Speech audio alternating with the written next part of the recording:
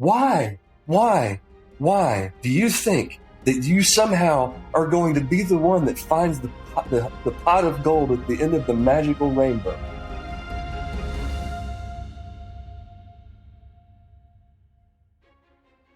Welcome to the Renaissance of Men podcast. My guest this week is an Instagram content creator named Ryan King, but you may know him better as the Wisdom of Kings. He's a husband, father, role model, entrepreneur, and a friend. His writing is real, raw, and direct, and everything lesser men just talk about, he's done. Which is why, in a short time, he's made a big impact on a small community and achieved a worldwide reach. In our conversation, we discussed becoming a successful content creator, the philosophy and goals of his content, his family's decision to homeschool before it was cool, the weakness of the man and the father who says, "Because I said so," the need for Christians with a spine, getting past bullying, and the feeling of leaving it all on the field. We had some technical challenges near the end of the episode, so the discussion will end abruptly, but I hope this 4.5-hour conversation will be enough. If you enjoy the Renaissance of Men podcast, thank you. Don't forget to like, share, and subscribe. And please welcome this week's guest on the podcast, Ryan King from The Wisdom of Kings. Hey, what's up, dude? What's up, man? How you doing? I'm good, Hoss. Okay, Chief. Okay, playa.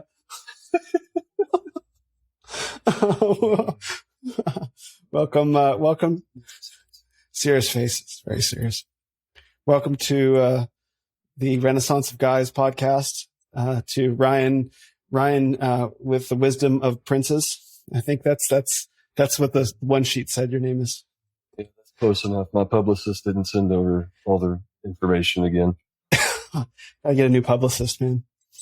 That's what happens when you're your own publicist. Exactly. I'll leave that one alone. Okay, so. Now we're gonna really podcast now. Okay.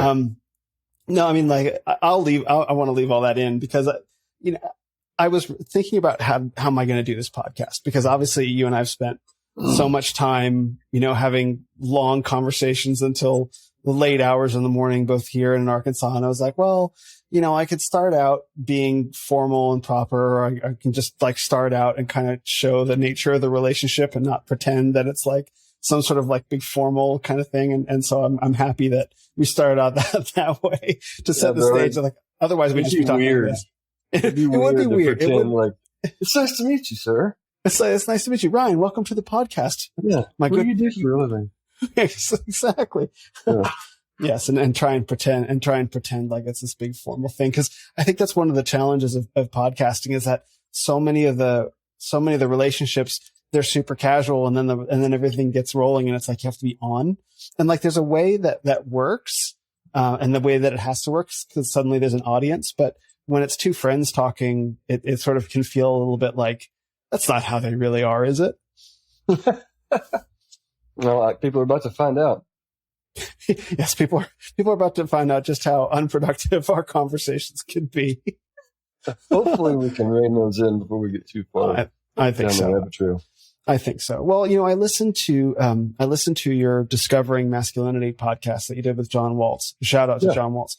And that was a really good episode because I think I got to hear you talk about things that, I've never really heard you talk about at length. And I guess that's the cool thing about podcasts is you get the chance to share things. I mean, all of us do in a way that doesn't quite fit into an Instagram post. And I thought it was a really enjoyable episode. Did you enjoy doing that one? I did. It was really good. I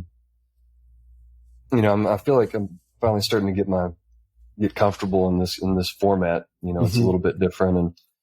And, I've actually spent quite a bit of time re-listening to podcasts that I've done just to learn.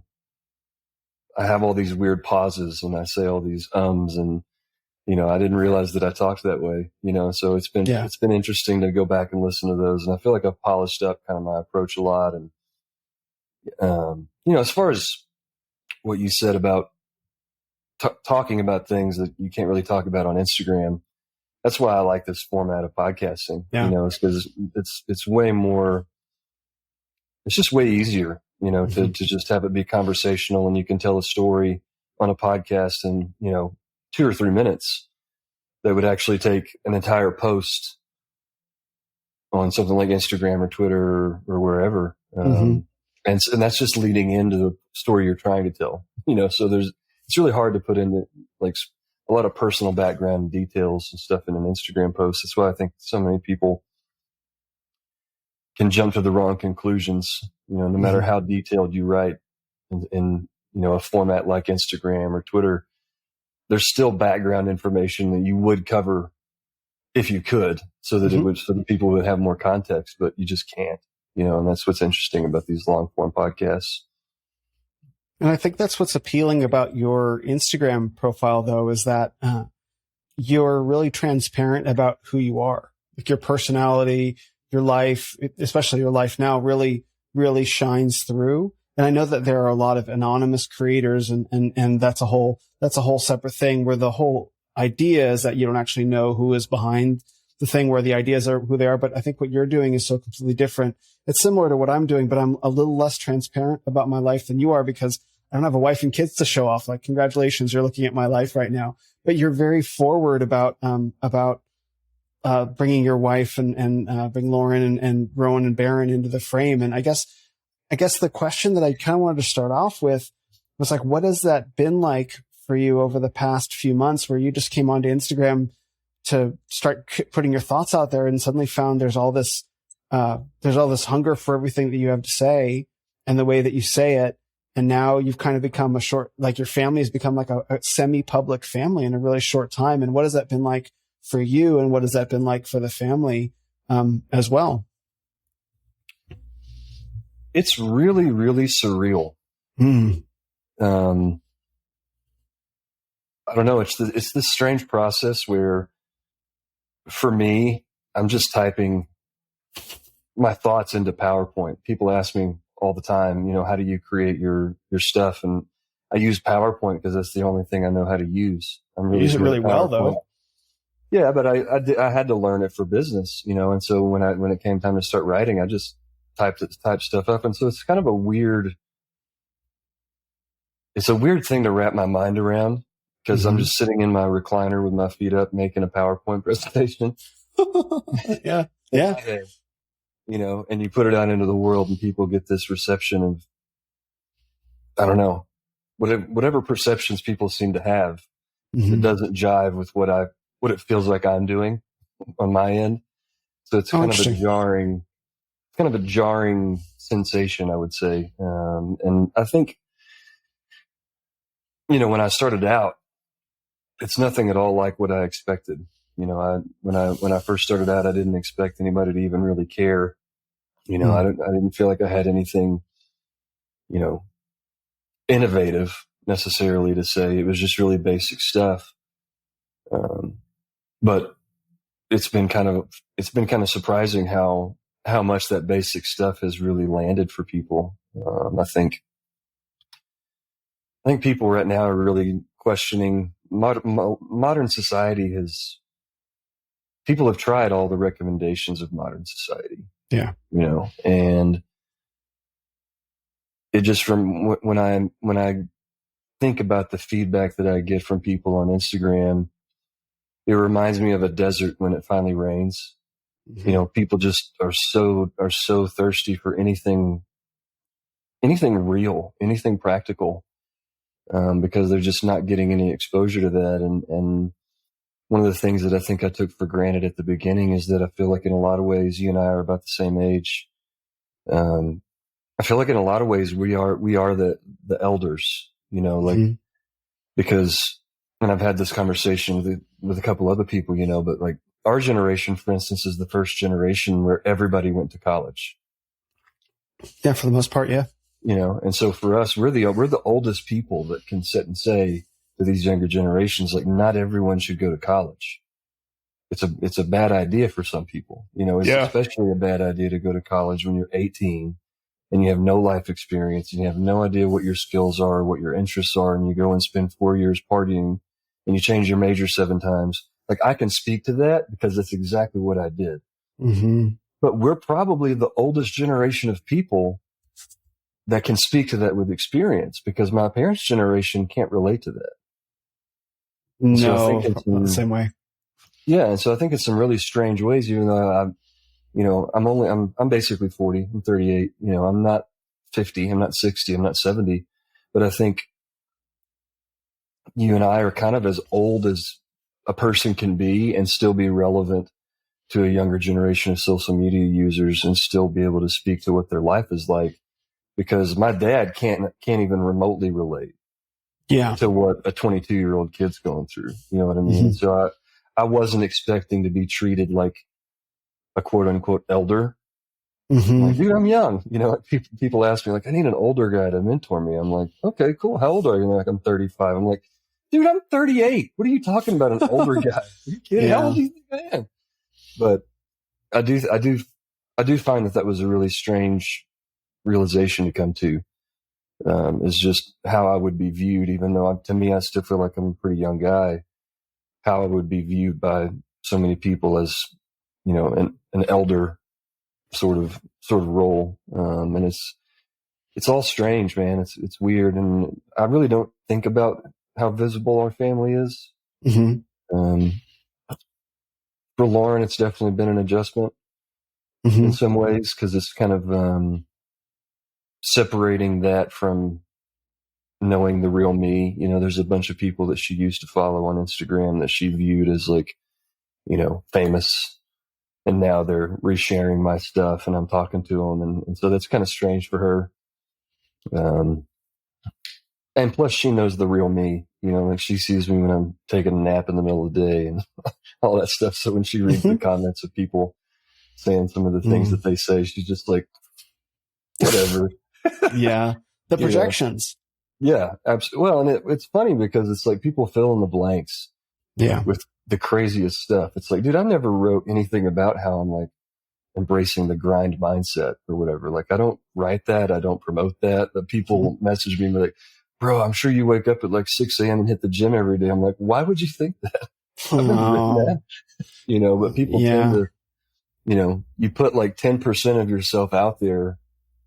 And what people don't understand is like, dude, you're seeing me and the stuff that I'm sharing and like the 10% of life that I've really gotten figured out and I've got a good handle on. Mm-hmm. And you assume that the other 90% of life, I have that same level of a handle on. And it's like, I'm just as screwed up as you are. You're just not, you don't want to see me posting videos of how bad I suck at bowling or whatever, like I don't want to see that. Nobody wants to see that. Right. So that's something that I find really ironic about kind of being on both sides of celebrity, is people just fill in the unknowns that you never even portray. And they assume you're as talented at this one thing as you are at everything. And it's like, no, if you took me to Home Depot, you would not be impressed.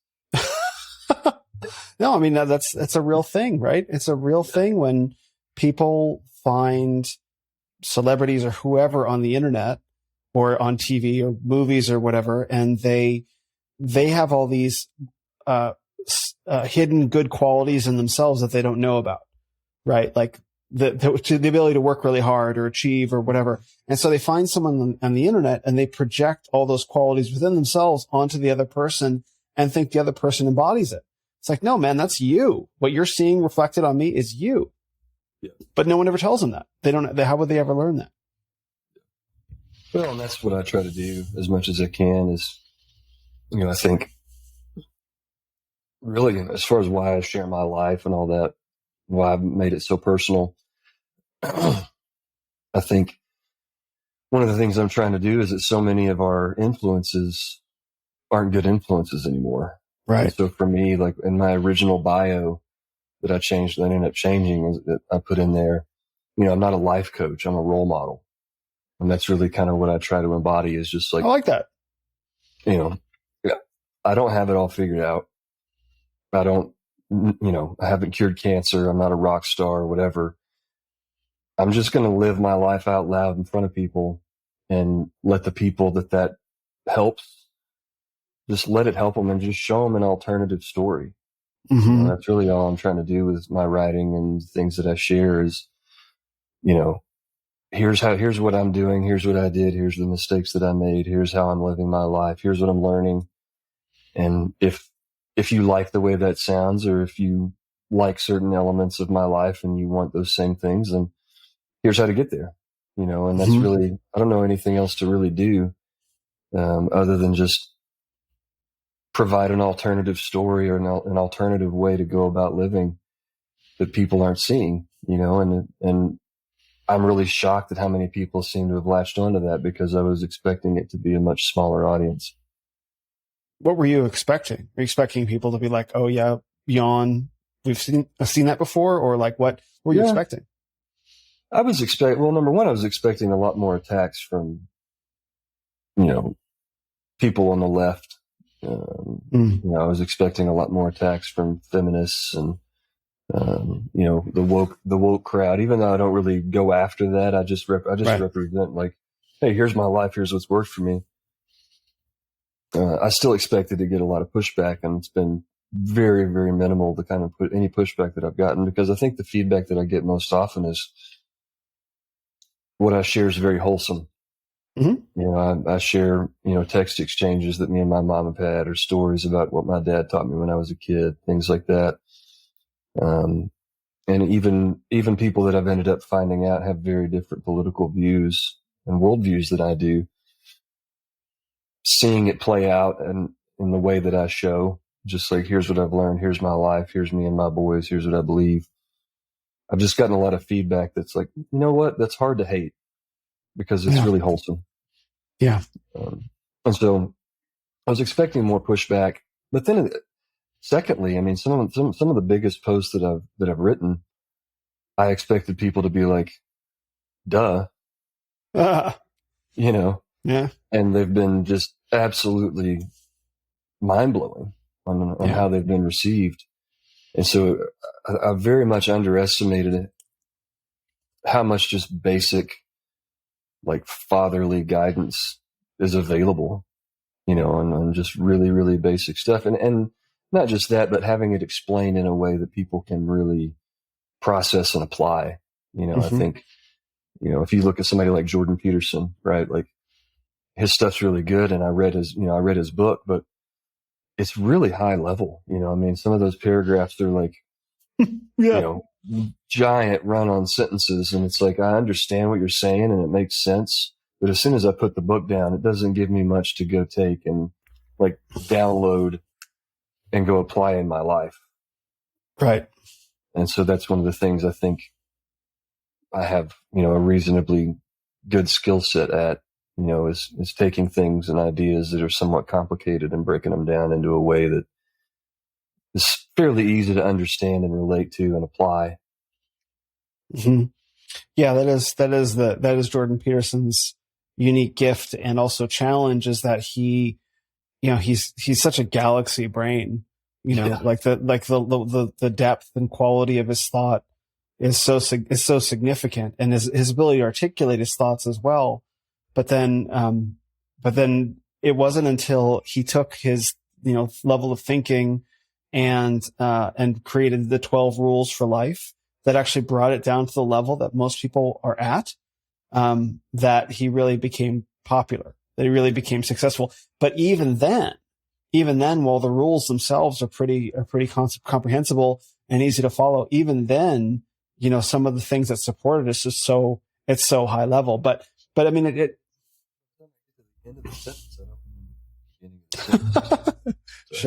Sure. Yeah.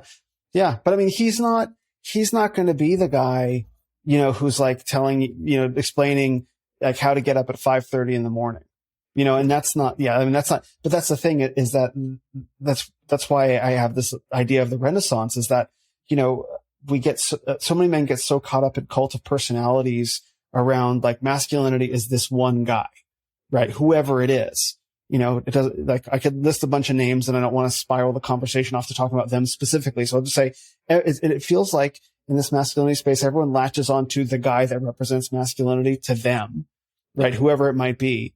But the notion of anyone else representing masculinity in any way doesn't apply. It's like, well, you're not as much of a man as this guy, so you're not a man. And it's like, when did we get so low resolution in thinking about masculinity? And that's one of the things I like about Jordan Peterson, is he blows all that out of the water, like I would be surprised if Jordan Peterson has ever squatted on a barbell. But I'll tell you what he can do. He can think his way through problems that no one else who has, triple his body weight can think through, right? So is there room in masculinity for that? That's what I appreciate about what he does. Absolutely. Yeah, no doubt.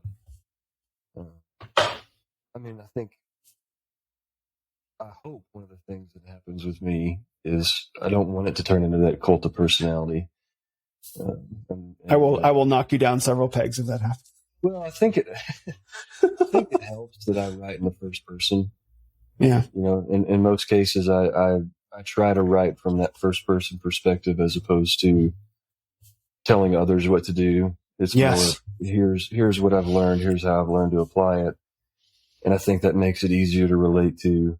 And nobody's going to be able to accuse me of having it all figured out but I say that, but they still think I do. I'll freely admit in my posts that like, I have no idea what this means. Here's how I screwed this up.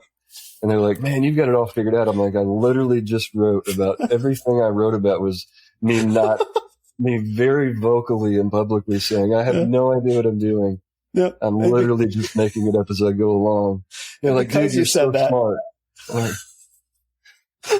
okay. Okay. Do not listen to anything I say. Yes, master. That's what it feels like sometimes. Yeah. Well, I guess what accounts for that? And, because it's not necessarily then the content of your words. Because if you could say, I'm literally figuring this out as I go, don't take me as the Bible truth for any of this. And everyone's like, yes, we will not take you for the Bible truth. Like, no, you're not listening to me. Yeah. Right. There must be something else that you're doing or that you embody that was what people resonate with that translates through the words. Right. It's not. Yeah. Yeah. And I think other people are probably, you've actually been really helpful for me in reflecting that stuff onto me on how other people perceive me, because it's like, I think Matt Boudreau and I were talking a few weeks ago, and he said something about how, when you're inside the jar, you can't read the label. I like that. That sounds like Matt. Right. Yeah. And so what's funny about that is the things that people see in me are often completely shocking to me when they tell me that. I'm like, really? That's pretty cool. Yeah. Totally wouldn't have guessed that, So, I don't know what it is. I mean, I think there's a level of just authenticity and just being genuine, like everything I write is everything I share, is real. It's not made up, Mm-hmm. The thing that I think people really can't wrap their minds around is like, they always ask me where I learned whatever I'm writing about. Where did you learn this? What books did you read? What podcasts did you listen to? Mm-hmm. And it's like, I haven't. Mm-hmm. I literally just sit and process an idea, and I explore it through writing. And so I'll have a certain idea that I feel like needs to be talked about. So like my post that I did yesterday was about men and mothers, and having a boundary between, a man and a mother. And that wasn't something I read anywhere. My mom taught me that lesson as a kid, but mm-hmm. It was something that has come up in my personal life with people that I know, locally. And then I've seen it come up a lot through comments. And so I just try to pay attention to what issues seem to be coming up a lot that mm-hmm. need to be addressed. And then once something's on my radar, I'll just spend time thinking about it, and I'll explore my thoughts about it in the writing process, and I post it. And a lot of people have trouble understanding. It just goes to show how conditioned people are to being, force-fed what to think. Because mm-hmm. when I tell them, like, where did you get that information? I said, I just made it up. They're like, what do you mean you just made it up? I'm like, I just thought about it and typed it out on a PowerPoint document, man. Like, source. I am source. LOL. I am the source, Like, I don't know. I don't even know if I'm right half the time. It's just my guess. Like, I'm exploring a thought out loud. You're in a dark room full of balloons, right? And you have these darts, and just no matter which direction you throw a dart, it just pops a balloon, like pop, pop. That's amazing. Well, I mean, and you know what? It's better. I don't think it's perfect. And everything I've written, certainly when I go back and read it a month or so later, I'm like, Sure. oh man, I didn't address this, or I could have addressed this better, or I could have been more nuanced about this particular thought or whatever. But it's better than nothing, because the alternative that people have, there's very little substance in the marketplace, and it's obvious that everybody's just playing a game of views and engagement because they're all saying the same cliche lines over and over and over again. Like hard times create strong men. It's like, dude, how many dudes are going to make a reel saying that? Like, what do you think you're accomplishing by literally just regurgitating the same things over and over and over again? But that's all anybody does because it's safe. Whereas with a lot of what I write, I've never really felt vulnerable in my life. I've always felt very in control. The process of literally thinking something through out loud in my writing that I've never read anywhere, that I don't know. Somebody might come out of the woodwork and completely, pick that theory apart. And I haven't thought about that, like it's a very vulnerable experience to create something like that and just put it out into the world and say, hey, judge away, but I think that's why you see so much regurgitated content, because it's safe. It's like, I know everybody's going to like this. If I say, hard times create strong men, I'm going to get 1,500 likes. It's like, I'm never going to, anything cliche, I'm out. You're never going to hear me repeat those things. Same. I mean, I get that people go to Instagram for different reasons. Some people use in any social media, they use it as a source of motivation. So if they wake up in the morning and they're struggling to make progress in their life, that seeing the reel that says, men do hard things is inspiration for them to pick up and keep fighting. And that's being generous, but there is a lot of regurgitation. There is a lot of like guys doing the basic stuff and not contributing anything to the conversation. There is a lot of that. And it's actually, it's hard to see because it shows up time to time. It's like, the solar guys like Arthur Dane, Bud and Rain, Zenovial, shout out Zenovial, shout out Arthur, shout out Devin, all these guys, like they were talking about this stuff like years ago. Right. And so, you see the chats going on. It's like, oh yeah, that was where we were at like a year ago. But, to some extent, the conversation has to move on. And there are sometimes people that are still just picking up the conversation, for the first time. That's right. There's a place for that for sure. But for me personally, it's just like nails on a chalkboard, not consuming it, but the thought of me producing that type of work. Yes. Just makes my skin crawl, because for me, I want to write things and put things out there that people hopefully haven't heard everywhere else before, or at least explained in a way that they haven't heard explained. For me, I think what we need more of, it's very easy to fall prey to the echo chamber and telling people what they want to hear so that you get a bunch of engagement. What's far more difficult is persuading people that might not agree. Say more about that. Yeah, I mean, that's kind of what my goal is. My goal is to take people that are in the middle, or maybe even in disagreement, and explain my experience or my opinions or my worldviews, or whatever topic I'm discussing, to explain it in a way that makes them think, and reconsider. Hey, maybe there is something to that I hadn't thought of. And that's really, I'm not as much trying to appeal to people that already agree with me. I'm really trying to expand the base of the people who share values like the ones that I have, because we need more people, to build the groundswell of support behind, traditional values and some of these common sense, ideas, whether it's masculinity or family or culture or whatever. There's enough of the echo chamber stuff going on. What we need is to expand and grab people that may not agree, and explain why we believe in these things. And I think for me, I'm in a fortunate position because I can point to how it's worked out. So when somebody says, "Oh, that's BS," it's like, no, I've lived it. Look at the results of my life. And that kind of, it's hard to argue with that. Right. If somebody says, "Oh, that doesn't work," it's like, I mean, here's my life. I'm not hiding anything. Here's a picture of my house. Here's a picture of my family. Here's me and my son. Here's me and my wife. Like, we've been married for 14 years. Like, this isn't theory, you know? And I think that's something that I just accidentally stumbled into, you know, is that it happened to be very good timing for when I launched my page, because with everything that's gone on basically since COVID, I think a lot of people, I know, people are questioning the narratives of everything more so than maybe in my lifetime. Yeah. So for me, I think I'm in a very fortunate position to where all the values that people are just now starting to promote, I've actually been living my entire adult life. And so I have kind of a unique snapshot to where, you know, and I haven't shared it yet, but me and my mom texted last night after I wrote that post about mothers and sons.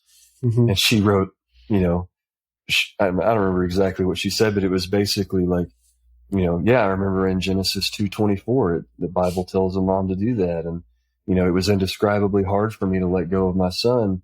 But if we care about what's best for our sons, then we have to do it, you know? And so, like, my mom is saying that after having done it.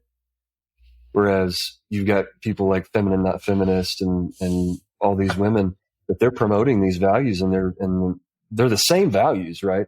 They're a new generation of women that are promoting these values like they're new.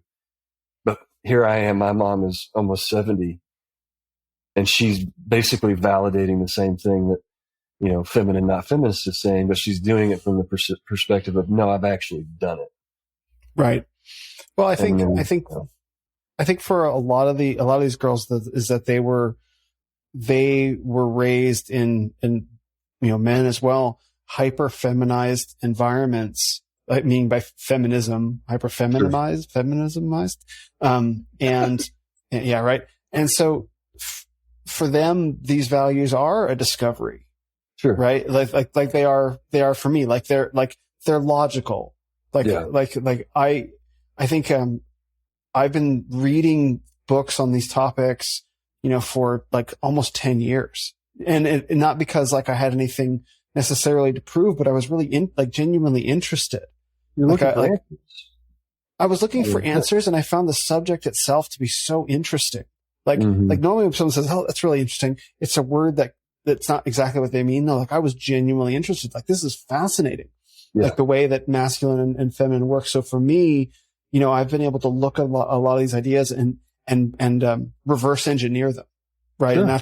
And then I reverse engineered them right into Christianity. It was like, how cool is that? Yeah. Right. And so, but I think it's the same. I think it's the same for most people that didn't get, particularly related to your post about mothers, that didn't get a mother who knew that she had to let her son go. Like that was like, if you, on my podcast with Spirit Dream, when this comes out, it'll be a couple weeks ago.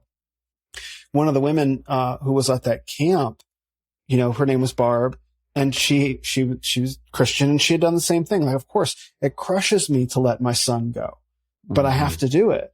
And like, that was literally the first time in my life that I had ever seen that.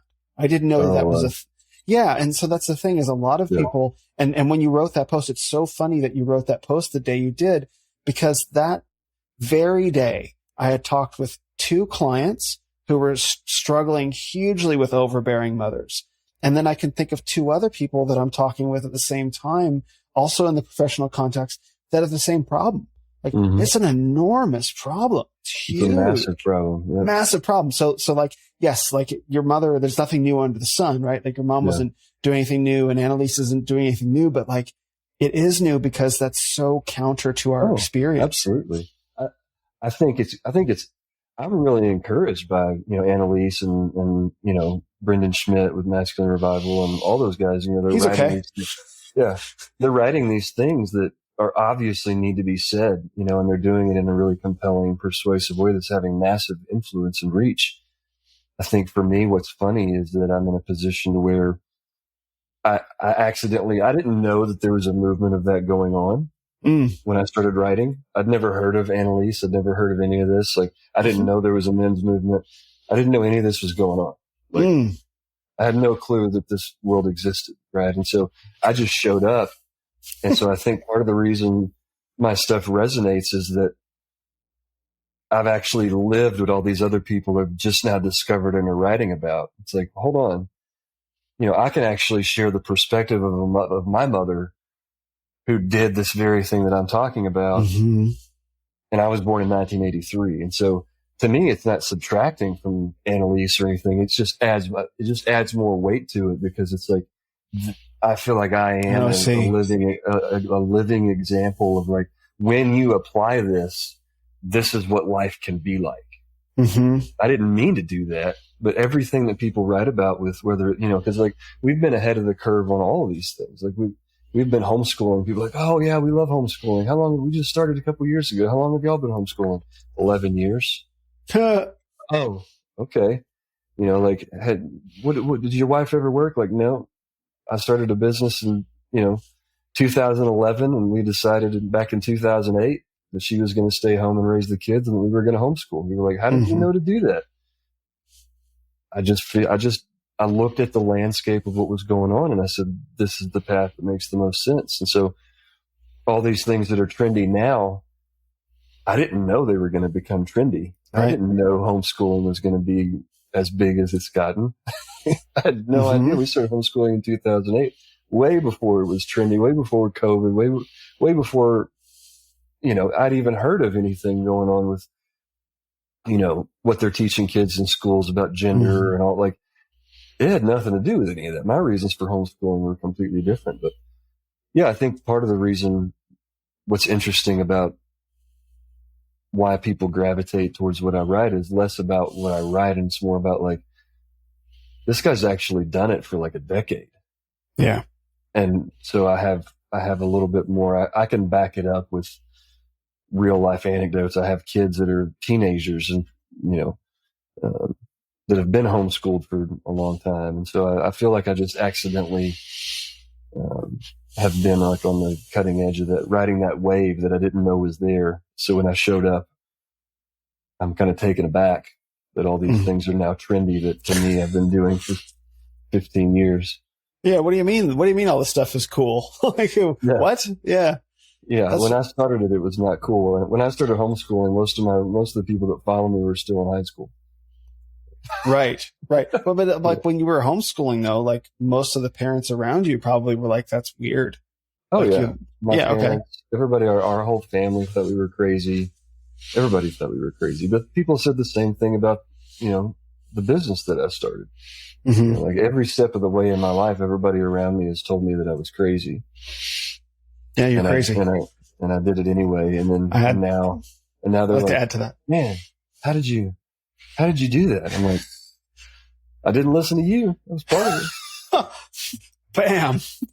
Mic drop, hang up the phone, walk out the door. People in my life don't question me anymore, but right. That's because they've seen the evidence. Like, okay. I mean, was this you following your intuition? Was it you following your values? Like, what was it that led you to make those, I don't want to call them difficult decisions, but like unpopular decisions? I'm not sure how to describe them. Like counterintuitive decisions, whatever. I've just always so I have this process where I just look at things and I don't really have an opinion. I look at it from all the angles and I'm like, what makes the most sense on how to go about doing this? And I just do it. I just kind of reverse engineer everything. And so for me, if I had to put it into words, I would tell everybody, nothing is sacred.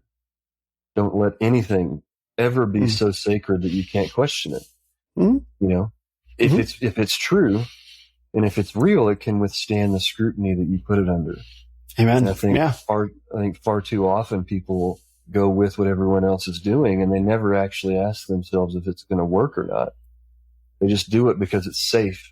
It can't be that bad because everyone else is doing it. So for me, like with homeschooling, I remember I decided I wanted to homeschool when I was a freshman in college. Because you have kids. No, I got to college and I went to a really difficult school. It's like, anyway, I went to a really difficult school and I remember I took an anthropology class, and I'd always been able to wing it. And I made there were only 2 tests. There was a midterm and a final. There was no other grades, right? And so the night before the midterm, I was like, I have to study really hard. And I studied as hard as I knew how to study. I made flashcards. I pulled an all-nighter in the library. I did everything. I remember those days. And I made a 9. Out of 100? Yeah. What? A 9. Did you spell your name wrong? Right? I mean, well, and I realized that I hadn't been taught how to study. Nobody ever taught me how to learn. And so once I got out into the real world, I looked back in hindsight and I was furious at all the adults in my life that had told me, this is how you prepare for life. And it's like, I had nothing else to do for 18 years but learn. And you taught me geometry. I've never needed to know how to measure the circumference of a circle. Not once. You wasted some of the best years of my life when I had nothing else to do, teaching me stuff that I didn't ever need to know. And the stuff that I did get taught is like, if you can memorize this by tomorrow, then you'll make an A. And I spent my whole adolescence worried about chasing girls and playing sports. And I had no preparation for life whatsoever. I was raised by my peers, And so for me, as a teenager, when you spend 8 hours a day with your peers and then you get, an hour a night, and especially when you're playing sports, right? You spend 8 hours a day at school and then you're on the bus going back and forth on road trips for sports and all this stuff. How the hell is a parent's influence supposed to outweigh what that child is around for 50 or 60 hours a week? There's no amount of parenting you can do to compensate for them being around a bunch of idiots all day. And so I observed all that and came to that realization, spent a lot of time thinking about it, just like my writing. Where did it come from? I just spend a lot of time analyzing every angle until I feel like I've come up with, this is what makes the most sense. And so I remember where I was driving. I vividly remember when I had that epiphany, like, I'm going to homeschool my kids. I'm going to teach when they're adolescents. They need to be around me because I need to be the one setting their priorities, because if not, they'll have the wrong priorities. Makes sense. And I decided that in 2003. Now, Lauren was not about it for a long time. She didn't think she could do it or whatever, and when we did it, everybody was against us. But I remember coming to that conclusion very, very vividly at 19 when I realized that all the adults that I'd trusted in my life had pissed my childhood away and let me waste my time on shit that didn't matter. So it's just one example of how I got to those things. I don't take anybody's word for anything. I test everything, and I'm not scared to act on the conclusion that I come to, even if it's unpopular, because I trust that I've thought through all the details and that this is the best plan. If that's popular, great. And there's a lot of things I do that are really popular. Like, I like the Marvel movies. A lot of people are like, oh, I hate Disney and I hate Marvel. Like, oh, it's nice talking to you, Ryan. Good chat. Thanks a lot, Ryan. So, Ryan, where can people find you? And I'm not contrarian about everything. It's just like, I know, evaluate everything independently, and the things that are popular. I'm like, I don't mind being popular or cliche, but if it's unpopular, I'm going to do it anyway. Right. I'm going to view it objectively, and I think that's helped me be ahead of the curve on a lot of things that now people are seeing the same things. I just saw them 10 years ago because they were obvious then too. People just didn't trust their own judgment. Right. Nothing that's gone on is shocking to anybody that's been paying attention. Everything that's going on in life, you can ask my wife. I've been telling her this since 2005. So here's where we're going to end up. I didn't know the specifics, but I knew we were going to spiral out of control. Yeah. The people who are going to give the government more power to feel safe. As soon as I learned about taxes and the government in general, in 2005, 2006, when I was dating my wife, she can tell you, I was saying all the stuff that people are saying on the internet now. I was saying it back then. It's been obvious to anybody that's paying attention. Right. And has the capacity to ask even basic questions about reality, right? Yeah. What's funny is that the childhood that you articulate is mine was exactly opposite. Like I never did and was never encouraged to do anything but learn how to learn. Like that was it. Like Like Yeah. sports, okay, yeah, you can play sports, not football. You can't play football. You can play basketball, which I was miserable at. I was good at baseball in 7th and 8th grade, but like athletics was just not something in the cards. Like I wanted to be better at sports, but it just wasn't there. The values of my family were entirely like my job was to get A's. I was supposed to be an A plus factory, period. Non-negotiable, literally non-negotiable.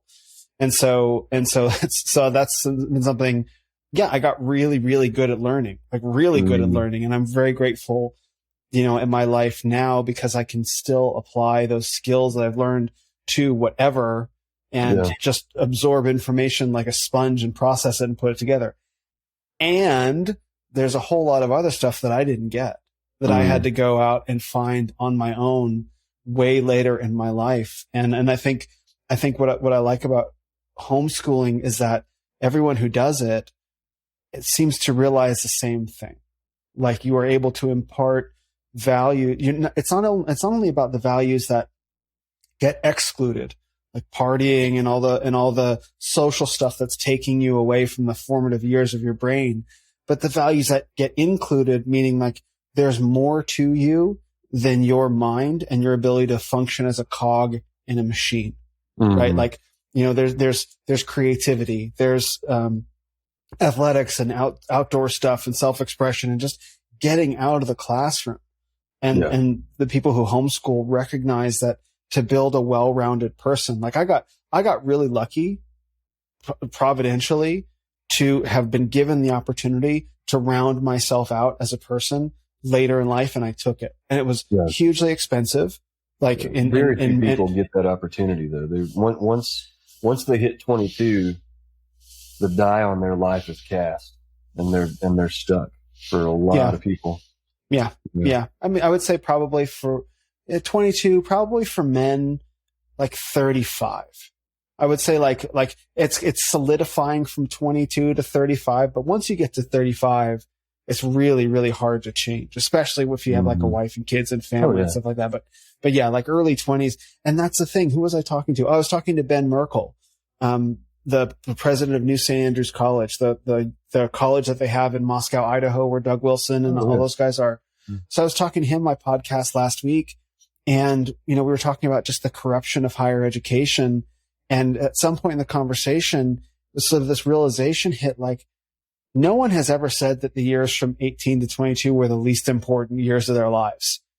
Right? Like it's not only like, yes, people, like kids go off to college and they get indoctrinated, but like those are actually hugely formative years for our brains. And you send kids, like high school and those college years, like 0 to 7 is important, but those years begin forming the man. And so like it's like, no, my kids are not going to get the experience that I had, so that when I go to college, I have to learn how to learn. And that's very strongly forward thinking, way of looking at it from your own mistakes, right? Or mistakes made with you. I'm not sure how you'd phrase that. Yeah, I think that's just the process I go through with everything. Whether it was, I've done that in business, I've done that in marriage, I've done that in a lot of things. It's like in the same way that you're fascinated, with learning about masculinity. Like I'm just fascinated. My mind loves solving problems. I have to almost be on guard against what problems I allow into my awareness, because a lot of times I'll end up spending hours solving problems that I don't even mind to solve. You know what I mean? Sure. Just because my brain, I can't help it. Like if I'm aware of something that doesn't seem right or seems clunky or inefficient, like I want to come up with solutions, whether it's operations in my business or, making a presentation, in a sales scenario, or having a conversation with my wife, or teaching my son how to throw a baseball, or whatever. If there's anything about it that's inefficient, that's bumpy, then my mind immediately stops and says, how do I make this automatic? How do I make it where, one of the rules that I have in my business is, our standard of communication is make it impossible to misunderstand. A lot of people aren't great communicators. And so they'll say something a certain way and it only works half of the time. And the other half of the time they say, oh, those people are just stupid, or, they're they're too impatient to listen. It's like, no, it's your job to make it impossible for someone to misunderstand what you're trying to say. Mm-hmm. And if it's possible that they can misunderstand it, then you're not doing it right. Mm-hmm. For a business, that's essential. Yeah. And so that's kind of just, I could talk for hours about all the ways that I've applied that in my life, but I just have this, I don't know, this thing in my mind that just can't let problems go until everything is as smooth and perfect as I know how to make it. Mm-hmm. Whether that's my fitness or sports or parenting or, I mean, everything. That's just, I'm just wired that way. So I think that's helped me anticipate a lot of things that other people are just now coming to realizations about, because I don't really care how things have been done before. I don't care what the rules are. I don't care what my parents said or what society says or what conservatives say or what liberals say or what it's like. I don't care what anybody says. Nothing is so sacred that it can't be questioned. If we could do it, if we could start it perfectly from scratch with no influences, how would we do it? Mm-hmm. And let's do it that way. Mm-hmm. Mm-hmm. Be nice, right? That's how I've run my whole life. That's what I've done. I mean, and people wonder, people ask me, how did you figure this out, or how did you get to that point in your life, or whatever. That's how. What makes the most sense, and actually, like, put your feet in concrete about it. Plant your feet and live there, even if it's not popular, because it might end up being popular, like homeschooling. Everybody thought I was crazy when I wanted to homeschool in 2008. Now everybody's like, now all of a sudden it's trendy. It's like, that's cool that it's trendy now. I would still be doing it either way. Yeah, because it doesn't make it any less true. Yeah. Right? Like that, and that's the part where a lot of these trends, they run the risk of being just that, trends. Like, oh, you have your kids in public school? Like, oh, we homeschool. It's like, no, you don't hold your homeschooling over somebody else as some sort of status thing. That's the part that drives me nuts. It drives me absolutely crazy, where it's like, oh, I've got the land and I've got the homeschool. It's like, these things that you do, like, these are goods in themselves. They're not status symbols. And where these things get conflated with status symbols, it's like you're missing the entire point. It's all social proof. Oh. It's no different than going back to, like, everybody wants to be the popular kid in high school. Themselves look like idiots. In order to maintain, they'll bully people to be popular. Tell me about it. There's nothing people won't do to be popular in high school. It's just part of human nature. And I think there's very few people who are born with the type of personality that can withstand the appeal to that popularity, that are just, my oldest son is like that, where he is who he is, man. And he doesn't care. If it's popular, like he's playing basketball, where we live in Arkansas, we have the Tim Tebow law, so they can play public school sports, even though we homeschool. What is the Tim Tebow law? Oh, that's okay. You just told me. Yeah. And so he plays basketball at the local school with all the public school kids, and they're all on their phones on TikTok all the time. And one of the kids in his basketball team is like 8th grade, and he's got like 200,000 TikTok followers, and so everybody thinks he's really cool. And Rowan comes home and he's just like, yeah, they're all idiots. Well, can only imagine. Like we leave the house, like we got him a phone because he needs to be able to call us when he's on road trips, because he does quiz bowl at the school and he does basketball. He does what? Quiz bowl. I have no idea what that is. Quiz bowl. It's basically like a trivia contest. Oh, okay. It's quiz bowl, not quiz ball. Yeah. Quiz bowl. Okay. I was going to say quiz ball. Like, what is that? Is it Calvin ball? He's a professional. Okay. But like, he has a phone, but like when we leave the house, he just leaves it home. He just has no attachment to it at all. He doesn't care if he's not popular. He'll sit in the bleachers by himself. Everybody else is looking at TikTok, and he'll just watch the girls' basketball game. And he's just happy as a clam. Mm-hmm. And so he was just born that way, whereas the other son, he's a lot more impressionable. If he went to a public school, he would want to be popular so bad. He'd be the kid that would do anything to be popular, unless it was morally wrong. He's got strong moral. Yeah. But he would be the class clown. He would be the one that he would pretend like he didn't care about grades so that people think he's cool. And you know what I mean? Like, and so I think there's a small subset of people that are wired, especially at a young age, that are wired to withstand that and say, no, this is who I am. And it doesn't matter to me if I'm popular or not. If it's popular, I like it. I don't mind being popular, but I'm fine without it too. I don't need to be. And I think that's a really hard challenge, especially now that, but even now that we've got social media, it's very intoxicating to want to seek that popularity. But man, you go back and you read, I'm reading the biography of Harry Truman right now, and it's funny.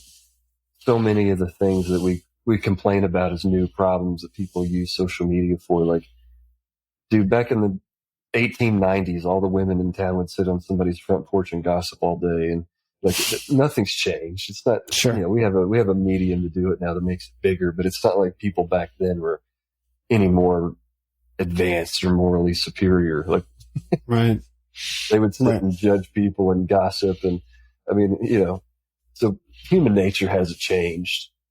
Yeah. It's easy to think in the modern day that it's worse than it's ever been. And in a lot of ways it legitimately is. But in terms of like moral values, like people weren't always that great back in the day either. We just weren't aware of it. Whereas now it's the moral decay is on display for the world to see in a way that it never has been. Yeah. It's celebrated. Yeah, it's celebrated. Yeah. There's no, people always say that, they think back to simpler times, right? That always is that's the idea, right? Like 50 years ago, 100 years ago was simpler times. And I don't know whether it's true that the times were simpler. I think everyone for all of history said, it was simpler times 100 years ago, right? I think the problems that we're dealing with right now, they're so complex and they're so in your face and you just can't escape them. Right. That's why I had to start writing. I couldn't sit by and let these things continue and not try to do something about it. Same. That's why I started the Renaissance of Men. I was like, I thought I was going to be a psychotherapist. That's what I wanted to do, is I wanted to be a therapist and I wanted to work with men.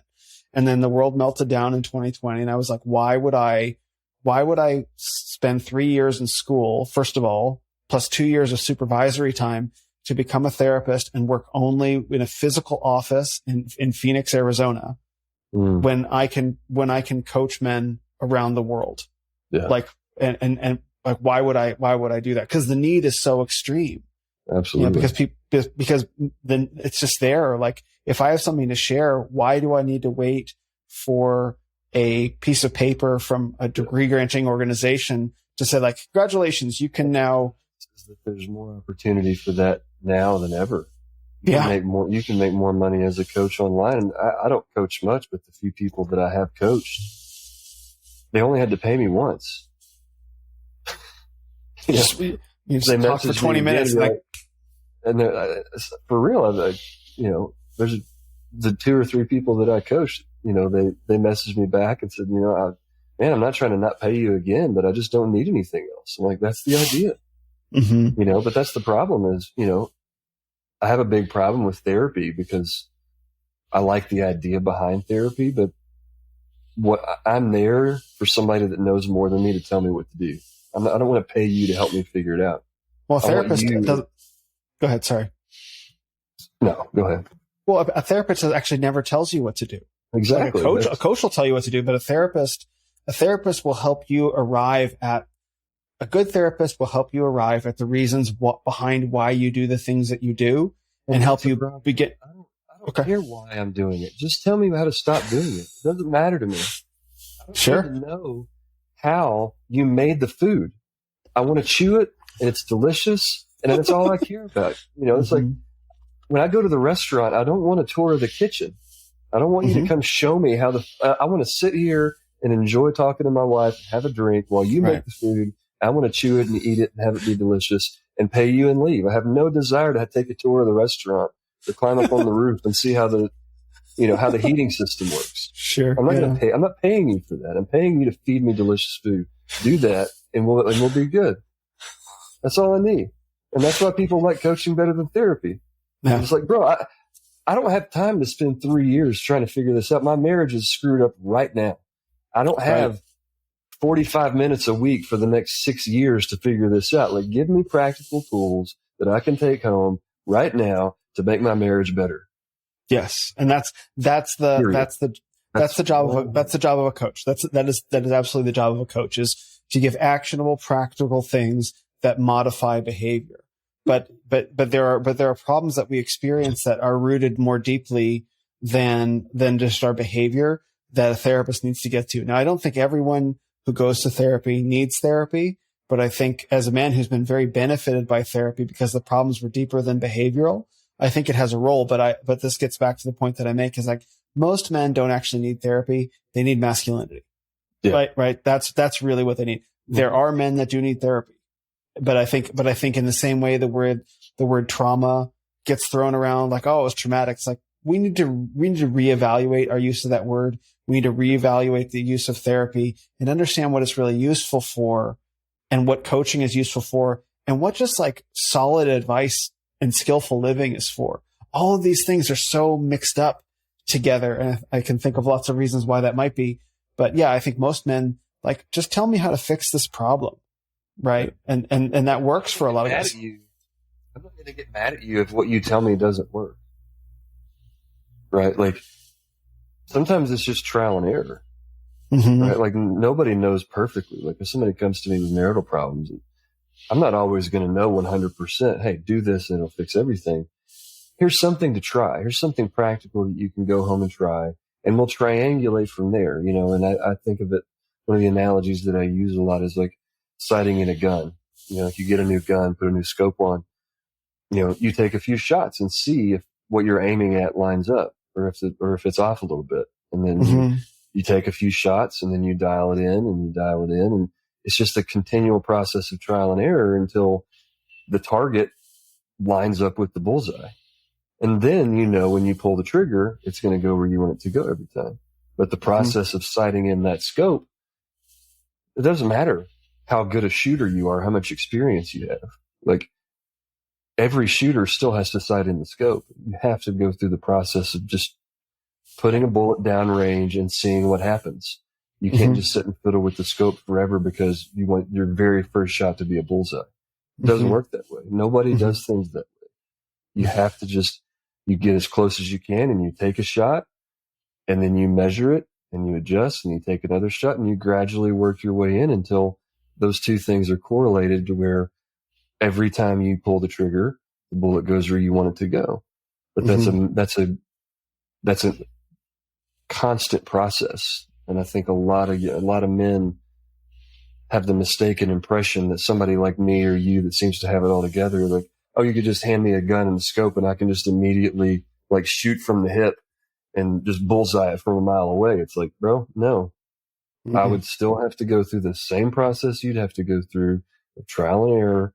The only difference is I would iterate on that cycle much more quickly, because I wouldn't stop and think in between every shot, oh, I'm such a bad shooter. Why? Is it because my dad didn't love me that I'm this bad at shooting? It's like, no, it's perfectly normal for you to have to go through this process of trying things until you figure out what works. Nobody escapes that process, mm-hmm. you know, but a lot of people get so worked up and so discouraged that their first shot or their third shot isn't lined up that they think, oh, if the wisdom of Kings guy was doing this, he would have figured this out a long time ago. Clearly, no, I would have figured it out a long time ago, because I would have immediately sat down and taken 2 shots, measured where they were at, made an adjustment, took 2 more shots. I would never at any point in time even thought about how this reflects on my own ability or my own confidence. It's just an objective, detached process of trial and error. Mm-hmm. And I trust that by the time I dial it all in, when I pull the trigger, it'll hit the bullseye every time. So I'm in a hurry to iterate through that process. And I have 100% confidence when I say, I'm going to bullseye that, and I'm going to bullseye it 100 times in a row. It's because I know by the time I iterate through that process over and over and over again, I'm in complete control of that shot from then on out. Mm-hmm. Mm-hmm. I think there's a yes and here, because it's possible that there could be a young man whose father was physically abusive and said, you're a piece of shit and you're never going to amount to anything. and I fucking wish I never had you. And it's like every time he gets up to take the shot, then he's like, he misses, and he's like, and what replays in his mind is on some level the feeling of abuse, of uselessness, of lack of self-worth that was taught to him because of his inability to do something at age 5 that a 15-year-old would have struggled with. Yeah, and so and so that's the level where it's like they're because someone wrote to me last week, and he's going through, as many of us are, this evolutionary moment in our life and in life. And he said, is it usual to feel this degree of depression and sadness as I grow? And I said, well, it depends. Maybe he didn't say depression. Maybe he said anxiety, something like that. I said, well, it depends on what's causing the depression or anxiety and sadness, right? If the sadness is because you're grieving over mistakes you've made in the past, that's one thing. Or if the anxiety is or the depression is related to the way that you've disappointed yourself, that's one thing. But if it's this thing that's dragging you down, this deep-seated terror about approaching your life, and if you're just, and there's something that's just weighing on you that you can't identify the root of, that's a very different thing. And so like behaviorism, like modifying, changing, upgrading behaviors can go really, really far. And then there's a point at which you have to start getting to beliefs, where the people's beliefs about themselves. And that's where I think therapy and coaching can work together, because this is exactly what I do in my coaching. Like, is that a therapist will work with your inner reality, but not do anything with your outer life. Like, versus a coach will only work with your outer life and not with your inner reality. But there's a case for both of them for different kinds of men, right? For, who didn't necessarily have. And the point that I wanted to make is that, like, so you wrote that great post about mothers and sons. There are plenty of boys out there that have their boundaries demolished by their mothers and still live with their mothers. Like, their mothers have their claws in them. They're adults and they're enmeshed in their mothers. And it's like, that's not a behavioral thing. Like, to begin pulling those claws out is something that's more therapeutic in nature. So there's a place for it, but it's like when to know how to apply it, right? Yeah, and that's where I feel very, very blessed. And I really don't even have a good explanation, because, what I said earlier about that process of, sighting in the gun, it really is that simple. There's not extra stuff to it. And for anybody, it is that simple. It's just not always easy. It's like running a marathon. Like, there's nothing complicated about how to run a marathon. You just got to keep running. It doesn't mean it's easy to do. There's nothing hard about it. Just don't stop running. That's true. Yes. And so that's kind of, for me, I feel very fortunate, because I don't have a lot to offer those men when they ask me, like, those questions like you're talking about, because I've never had to deal with any of that stuff. And that's why I feel very blessed, because for me, I don't have to, it's like so many men have to spend the vast majority of the time just getting out of their own way before they can even start doing the process of the work of actually sighting in the gun. If they have the poison out of their system first, they have to get all that. And so I feel very fortunate, because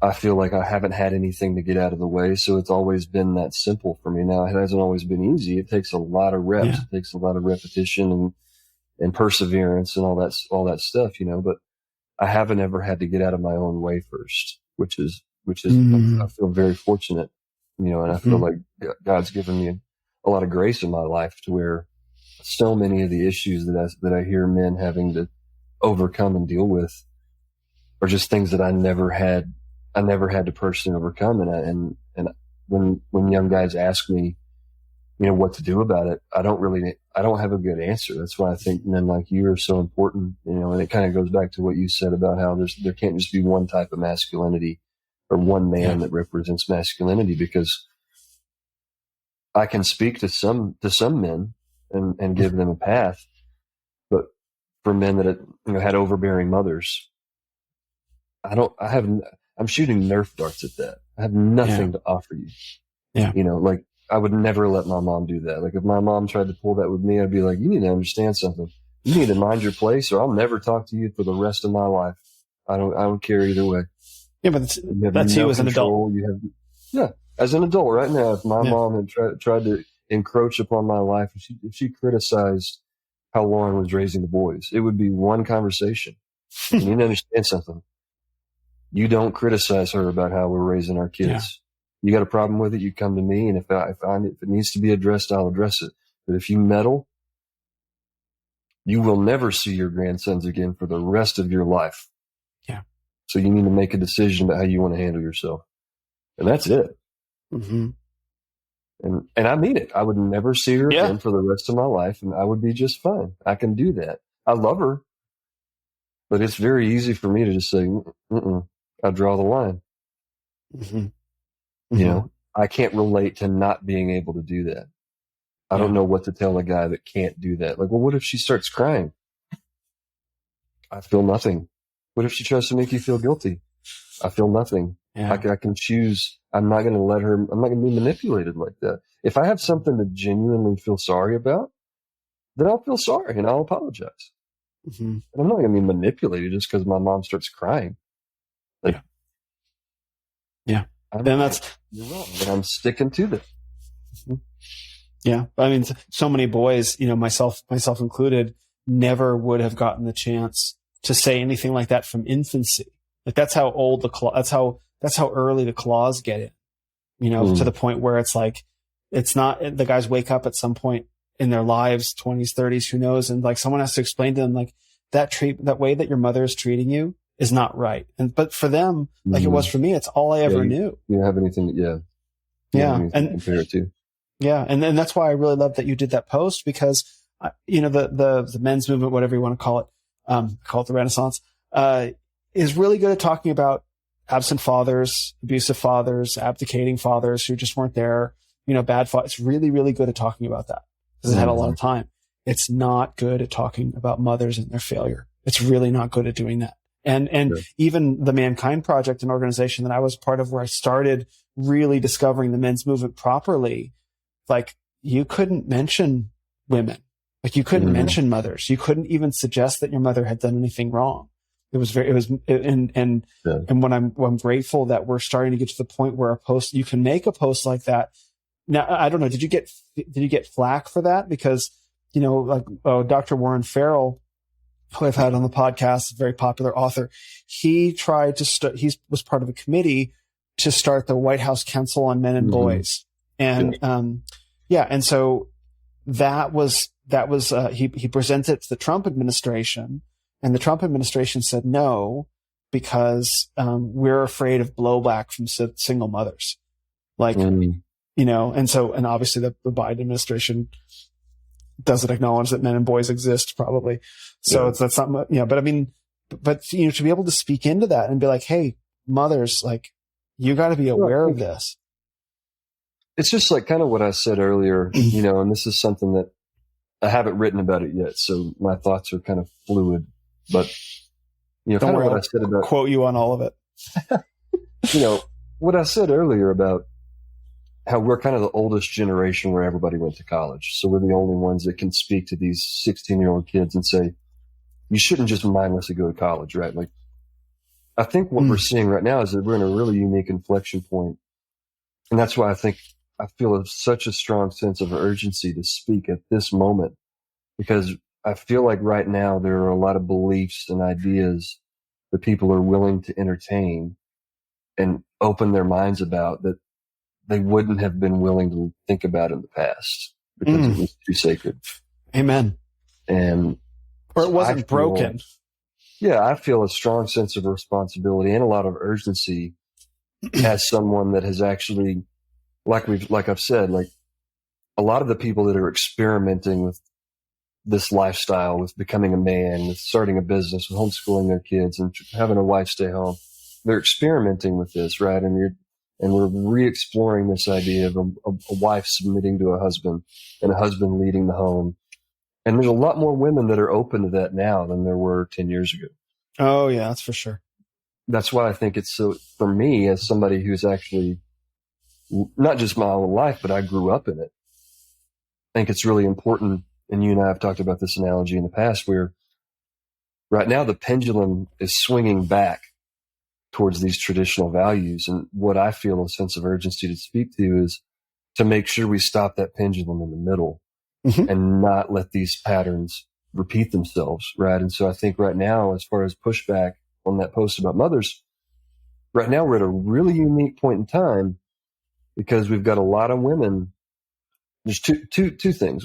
Number one, we've got a lot of women that read that post and they've experienced being in a relationship with a man whose mother was like that.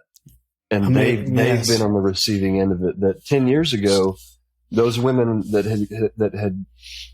women hadn't tried to date that guy with an overbearing mother yet.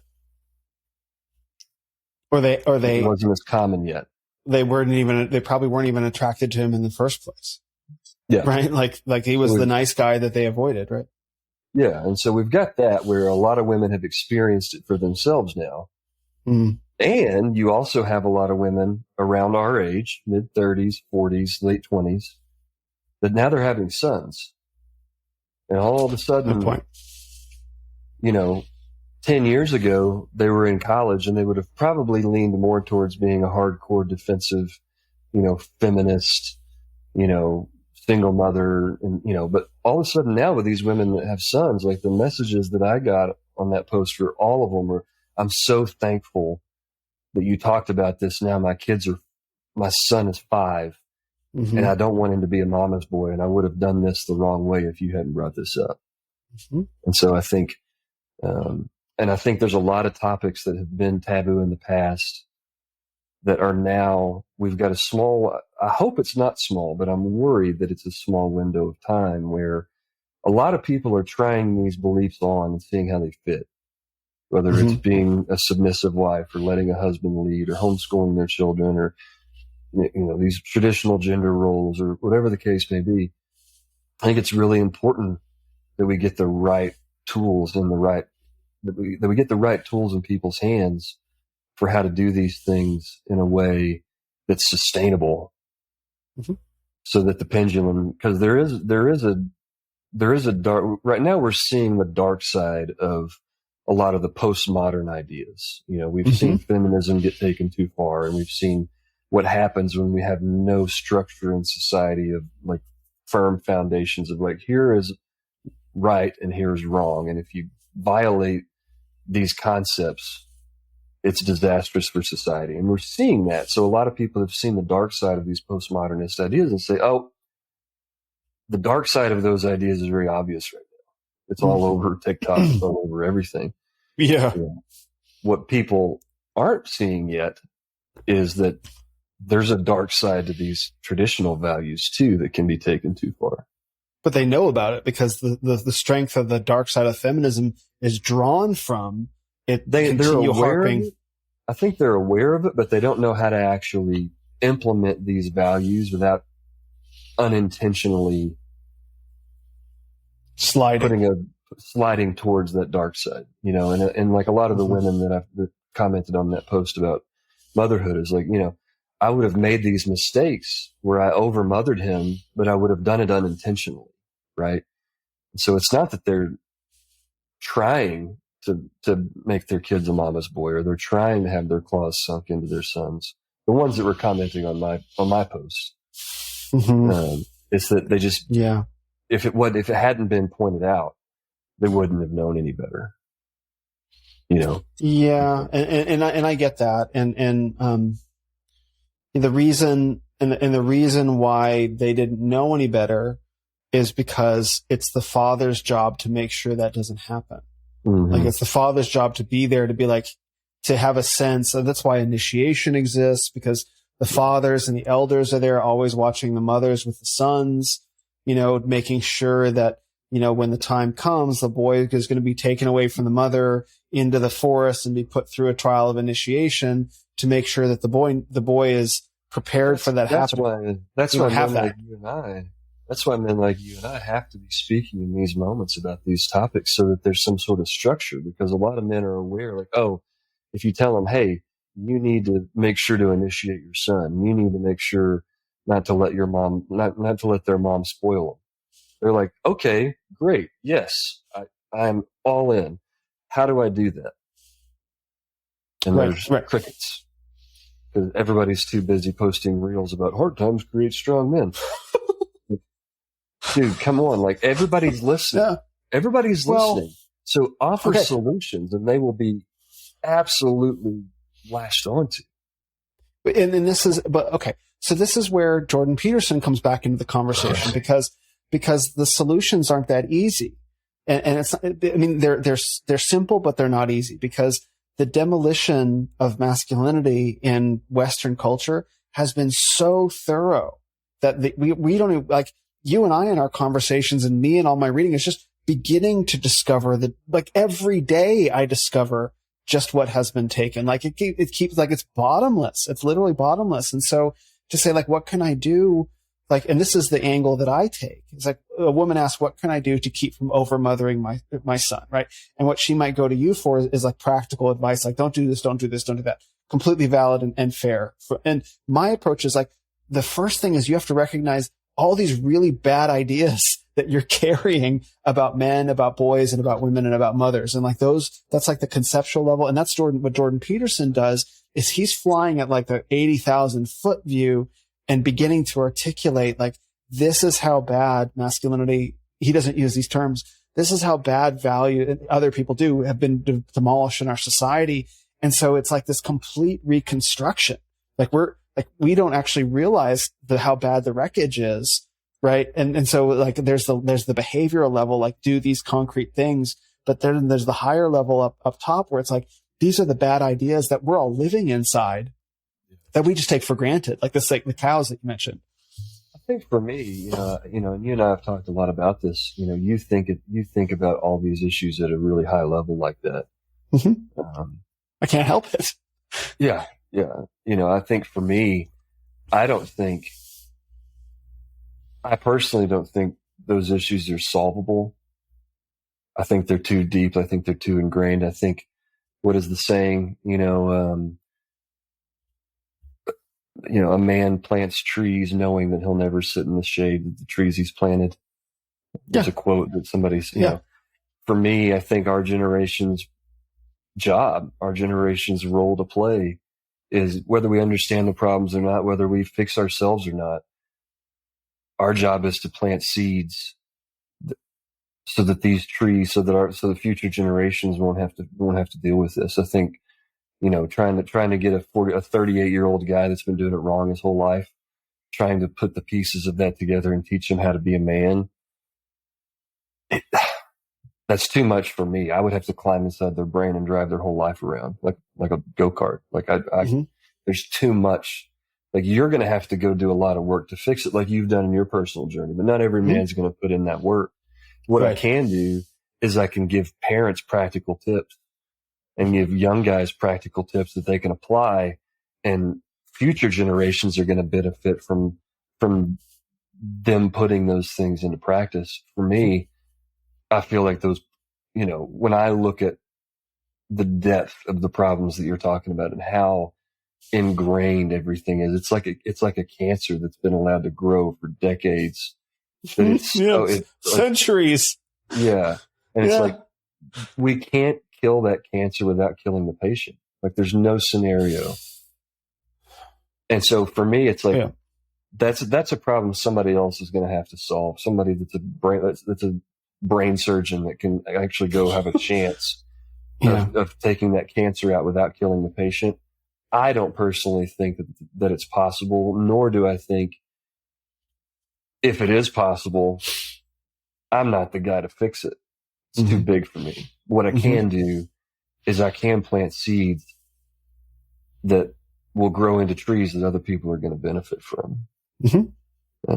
Because that's practical and that's possible. And that's, that doesn't necessarily, I don't think we're going to see the benefits of a lot of the work that we're doing for decades, or if ever. But we have to do it anyway, because there's nobody else. There's just nobody else.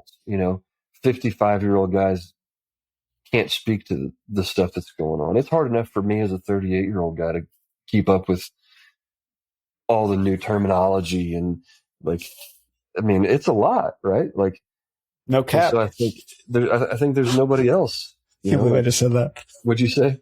I said no cap, and I'm like, I can't believe I just said that. See, I don't know what that means. That's it's fine. But I think there's just nobody else, and it's the cross we have to bear. And I don't know that men will ever be appreciated in public. Like we're probably never going to get back to a point in time where there's movies like Rocky anymore. Like not in our lifetime. And I've made peace with it. It's beyond something that I can influence, and I'm just going to do the best that I can to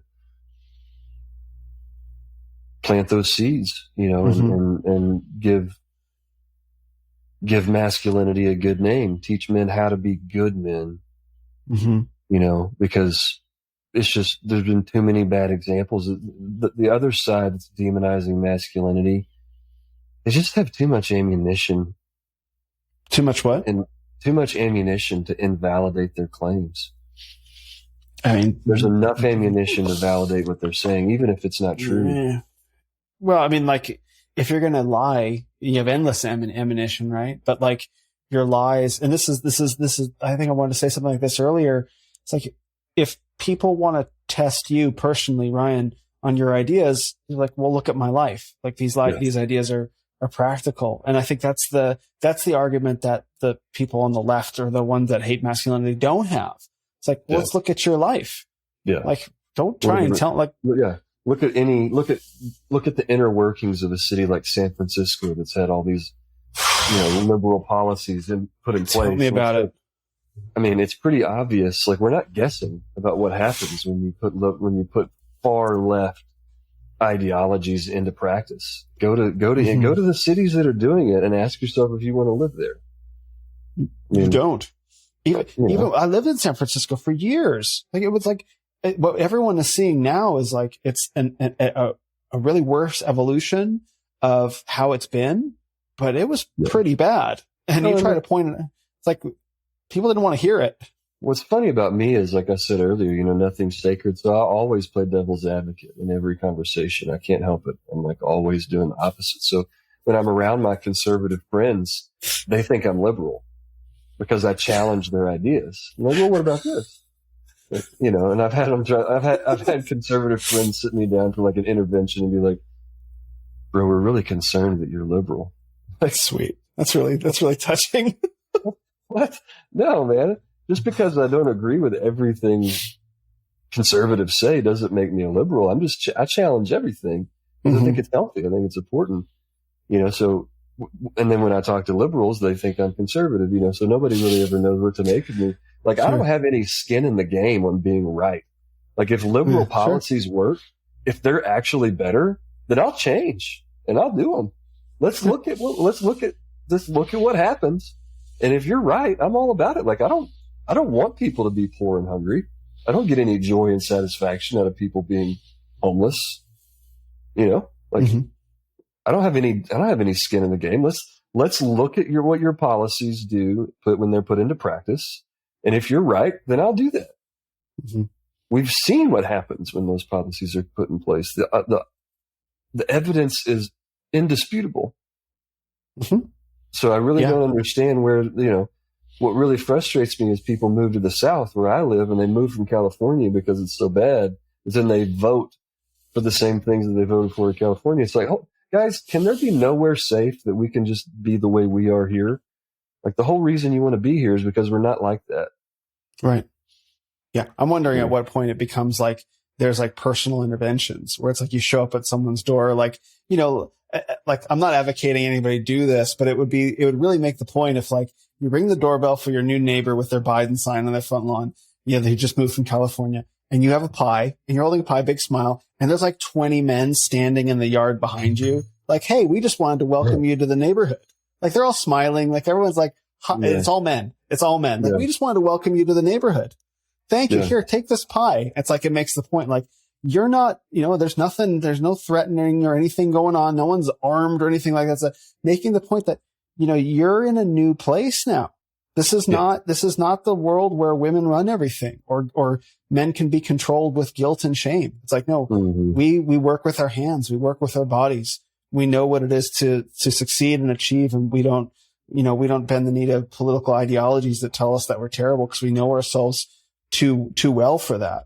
And to really make the point, right? Like, I wonder, if it'll get to that point. Like, obviously, I live in Phoenix, and Phoenix is one of the fastest growing cities in America right now. And it has been for a while, because it's the closest place for people to flee from Southern California and go to an urban area, and that's why there was all this controversy with the 2020 election here, because so many blue, it's not as obvious because it's still a big city, but, someplace where you're going to, like Fort Smith, someone like that would stick out like a sore thumb almost, where it's like, you can't just import your bad ideas to a new landscape and think that somehow you're going to do them better this time. Yeah. Right. And I think what we're not doing, again, that's why conservatives are not good at persuasion. They're not good at making a case for why their things. They're reactive and defensive, and they never take the initiative. And so what we do, like for instance, I was in healthcare when Obamacare passed, and one of the things that I did. I campaigned for that. I'm sorry. Well, one of the things that I did was, at the time I was doing insurance plans for big companies. Okay. And what's funny is that, people have been complaining about healthcare for decades. They still are, right?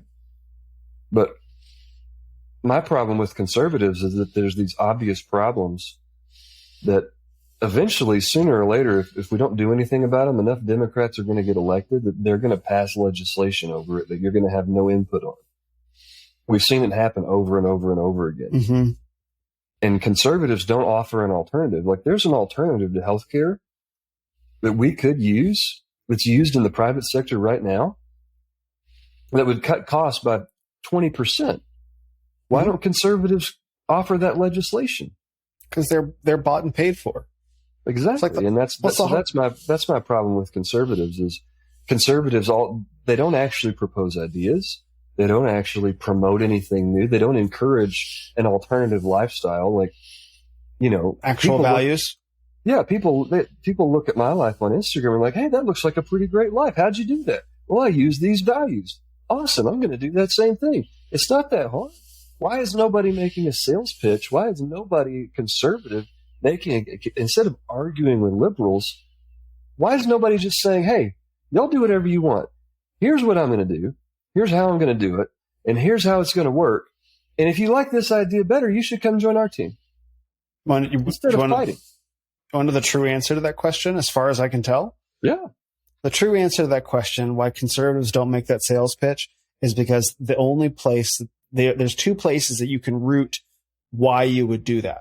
One of them is power, because men should be more powerful, right? And the other is Christianity. There's no other place. There's no other way to root your values in, right? Because the liberals are making this case around guilt and shame. Oh, we have to take care of all these poor, suffering people. Like, pour your heart out for them. And it's like, no, we're not going to do that because, and then the answer is because why? It's like, because I said so. That's answer one. That's power. And and the only other answer for why is because this is what it says in the Bible. This is how we're supposed to treat the poor in the Bible. Not that we're supposed to have generosity forced upon us by a third-party government, but that we as Christians are supposed to show individual generosity. Not that government is supposed to compel us through taxation to do it. But conservatives have divorced themselves from biblical values over the past however many generations, I couldn't even say. And now they're libertarian, and they don't want to actually put themselves squarely on a place that will hold them accountable.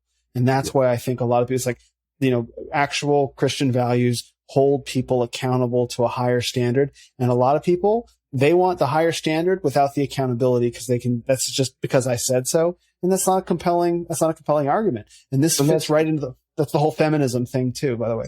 Dude, that's why so many living in the South, like, so I know a lot of kids whose dads had that kind of authority, who had that patriarchal authority, because I said so. And it's like, we're going to go to this church, and even if the wife said, I don't like this church, I don't want to go there, whatever, it's like, you don't get to say so. I'm the man. I made the decision. I'm the leader. This is where we're going to church. And there's no pushback, right? And so that whole because I said so thing, that again, when we look at a minute ago, we applied this to San Francisco, right? Like that doesn't work. Okay. Mm-hmm. Mm-hmm. The because I said so thing doesn't work. It doesn't work as a dad. How many kids have obeyed their parents when their parents said, because I said so? Okay. I'm going to sneak out of the house and go get drunk. I don't care because you said so. If you'll talk to me like an adult and you treat me with respect, I'll listen. Like I've never used that phrase with my kids. And I grew up in the South and that was a thing, man. Like mom and dad, because I said so, where I'm at, like every 100% of people my age, if I went to a bar and wanted to randomly connect with a stranger, I could make a joke about because I said so. And 100% of the people in that bar would get that joke. It's that much of a cultural norm. We all grew up in it and all of us rebelled. Like people do not do what they're told just because they don't do it with the government anymore. They don't do it with doctors. They don't do it with the school system. They don't do it with, people do not do what they're told because I said so. I'm in favor of all that. Absolutely. But men need to understand that too. Like going to these traditional values, don't think that just because you're the man and the wife is told to submit, that gives you the authority to be a tyrant. It's like, we're doing this because I said so. It didn't work in the 60s. It created a lot of feminists, and it's not going to work now. If you'll be a grown up, if you actually communicate and be a good leader and learn real leadership skills, then a woman won't have any problem following your authority. Your children won't rebel. Because you treat them like adults. But conservatives have got to get away from this whole because I said so thing, or we're going to keep losing ground day in, day out, because nobody responds to that. Like if me and you went and worked for Google tomorrow and we had a boss that made us do something that didn't make any sense and their justification was because I said so, would we do it? I mean, probably. It's your workplace. Well, I mean, it's your workplace. Well, I'm not going to do what I'm told. I'm too rebellious. Not going to work at Google very long, but in general in work, I know what you know. I know exactly what you mean. I'll do the minimum possible amount that I can with the least amount of effort required. Like you and I would not respond to that. So why would our wives? Why would our kids? Why would we as constituents respond to a politician that? Tell me a situation where the because I said so tactic has ever worked. You know what the response to because I said so is? Make me, right? Yeah. And then it becomes a power struggle, right? And then it's like a power. If you can't explain it better than that, then it's probably not a good reason. Right. I have no respect for, like, why should I do that? What does the Bible tell us? Always be ready to defend the faith. Yeah, for the hope that's within you. Yeah, it doesn't say to walk around and say, believe in Jesus because I said so. Well, that's a really short gospel. It tells us to be armed with a good reason for why the gospel is true. I agree.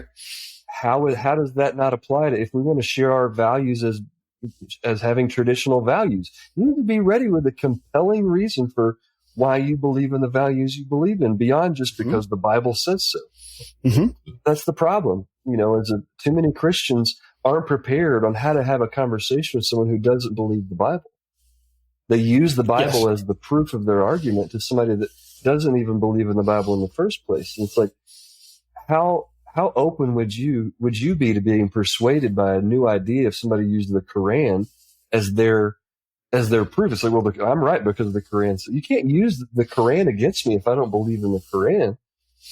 Paul talks about this in 1 Corinthians. It's like, when I came to you, I use worldly speech. When I'm with spiritual people, I use spiritual language because they understand being spiritual. But when I came to you, I use the language of the world because you don't know how to relate to spiritual things. But everything I see Christians saying on Facebook, it's like, you just need Jesus. It's like, I know a lot of people that were on drugs that went down on Sunday morning for an altar call, and they said the prayer, and then nobody discipled them, and nobody took any time to invest in their lives and like put their arm around them and showed them a different way to be. And just knowing, going and doing an altar call and then leaving and not having anybody actually mentor you didn't do anything to help that person. I've personally seen it. So until you're ready to get your hands dirty, keep your mouth shut instead of saying, oh, all you need is Jesus. No. Yeah. Like there's a lot to that beyond just here's the Bible, like the New Testament, Gideon's Bible is in every Motel 6 in America, and it hasn't kept a lot of drugs from being done. Right. Like, Yeah. So it's a big problem that Christians have is, they forget Jesus spent every day for 3 years with the disciples before he unleashed them on the world. He didn't just say, hey, I'm Jesus. Nice to meet you. High five. And then walk off. Why don't you know me? Right. Because I said so. Yeah. Because I said so. And that's where, conservatives that's where we've gotten our asses kicked. It's because we haven't been able to vigorously, articulately defend the Bible. We haven't been able to and I don't mean too many people let the pastor do all the work. They're not prepared for when they're in the workplace and somebody spouts off about Christianity. Like they're not prepared to witness in that moment on how to defend the faith, on giving their testimony, on being able to biblically back up what they believe, because they're just drones that they just do whatever the pastor says, but they don't actually apply it in their daily life. And one of the best Christian men I know, he's never been a pastor, but he's led, it would blow your mind to know how many people he's led to Christ.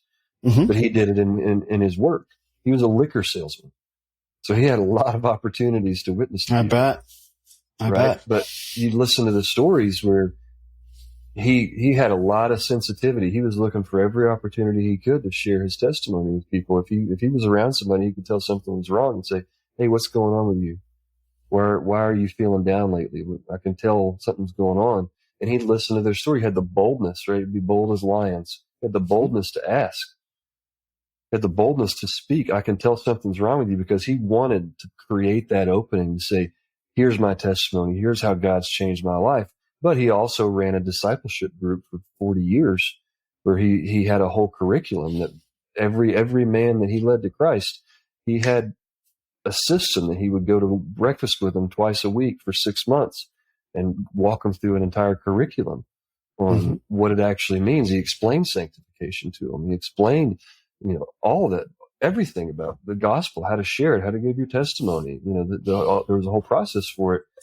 And that to me is the thing that I'm most frustrated by when I observe my own upbringing, my own culture, whether even now in the modern political arena, whatever, conservatives and Christians are absolutely terrible at making a persuasive case for why being a Christian is important, to being able to explain what Jesus has done in their life, because you know what? Jesus hasn't done much in their life, because they haven't actually done much other than show up on Sunday mornings. They don't spend time in prayer. They don't spend time reflecting.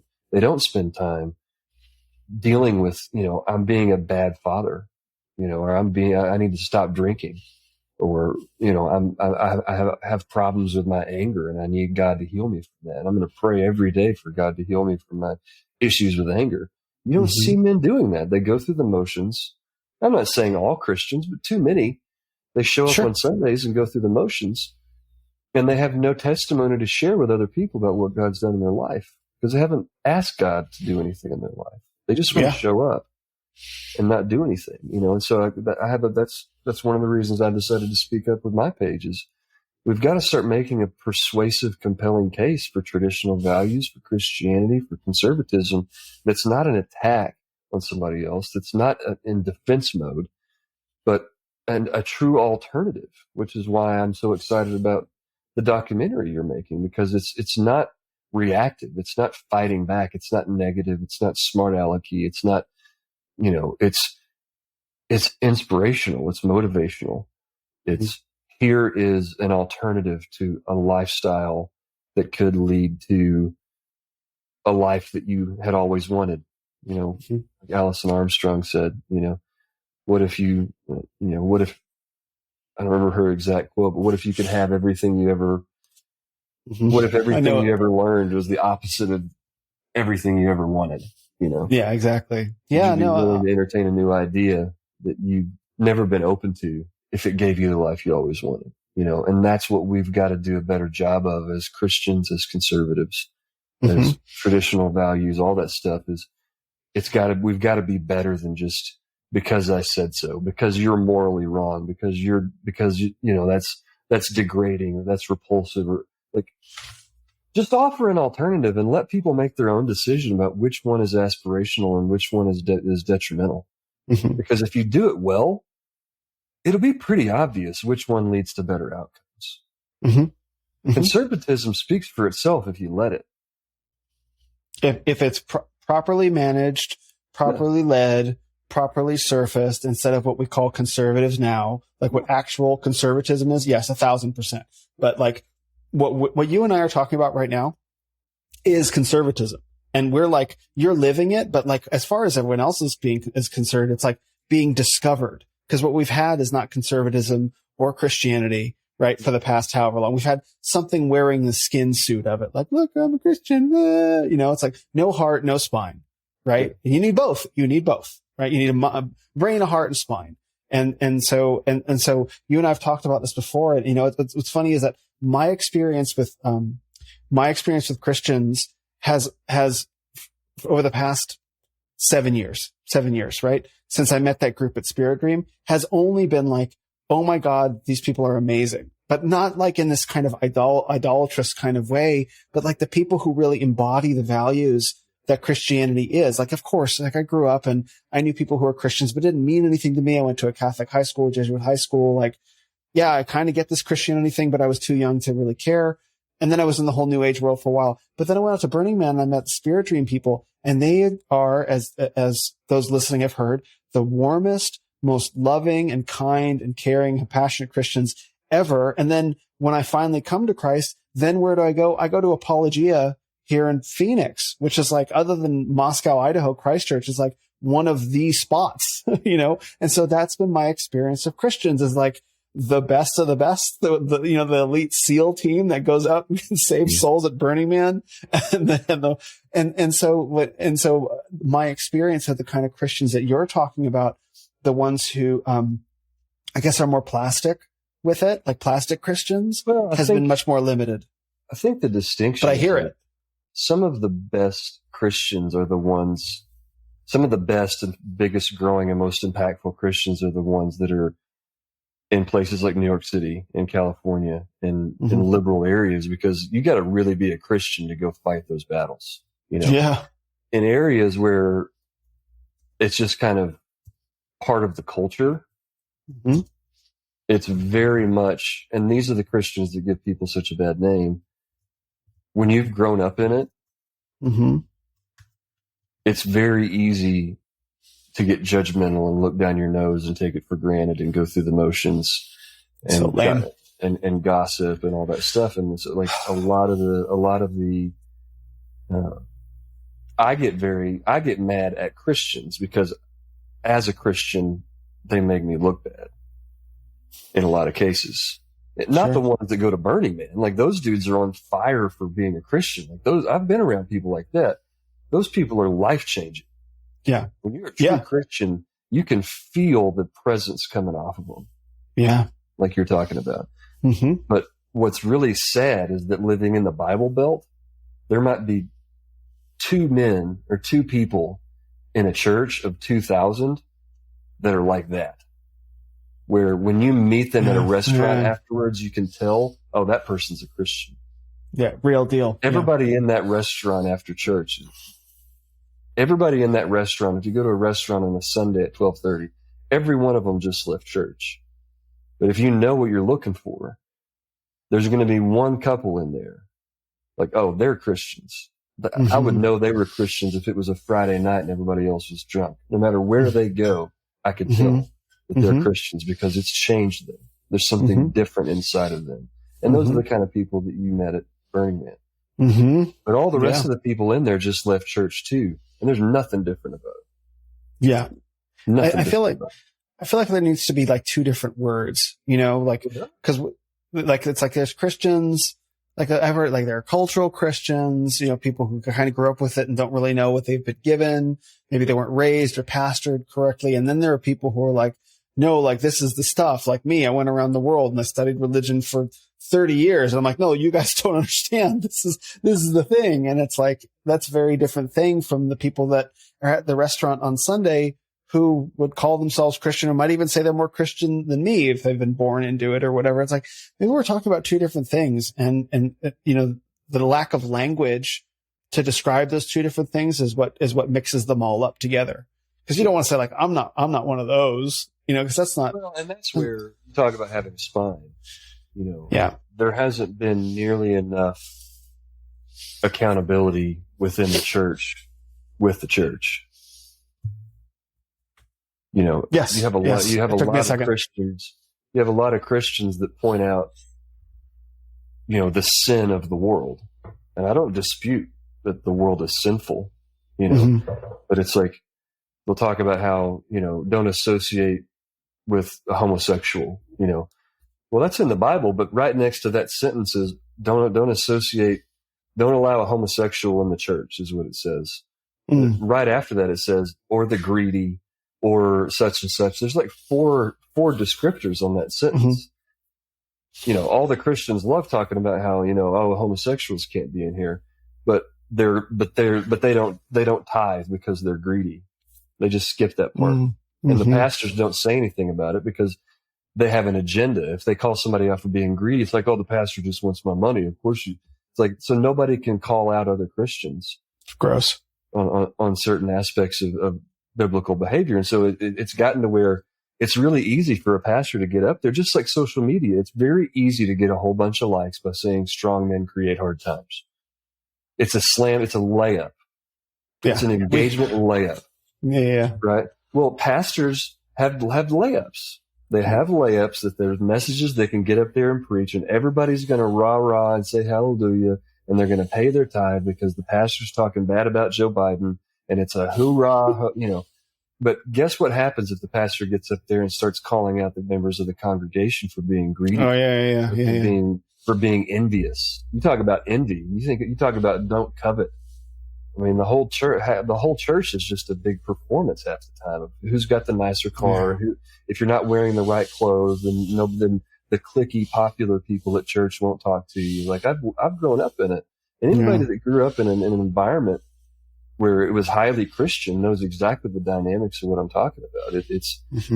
And it's really frustrating because those same people are the ones that are the most vocally Christian on social media about, oh, if you just need Jesus, it's like, you don't even have Jesus. Jesus isn't living inside you, because if he was, you wouldn't be acting the way you're acting. I've seen people like the people you met at Burning Man who Jesus came into their life and changed them from one minute to another. They were a new creation, and that's biblical.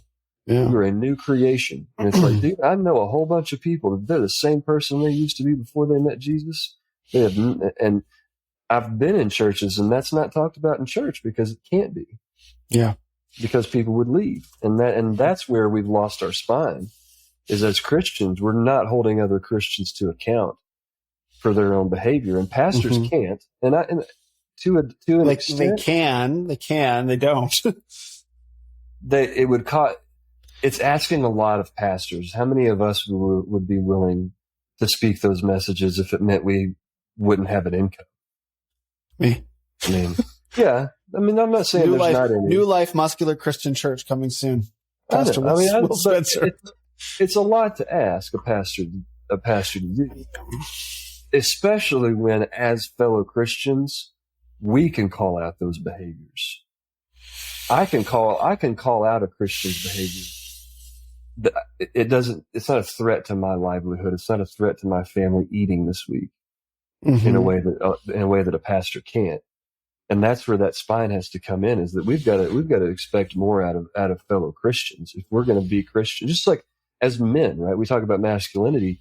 If we have a man out there who's proclaiming masculinity, and he's doing it in a way that makes us look bad, that's immoral, that's wrong, that's sleazy, we have an obligation.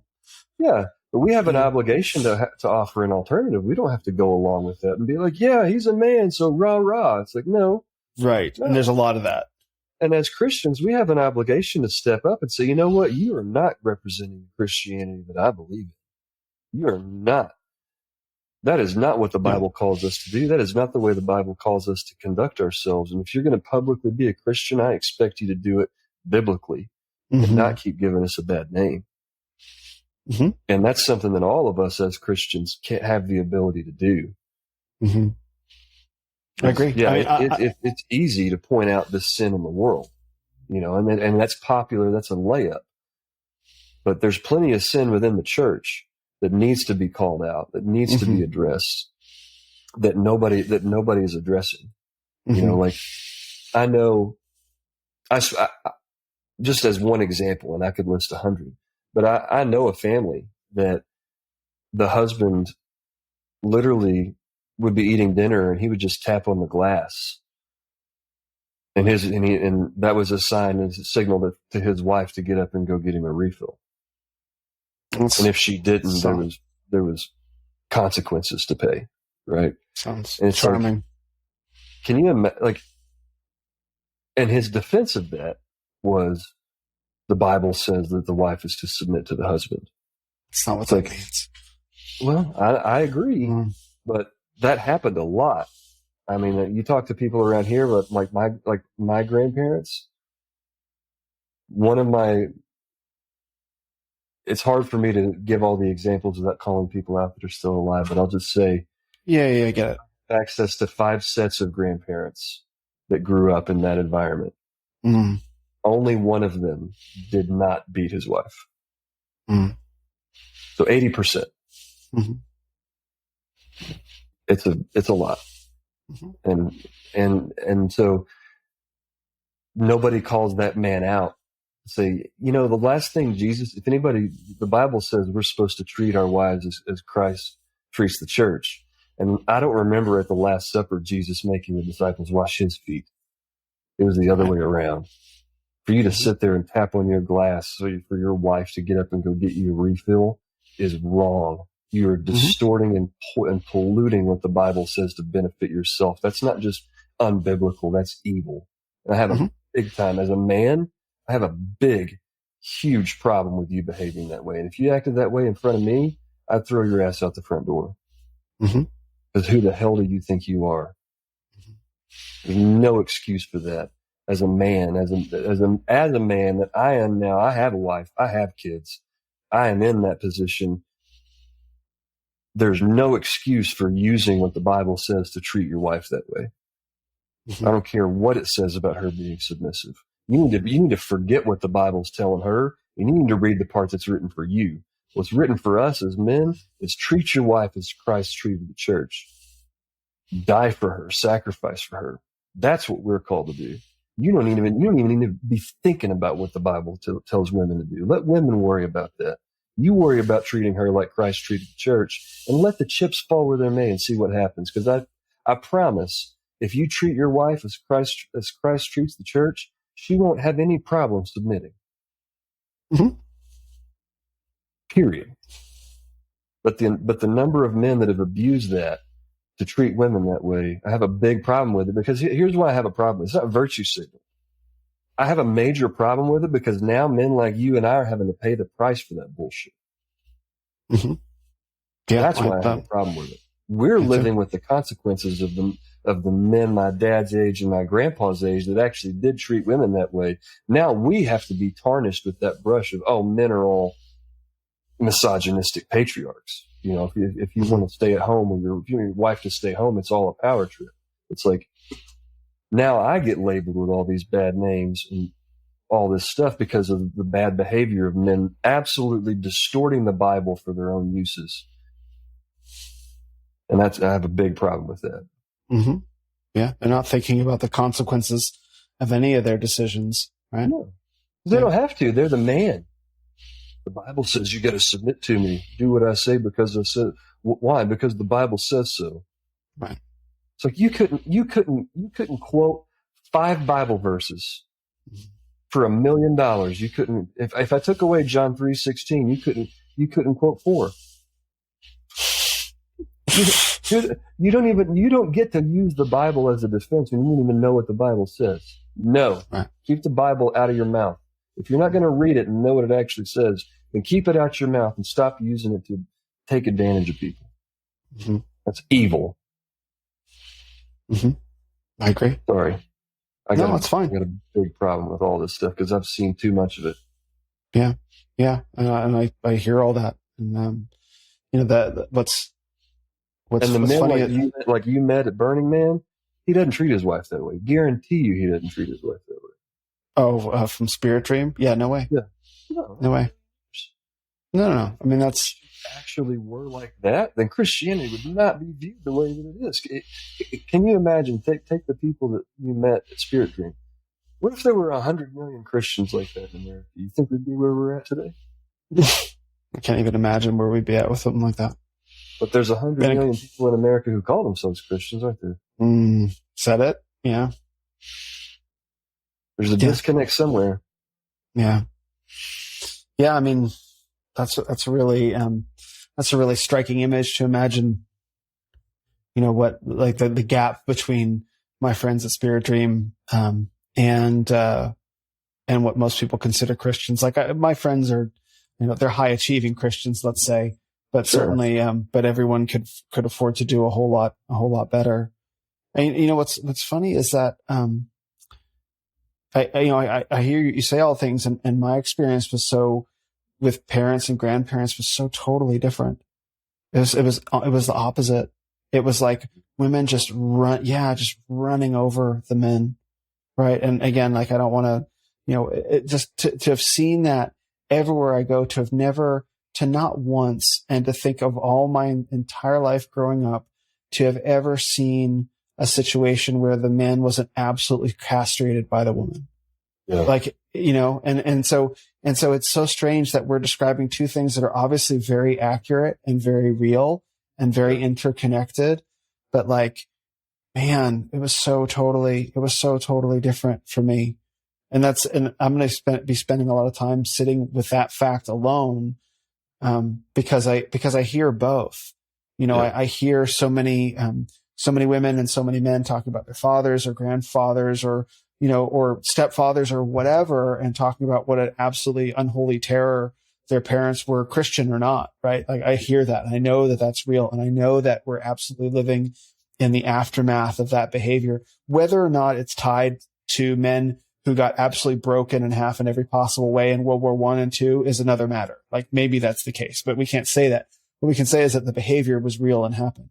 And on the other side, there are so many men that grew up with absolutely just shattered dads, from mothers just ruling the roost with an iron fist.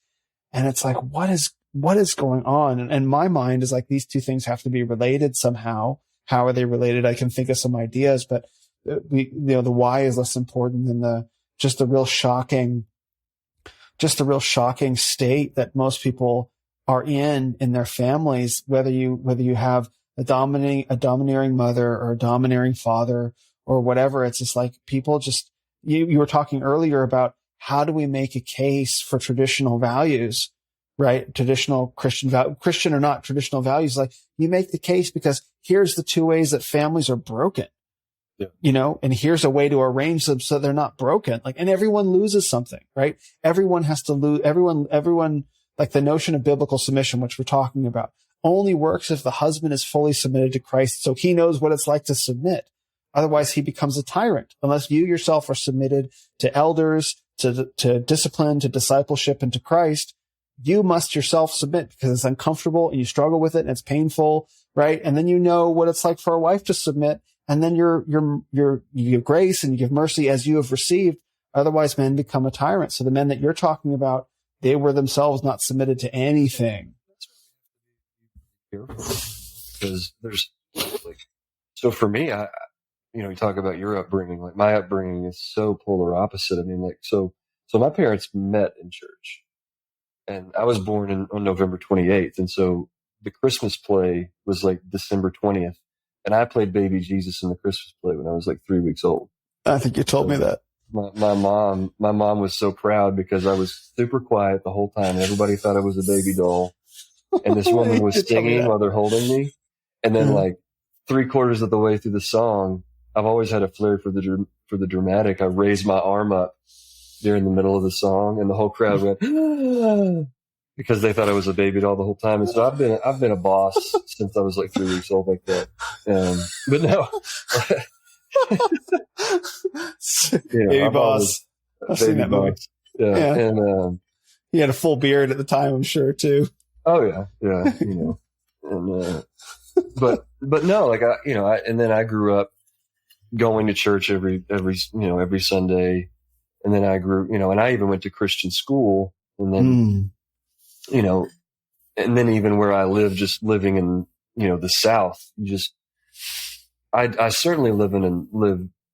I've never gotten exposed to a lot of what you're talking about, and that's one thing that's been interesting to me. And again, it just goes back to why we need all these different voices speaking about masculinity, because for me, I'd heard of a few cases of like the overbearing mother, but it was like a mythical creature, like a unicorn, like I don't know anybody whose life was actually like that. Mm-hmm. I know a lot of families with dads who were, one of my former boss, like his dad was an alcoholic, and he was the oldest son, and his dad would come home and he'd take the belt off. And when he was drunk, he would use the belt buckle. And as soon as this is a man that's one of my best friends in life. He was my mentor. He was a boss that really had a big impact on my life. It was him and his mom, and he had a younger brother and a younger sister. And it was basically his job to wear dad out before he could beat anybody else. Ugh. And when he got old enough to handle it, and it didn't hurt, his dad started using the buckle. Mm-hmm. And like that was his role until he was 20, was he had to protect his family from his own dad because his dad was an alcoholic.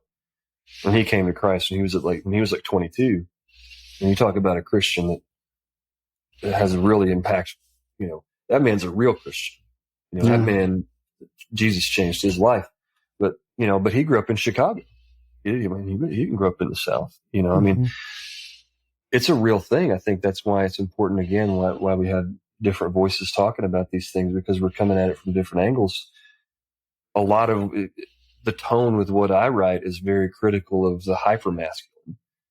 And, a lot of the people in the space are telling women to submit. My first really, really popular post was called Men Submit Too. And it was basically talking about how, there's a difference between submission and obedience. And a lot of men are expecting their wives to be obedient because they do it to do what they're told. It's like, that's not what the Bible says. Submission is a voluntary thing that you do out of respect. Mm-hmm. And I know the Bible says, women should submit as if to Christ. I get all that, but they're human. Women are human beings. If you're an absolute tyrannical asshole, there's not a woman in the world that's going to keep submitting to that for 30 years of her life. Sorry, that's asking too much of a woman to keep submitting to a man just because the Bible says so. Like, you need to earn it. You need to lead her as a sacred responsibility, not as a tyrant. That was one of my first major posts. I didn't know at the time that went against what everybody in the space is saying. They're all saying like, oh, you can't earn a woman's submission. It's like, you should try. Doesn't mean you shouldn't try. Right. And that's the really frustrating thing for me about it. It's like that I can get pretty harsh with a lot of men because you should. You should. Like men do hard things, dude. Men do hard things, bro. Fuck your feelings, right? That's what we hear all day, right? Okay, like here's the deal. Any man that has to be a tyrant at home because his wife submits, that just tells me that you've got a pencil dick and you don't have any power in the real world, because you've submitted to men before too. As men, we've had to submit to our parents. We've had to submit to teachers. We've had to submit to coaches. We've had to submit to bosses. We've had to submit to all kinds of people in our lives. And there's a certain type of person that we respond to when we're on the receiving end of having to submit. And we don't respond to coaches that were tyrants. and that looked down on us and treated us like shit. So you've experienced as a man what it's like to be led by a man who is a good teacher or a good coach or a good boss. You've walked through fire. If anybody that's had a mentor or a boss or a coach that actually led them well, we would walk through fire for those men. I mean, you look at men like Alexander the Great, like dudes literally died because he was like, I want to cross that river and own that land over there. And men would literally go throw themselves in front of swords to die for Alexander the Great because they wanted to help him conquer what he wanted to conquer. Like that's leadership. And as men, we have all experienced the good and responded to a certain type of leadership. So when you go home and you act like that entitled boss that didn't deserve the promotion and he knows he doesn't deserve it, so he insists on exercising his tiny amount of power as much as possible because it's the only place in the world he has any, it's just a blatant sign of you having no confidence whatsoever. If you need to go home and exercise that much power over a woman, it's because your pathetic little life, you have no power anywhere else. So the one place you have some, you abuse it. And I have a big problem with that. Absolutely agreed. Absolutely agreed. The notion of people needing to exert power over each other. Like earlier you said, everyone wants to be the cool kid in high school still. And, I've certainly seen that dynamic play out enough to, be really over it. But I think that just comes down to people feel powerless in their lives and, they want to exert power over someone else, whether that's just power of status or power of money. And certainly that shows up for a lot of men as well, where it's like, what we call that? What do we call that? Bullies. Bullies. Yes. Yeah. I have no tolerance for bullies. None. Oh yeah. And no moral man of integrity should have any tolerance for bullies. That's our job. Something happened? Yeah, you dropped out and now your mic doesn't work as I expected. I forgot to not pick it up. Okay. But no, that's what our strength is for. Right. Or that's what that's what is to protect against bullies. Yeah. Yeah. And that's one of the hardest things that I've discovered during my time in the men's movement is just how many bullies there are. Right. And and not only that, how many men like being bullied? That's the thing that trips me out is that there are so many bullies in the space. Yeah. Yeah. That's the thing that surprises me. They don't perceive it as being bullied, but they like the feeling that you're gone again.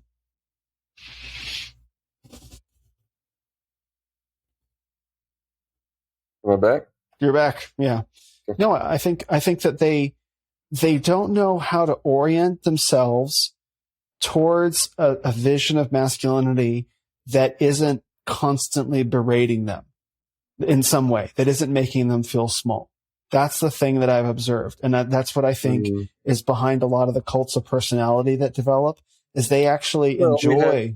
That was a lot of what our only exposure to real men was like. They're football coaches. For a lot of men, the only exposure they had to a man that pushed them, that helped them become better than what they were, was a football coach who griped them out, who, emasculated them in order to make them stand up. And there's certainly an element of that that's real, that's not bullying. Like when I talk about bullies, I talk more about like in the context of what I was just saying is like,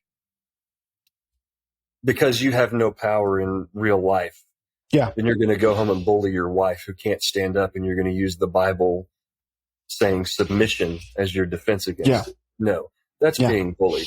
I think when it comes to man-to-man conversations, I think there's a place for a little bit of emasculation and a little bit of calling out and saying, step up and be a man, dig deep. Mm-hmm. You need to dig deeper and find a new level of toughness. There's no excuse for, at a certain point, the whining has to stop and you've got to step up and figure it out. And I think a lot of it can easily turn into reprimanding and calling names and say, oh, don't be a pussy. And I'm not a fan of that. I think that's too far. And as a grown man, that doesn't do anything for me. Right. But another man that I respect saying, hey, bro, you need to dig deeper. You're leaving way too much out there. You're giving yourself too easy of an out. Mm-hmm. And you need to step up and learn some mental toughness. Like there's a place for that. It's not for sure. Yeah. And that's that. What the difference between what you're saying and I think what we're talking about with bullying is that what you're saying there has a degree of like, and I'm going to help you get there, right? It's not just like pushing and shoving, like you suck, you're a piece of shit. That's bullying. Like where if you say something like, you need to step up to the level of the group, there's an invitation in there, right? And I think that's what men are looking for. I think that's what men really respond to of all kinds. That's leadership, right? To make the invitation to step into whatever the better version of yourself or the man that or that I see in you versus like the constant accusing.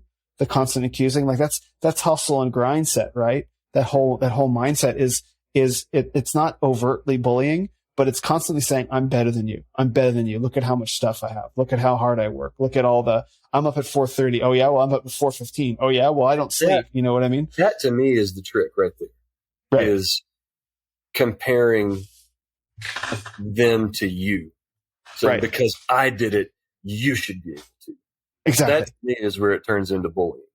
Yes. Yes. Because everybody's situation is different. Everybody's like time is different. Like for instance, there's a lot of people in the men's movement that really talk down to men that aren't in good shape.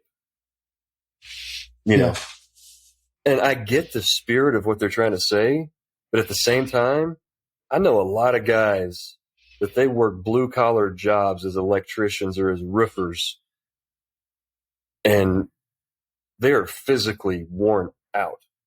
They have no capacity to go to the gym. Like just them coming home after, my dad was a roofer and a construction worker, and he would work in the summers on roofs, and he'd come home and just him being upright and having dinner with me is heroic. Mm-hmm. And so I think just blindly spewing that and saying every dad should be in great shape. It's like, you know what? If you're a dad that's busting his ass and then you come home and you're present with your kids, I know a lot of guys that are overweight and they're not in great shape, but they're great dads. They don't have time to go to the gym because they work 60 hours a week. And when they're done working, they're coaching their son's baseball team 3 nights a week.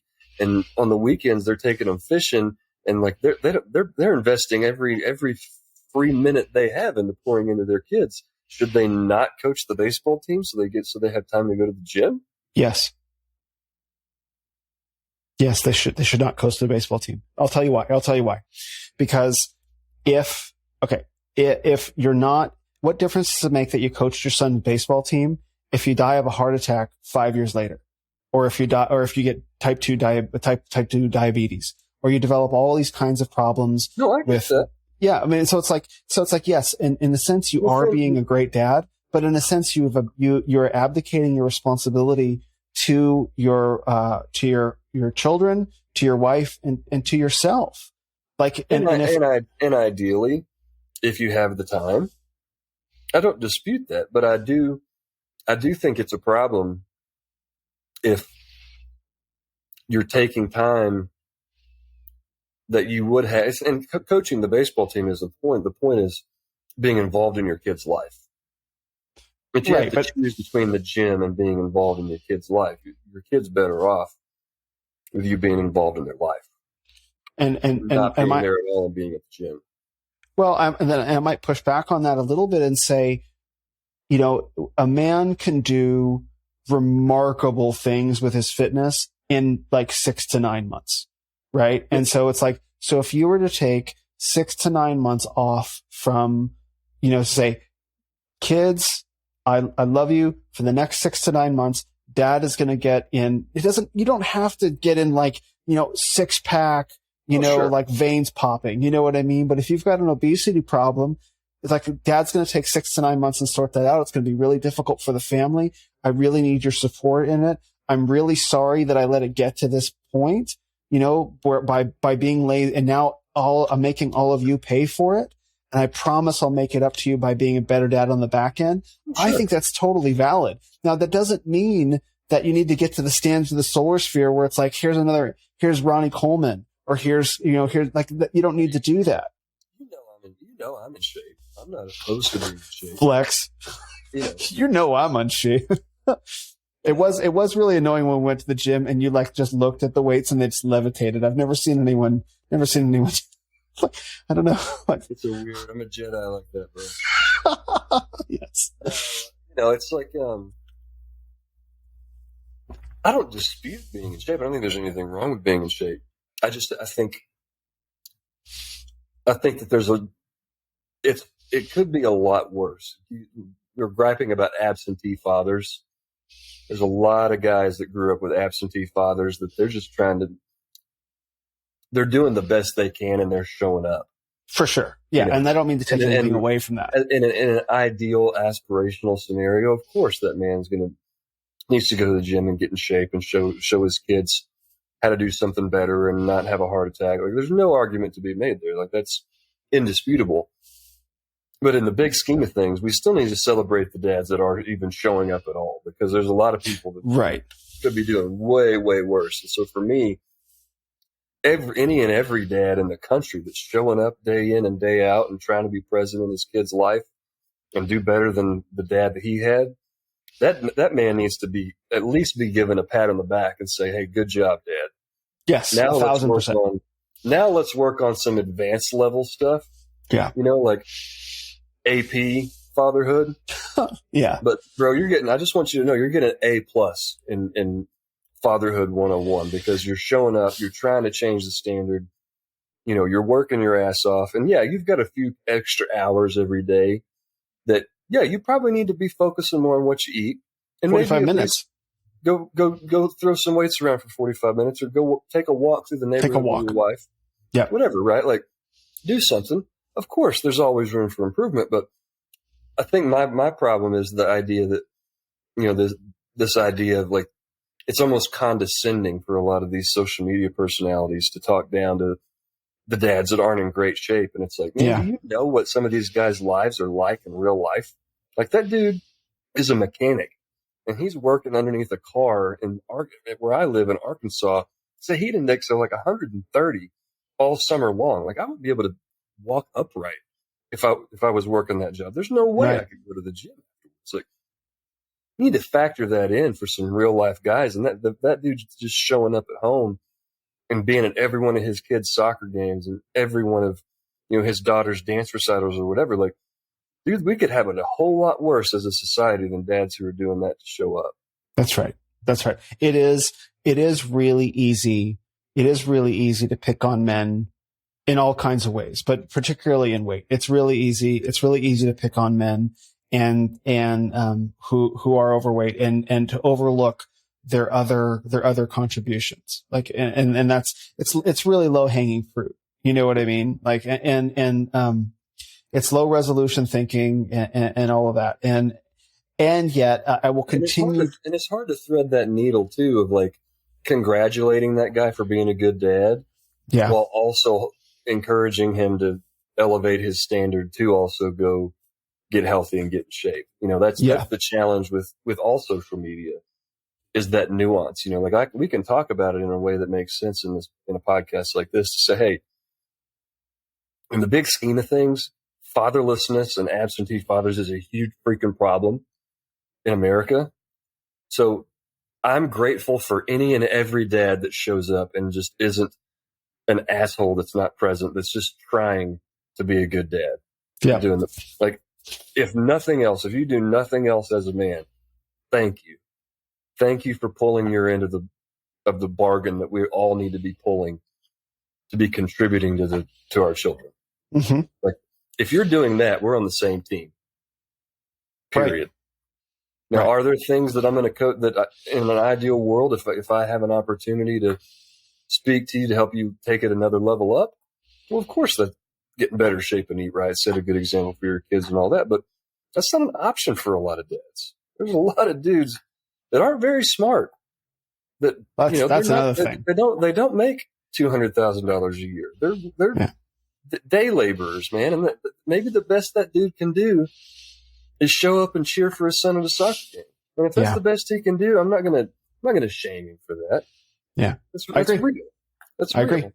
And you could do worse. You could be at home drinking beer while your kid's playing soccer, and your kid grows up to have issues. Mm-hmm. And so I think there needs to be room at the table for both, and I think it's hard to get that man to sit down at the table with us if his first interaction with us is to tell him that he's not doing enough because he's not in shape. Because there's a lot of justifiable reasons why. Like, I wasn't in great shape when I was building my business, bro. I was working 90 hours a week. There's no way I could have gone to the gym. And if I had it to do over again, I'd do the same damn thing. There's the path I had to take. It's not always on the table to prioritize your health. Well, I would say that there's an important difference between being like you were, which was really skinny, versus being like overweight. Like one of those is a significant, risk factor for many different, avoidable health conditions that will severely impact your ability to be there for your kids in the long term. And the other is just you being weak, dude. We're all weak sometimes. Yeah, for sure. No, I mean, and this is the thing, and in the talking about masculinity. What I wish I would have known. Sorry, let me add something. That's okay. What I wish I would have known, and what I wish a lot of men knew about, is the world of these coaches like Arthur Blood and Rain that specialize in like 45-minute workouts that can really get you results. Is that what he does? Mine are a little bit longer. Well, I just saw him post about that recently. Yeah. Busy professionals, I didn't know a lot of programs like that existed. Yeah. And so, if there was one thing I could tell a lot of those men who are in that position is like, hey, it doesn't have to be that complicated. There's stuff out there that has done all the legwork for you. Where here's a list of workouts, you just go do this thing, boom, boom, boom, boom, boom, make it simple. Like, that's the caveat I would add, is that it's easier than a lot of men think, but only if they've got a resource like what Arthur's doing, where it takes a lot of the guesswork out of it, because there's a steep learning curve for a lot of dads that don't have a lot of time. Right. Well, and they grow up in a broken society, right? That didn't teach them how to take care of their bodies, right? And that man, I mean, this goes back to, and then Tanner Guzzi was talking about this on Twitter. He was saying that, like, if you look at photos of men from the 1950s or the 1940s, even the 1960s and 70s, like actors, like Charles Bronson, it was the example he was using. Charles Bronson was a lean looking dude. He's what we would consider in shape today. But Tanner was like, this dude wasn't counting macros. He wasn't, doing meal timings. Why was it that men not that long ago were just able to not take as great care of their bodies and yet be in great shape, versus now it's a constant uphill effort. Well, why is it that so many more men are addicted to pornography now than they were in the 60s? Well, I mean, because it exists. First of all, like it was not easy to get porn. What's that? Easier access. Well, I mean, like the pornography industry didn't even exist in the beginnings of the form that we understand it today, really, until the 70s. But you know what I mean? Like, part of the reason, like, I'm guilty of it too. Like, we have the option now of not eating healthy. We have weekends where, my son's playing baseball out of town, and we're just flying by the seat of our pants. We go, we're hungry, so we go through the drive-thru at McDonald's, and, on the way home, like, we stop and eat out somewhere. Like, we don't go through the process of meal planning and cooking and doing all those things. Should we? Yeah, but there's a lot of things all of us should be doing that we don't do. Right. We're human beings, Whereas, 60 years ago, fast food just wasn't there. Or it wasn't garbage. It wasn't literal trash, right? Yeah. I think part of the reason is, like, those dudes in the 60s wouldn't be any better than, if they were all born right now, they'd be just like us. They just didn't have a choice. It's true. They had better options. Yeah. But it's for that. Or they didn't have the option, just like pornography. It wouldn't be hard. It wouldn't have been hard in the 70s not to have a pornography option. But even for us, when we were teenagers, you had to really go really out of your way to get your hands on a Playboy.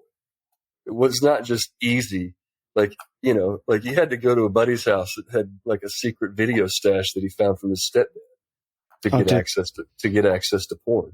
Well, there was a giant adult store down the street from like around the corner from my high school. Oh, well, Yeah. For us, it's like, it was easy not to be a teenager addicted to porn Sure. in the 90s, in the 2000s, before it was on a smartphone. It wasn't, the fact that you had to put forth so much effort to get it usually gave you the time to talk yourself out of it. Oh, sure. Yeah. Whereas, now it's really hard to maintain a healthy diet when you're driving down the street and all it takes is 3-minute moment of weakness to be in the drive-thru at Burger King. For sure. So we're dealing with a level of temptation that frankly we're not adapted to yet. Mm-hmm. I think, I think our kids are going to hopefully be better adapted to being able to say no. But like for somebody like us that we grew up, where we have no, like as soon as pornography became easily available, we had no defenses built against that, fighting that mental fight. All of a sudden it was 2 seconds away in our pocket. Yeah. Whereas our whole lives, we had this natural, if you want to use evolutionary terms, we'd have had evolved this defense mechanism where if we were trying to abstain from pornography, if I had to take the time to drive to the adult video store to buy a Playboy, I had time to talk sense into myself. Right. Whereas now, all of a sudden, I used to have this 15-minute time frame that I could adapt to it. Now, all of a sudden, if I have a 30-second moment of weakness, it's too late. Yeah. I don't know that we've adapted to that yet. Whereas hopefully our kids that have grown up with easy access to fast food and easy access to pornography, they're going to be used to fighting and hopefully winning those mental battles that our generation just all of a sudden got thrown into the deep end without knowing how to swim.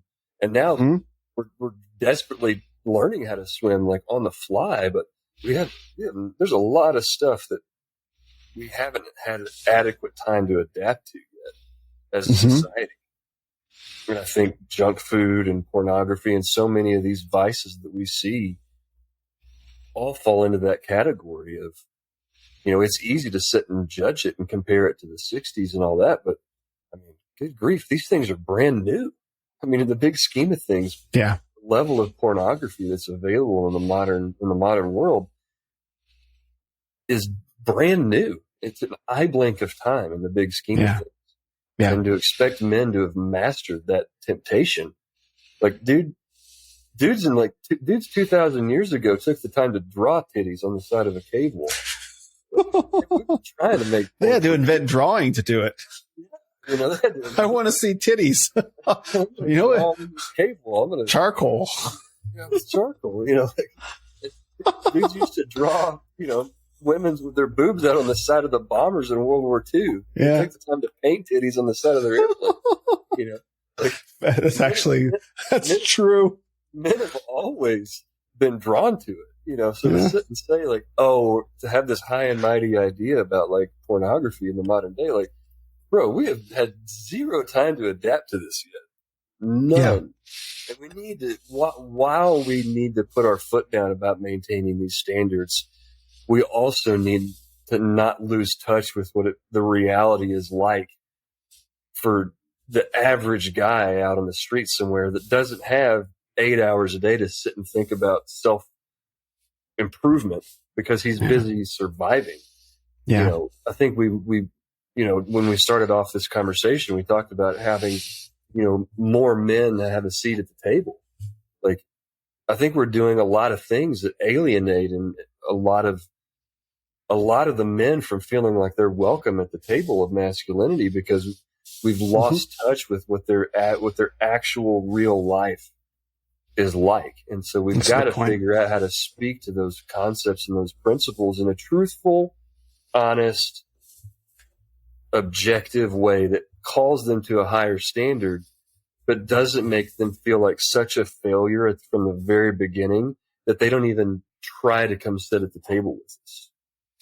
Because there's a lot of men that want to be at that table, but it feels like the type of masculinity that's being promoted is so far out of reach for them that it's not even worth pursuing.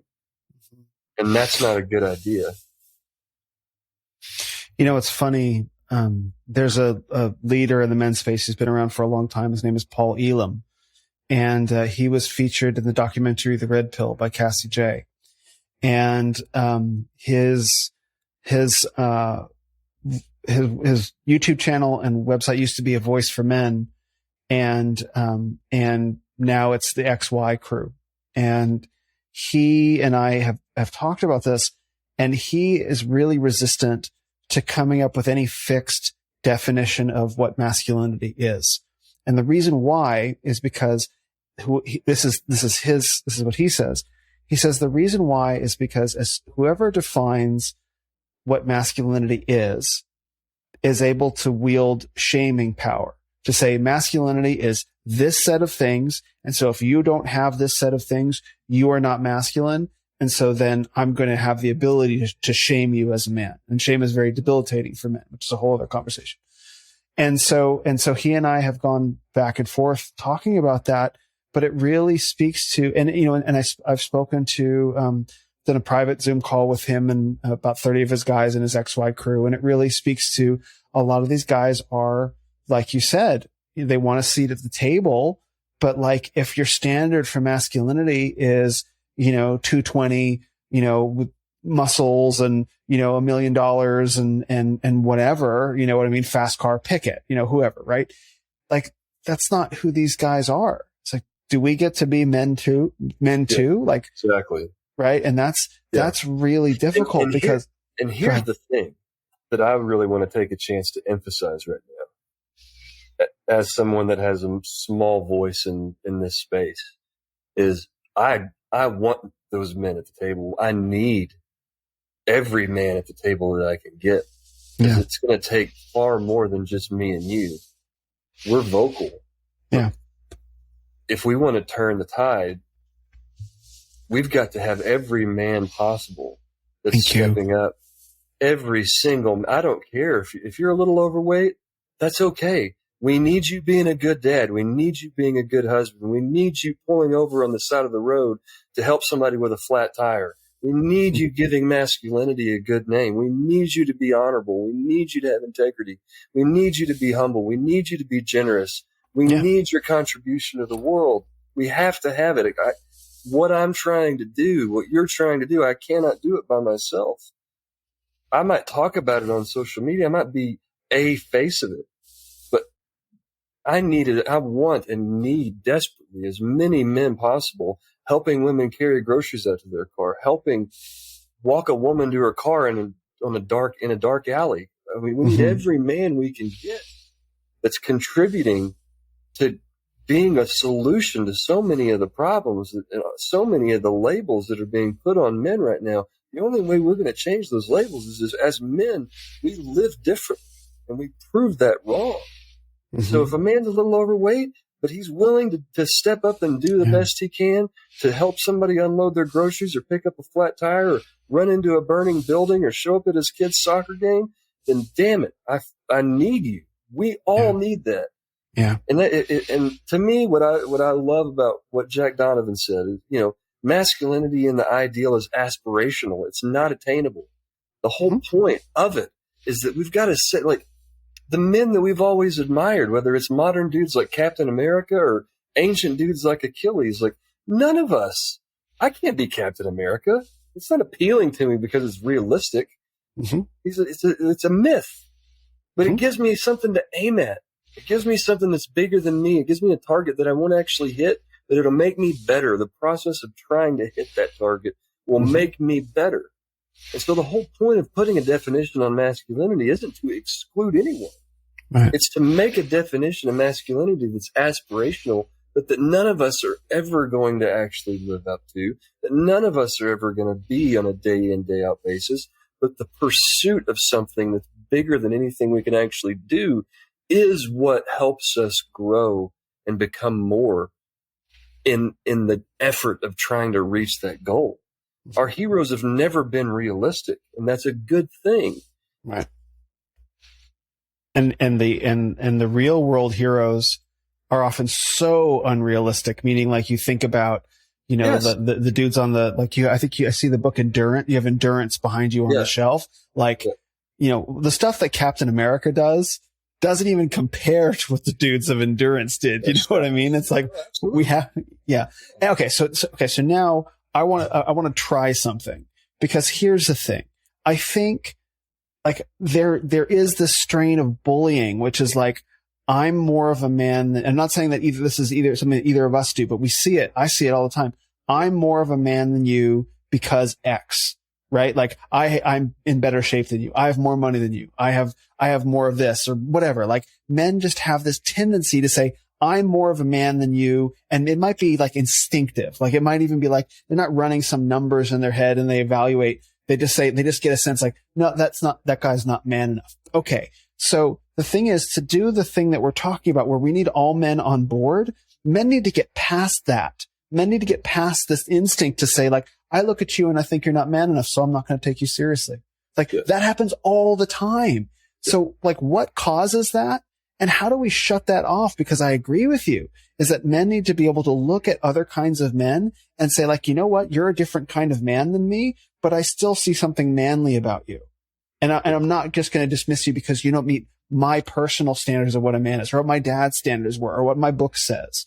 Like, how do we get men past that? Because one of the advantages that women have, and this is something that I've worked hard to understand, is women more naturally come together as a cohesive whole and see solidarity with each other as women than men see solidarity with men. Because women have always had to live in some sense in relationship to men. So women will naturally feel themselves to be more of a bond of sisters, like two random women, than two random men will feel themselves to be brothers. But we have to break that because men's natural tendency to judge, belittle, bully, it is what's keeping us apart, and it's this divided state, right? And so this is the thing that I grapple with. So I'll have to explore that out loud. And maybe that's what I mean. Kick it around. They're going to kick the soccer ball around the field. Yeah. So having sons, I find it interesting that from the time, especially my younger one that is the baseball player, it's very interesting how even from the time they're like 8 years old, all the boys are jockeying for position on the hierarchy. Who's the alpha? Who's the tallest? Who's the fastest? And whether you teach them or not, it doesn't matter how much I tell my son, it doesn't matter. He's always like, I'm taller than Reese now. Or like, it doesn't matter. Yeah. Always this measuring thing, Yeah. So I think to a certain point it's normal, but. Okay. You're back. So hypothetically, just to make the math easy, it's hard to spend more than about $500,000 a year. It depends on what your tastes are. If you're making that consistent, right, year in and year out for the rest of your life, you can have the house, you can have really nice cars, you can have the land, you can go on 3 or 4 vacations, and I'm not saying that $500,000 a year should be wherever, but like these men that are making $10 million a year and it's still not enough, that's a psychological problem. That's you compensating for something. Like there's something deep down inside of you that if you healed it, you wouldn't feel the need to continue proving yourself anymore. And I'm not judging or looking down on that, but at a certain point, when you have more money than you know what to do with, if you still feel that need to make more, then there's something missing that you need to fill that money is never going to fill. Mm-hmm. And that's not my opinion. Men have been saying this for thousands of years. Solomon said it in Ecclesiastes. Solomon. Yep. Exactly. I mean, vanity. Right? Every philosophers have said it. Every religion has probably said it. I haven't studied all of them. But at what point are we going to listen to every wise person that's ever lived and hear them when they say that money is never going to fill the hole that you're feeling inside of yourself? When will men hear that and accept it? Probably never. Because I listen, right? And so, I listen. I'm happy. I have everything that I need. I don't need any more money. If I make more money, great. But I have what I need to take care of my life. And if I made more money than I make right now, I would just give it away because I have no use for it. Yeah. And that's just, I'm not telling anybody else they need to be that way, but you're asking at what point do men start giving back and the men stop comparing and stop talking down. I think the biggest thing is men need to understand themselves well enough to know, like, at what point are you going to feel whole?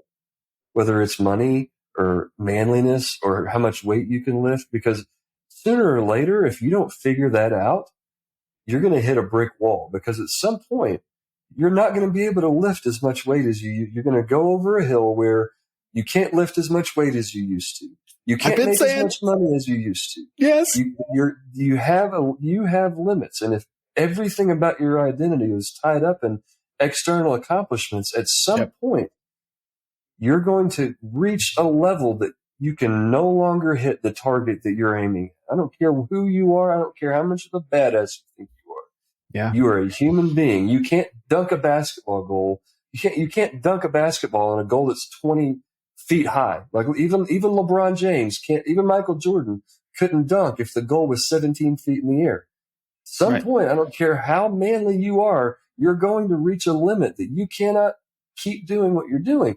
And if everything about your identity is tied up in all those external accomplishments, which is what every man is telling other men to do, you're going to hit a wall. So what's the solution to your question? At some point, every man needs to look inside and answer for himself. At what point will you be satisfied that you are man enough? Where's the line? Know when it is. Know when you hit the target so that you can stop trying to fill a hole that you'll never end up filling.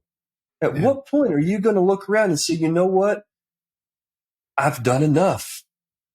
You know, the movie The Greatest Showman. I don't know if you've watched that movie. A lot of people didn't watch it because it had a little bit of liberalism in it. But man, I love that movie. I love it. The end of that movie. The end of that movie, when he's looking at his wife and he realizes he screwed his whole life up, and his wife looks at him and said, "All I ever wanted was you. You didn't have to do all this stuff for us. You didn't have to be famous. You didn't have to go on a worldwide tour and become, richer than every man in New York because they didn't take you seriously and all. You didn't have to do all that. All I ever wanted was you." And he finally comes to the realization that chasing other things and having validation from external things wasn't the answer.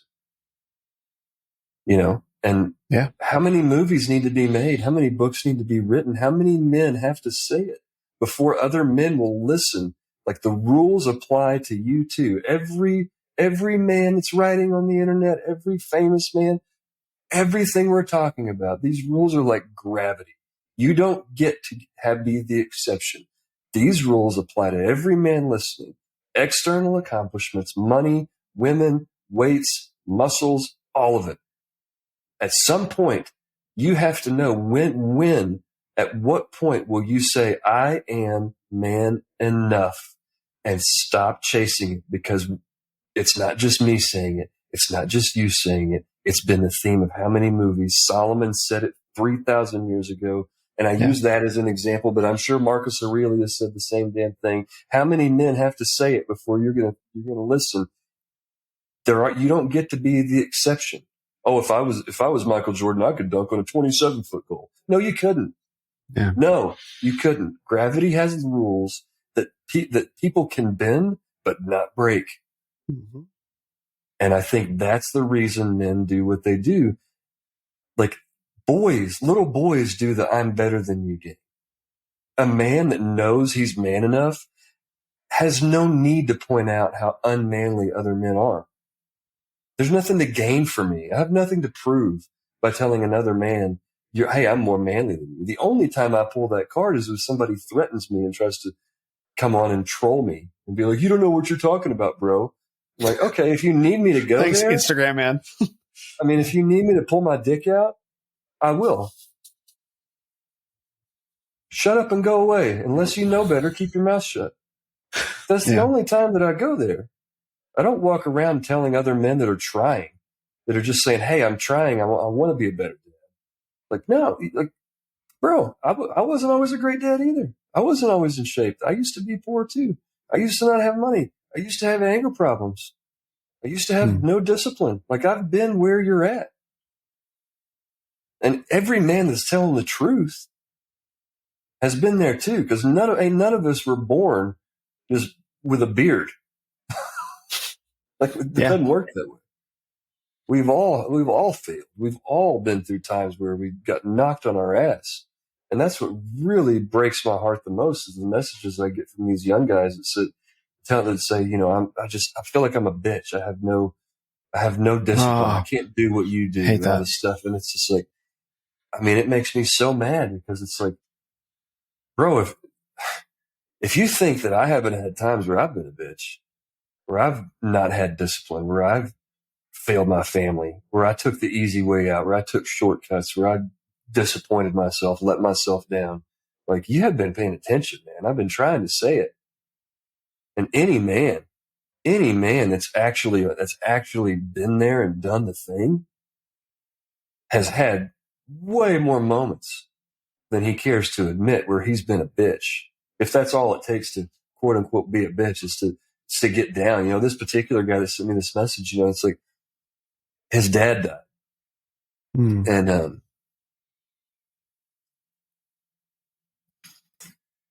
his dad died like 6 months ago. And every night since his dad had died, he'd had to drink to go to sleep. Because he just needed somebody to talk to. He said, he said, I'm a bitch because nobody, I shouldn't need that, And we talked that night. And that was the first night that he didn't have to talk, that he didn't have to get drunk to go to sleep. It's beautiful. And all he needed was somebody to talk to. Yeah.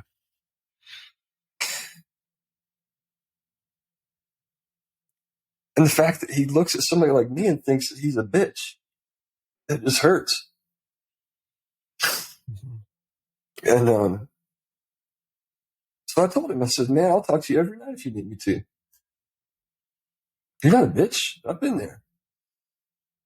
And I feel really grateful that I get to be in those positions.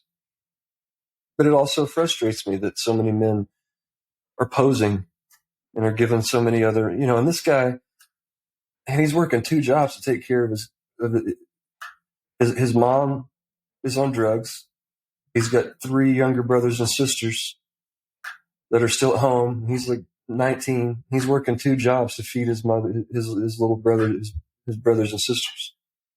So, dude, you're more of a man than I've ever been, dude. I don't know what you're talking about, but what you're doing, man, that is peak masculinity, dude. And there's no shame in you having a drink because you don't have anybody to talk to since your dad died, and you're carrying a burden for your whole damn family at 19 that most grown men can't handle. And you're doing it, man. You're doing the thing. That's the manliest thing, one of the manliest things I've ever heard. And he's sitting here thinking he's a bitch. Yeah. That's such a problem. That is such a problem with this whole world of masculinity, man. It's like the fact that kid doing that still thinks it's not enough. That's wrong. Yeah. It makes me really mad. Oh, it makes me furious. Yeah. Because there's all these men that are posing and pretending like they've never struggled. It's like, dude, if you're going to be that much of a poser, you're a liar. You need to sit your ass down and keep your mouth shut.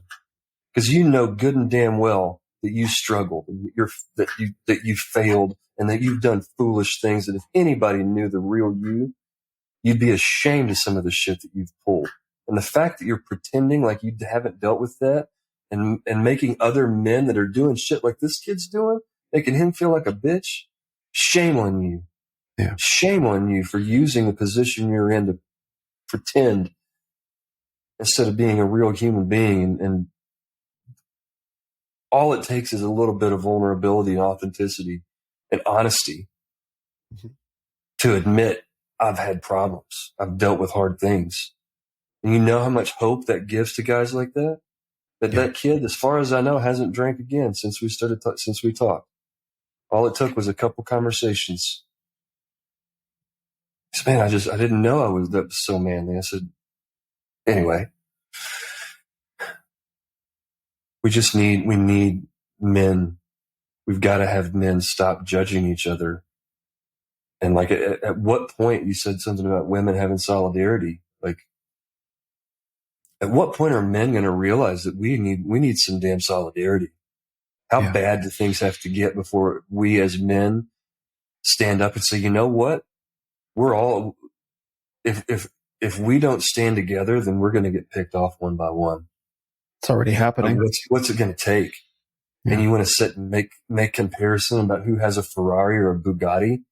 Dude, you sound like a fucking 12-year-old talking about Hot Wheels cars. Who gives a shit what car you have? Why are you competing against me of all the people?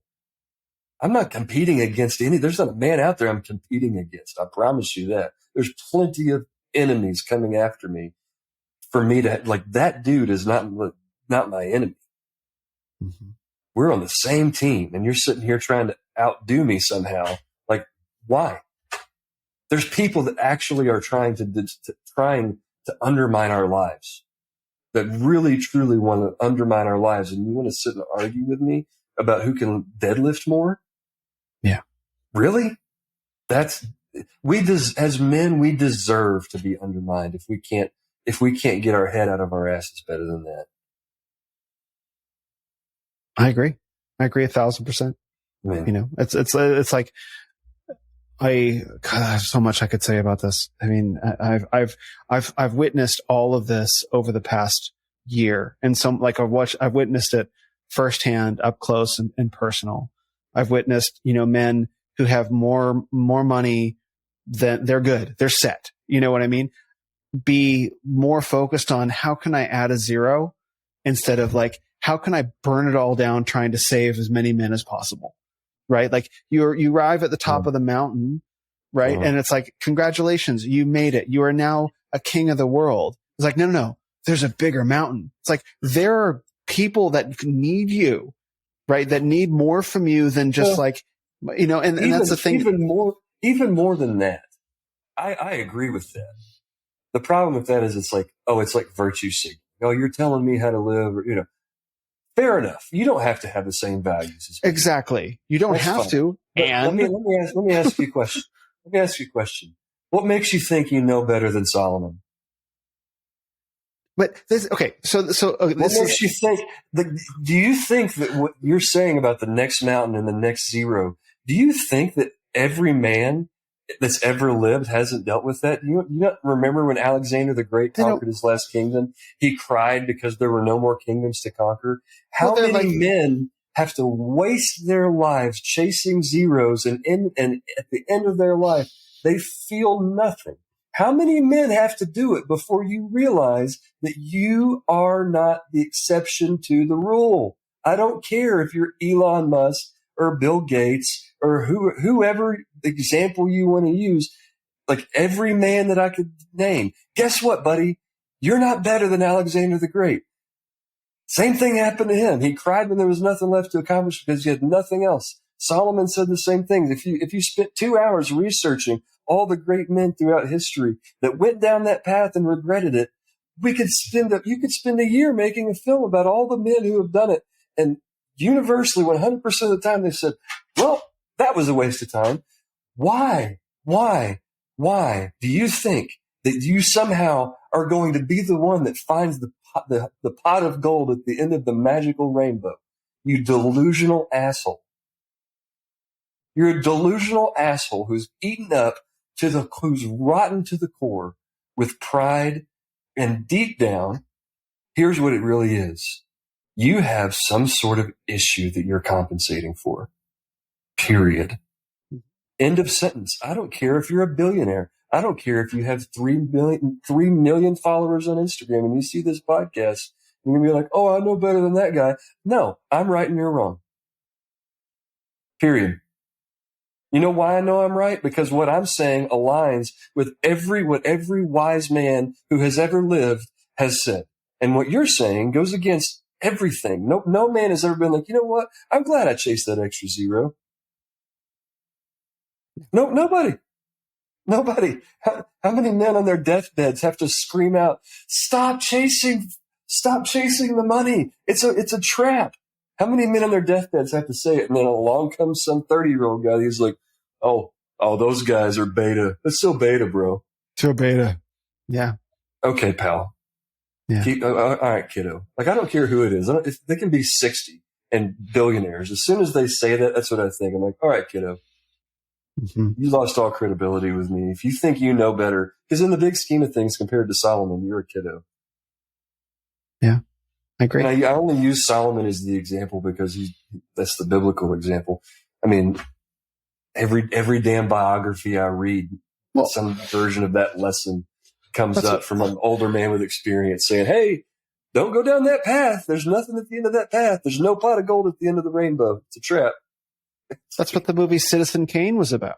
I mean, like, the biblical Citizen Kane is all about a man who became a billionaire in his day, like adjusted for inflation, right? And all he wanted was to go back to, Rosebud, his sled. He wanted to go Christmas back, Carol. Charles Dickens, A Christmas Carol. Yep, exactly. And I mean, and that's these are not only like these are timeless truths. They've been around for thousands of years. And dudes on Instagram are still trying to be like, oh, we can beat the system. No, you can't. No, you can't. Right. No. Right. This is the part. Yeah. This is the part that I push for a lot of men that they really don't like, especially men that don't like Christianity, because they look at Christ and they see someone weak, beta, soft as a dog's ear. I've heard that one too. And it's like, here's what you don't understand. Christ was the most powerful man to ever live. And what did he do? He sacrificed himself for the good of everybody. That's what you do with power. He rejected the three temptations, right? From Satan, right? He could have used his power to increase and be Lord over all the earth in a particularly materialistic way. I think that part of what Jesus did, men, even non-Christian men, do admire. I think what gives men that impression about Jesus is out of context stories of where he says, turn the other cheek.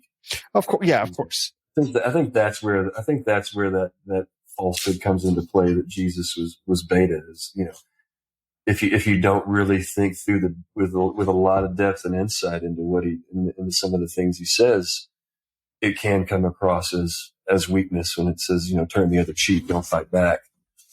Right. But the point, but to the point of it, and that's absolutely true. And to the point about, what the proper use for power is that you see so many men that become masters of the universe or whatever. They become a billionaire. Like you mentioned Elon Musk. Elon Musk is a great example. Elon Musk is like, I got more money than God now, so let's go to Mars. Meanwhile, you have James Cameron, the former film director, like, I got more money than God, let's go to the bottom of the ocean. And it's this like billionaire dick measuring contest, like who can do the coolest thing? And they're showing off like the yachts. Cause I've been sailing before. And when you see the giant mega yachts like that, and I have friends who are like professional sailors and they're like, no, here's the thing you don't know about these mega yachts. These mega yachts have crew year round. These people only job is to be crew for this mega yacht. And the billionaire who owns the yacht will use the yacht maybe 1 to 2 weeks out of the year, right? And the only time he ever uses it is to fly people in to do some big showy thing like we're going to hang out on my yacht. And then he leaves. And it's like, and it's this total emptiness. And so what men don't recognize is when they achieve this power, that what is the proper use of power? The proper use of power is not the self-serving end. The proper use of power is self-sacrifice. And some men just can't get there. They cannot get there because they're not comfortable enough in themselves, right? That's the standard answer. Like, I think it's probably true, but they're not comfortable enough in themselves. Like, yeah, I will absolutely sacrifice myself if it means that, thousands of people will eat. But, again, the Bible has something to say about that too. It is easier for a camel to pass through the eye of a needle than for a rich man to get into heaven. Like, die and follow me is not something that rich men do. Right? No, I can run up the high score, bro. Yeah. Right? Well, and one thing I would add, that's that I've personally found to be challenging. You asked me what it was like when we started, being on Instagram or being public. I think I'm sure you can put a fancier word on it than what I'm saying. But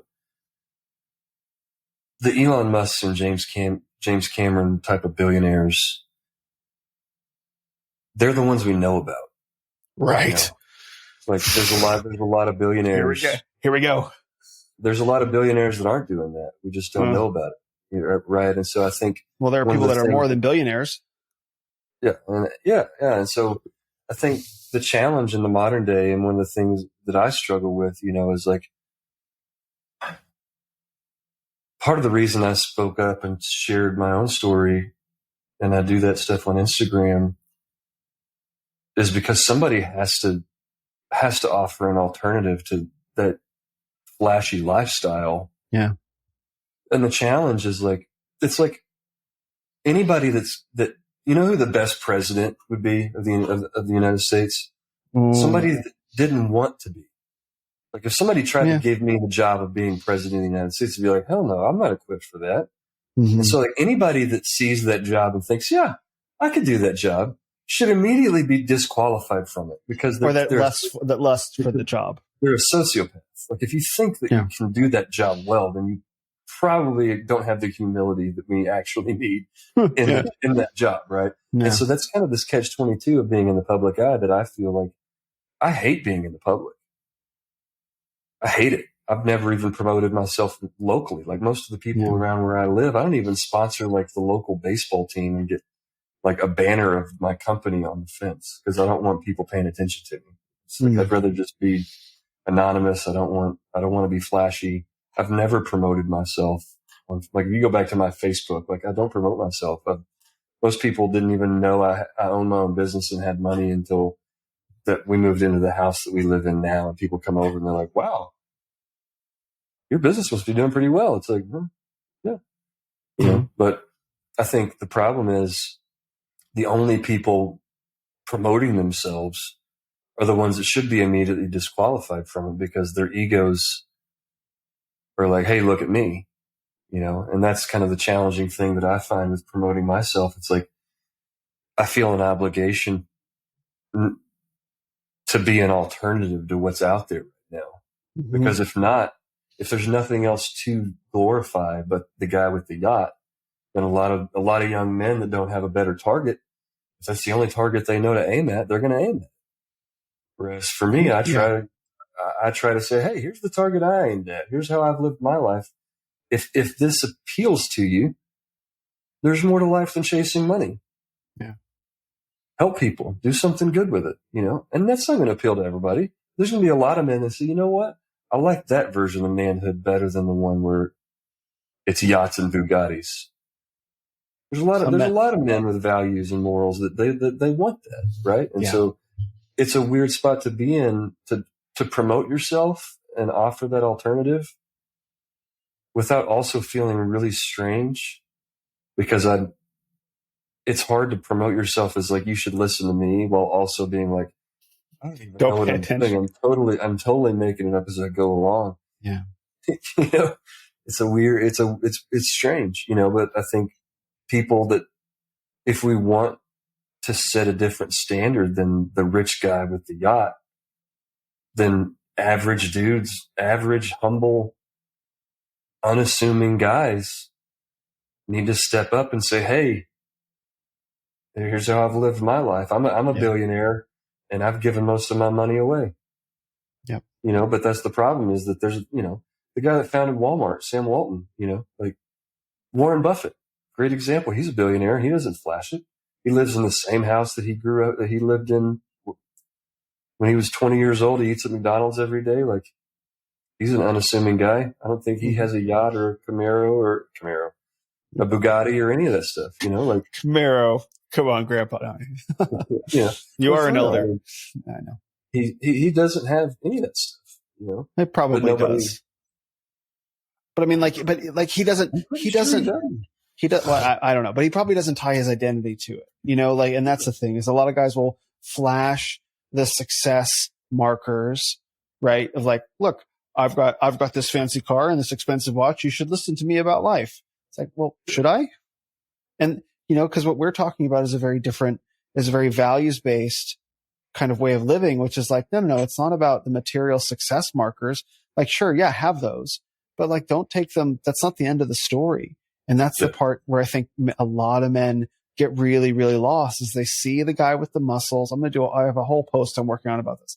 They see the guy with the muscles, or they see the guy, with the tattoos, or they see the guy with the motorcycle or the or the gun or whatever. And it's like, okay, that guy, that's the guy, that's a real man. One of those guys has got to be a real man. So I'll pick one. It's like, no, a real man can have those things, but there's something deeper about it that you can't necessarily see with your eyes that makes a real man. But we live in such I don't want to write it off for this, but it's such a hyper-visual culture. It's like, well, I don't have this insight to be able to evaluate a man's character.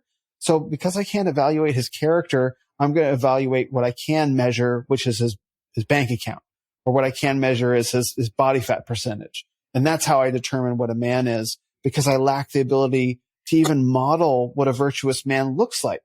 We don't have that anymore. Like I was writing a blog post. This would have been years ago.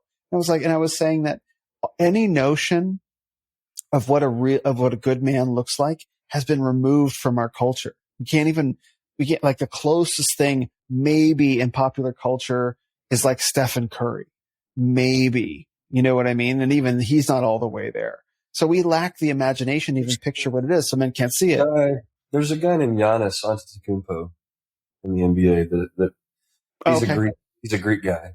And he grew up having to share shoes with his brother. He was so poor. And so he grew up in Greece that, he's real humble. He's a real humble guy. He's a good dude. There's a lot and they get celebrated, I think athletes do a far better job than a lot of these social media personalities. I think a lot of the social media personality game, it's almost geared to where you have to play that game and show off your Bugatti. Whereas like Stephen Curry doesn't have to pretend like he's manly by showing that he's in a Bugatti.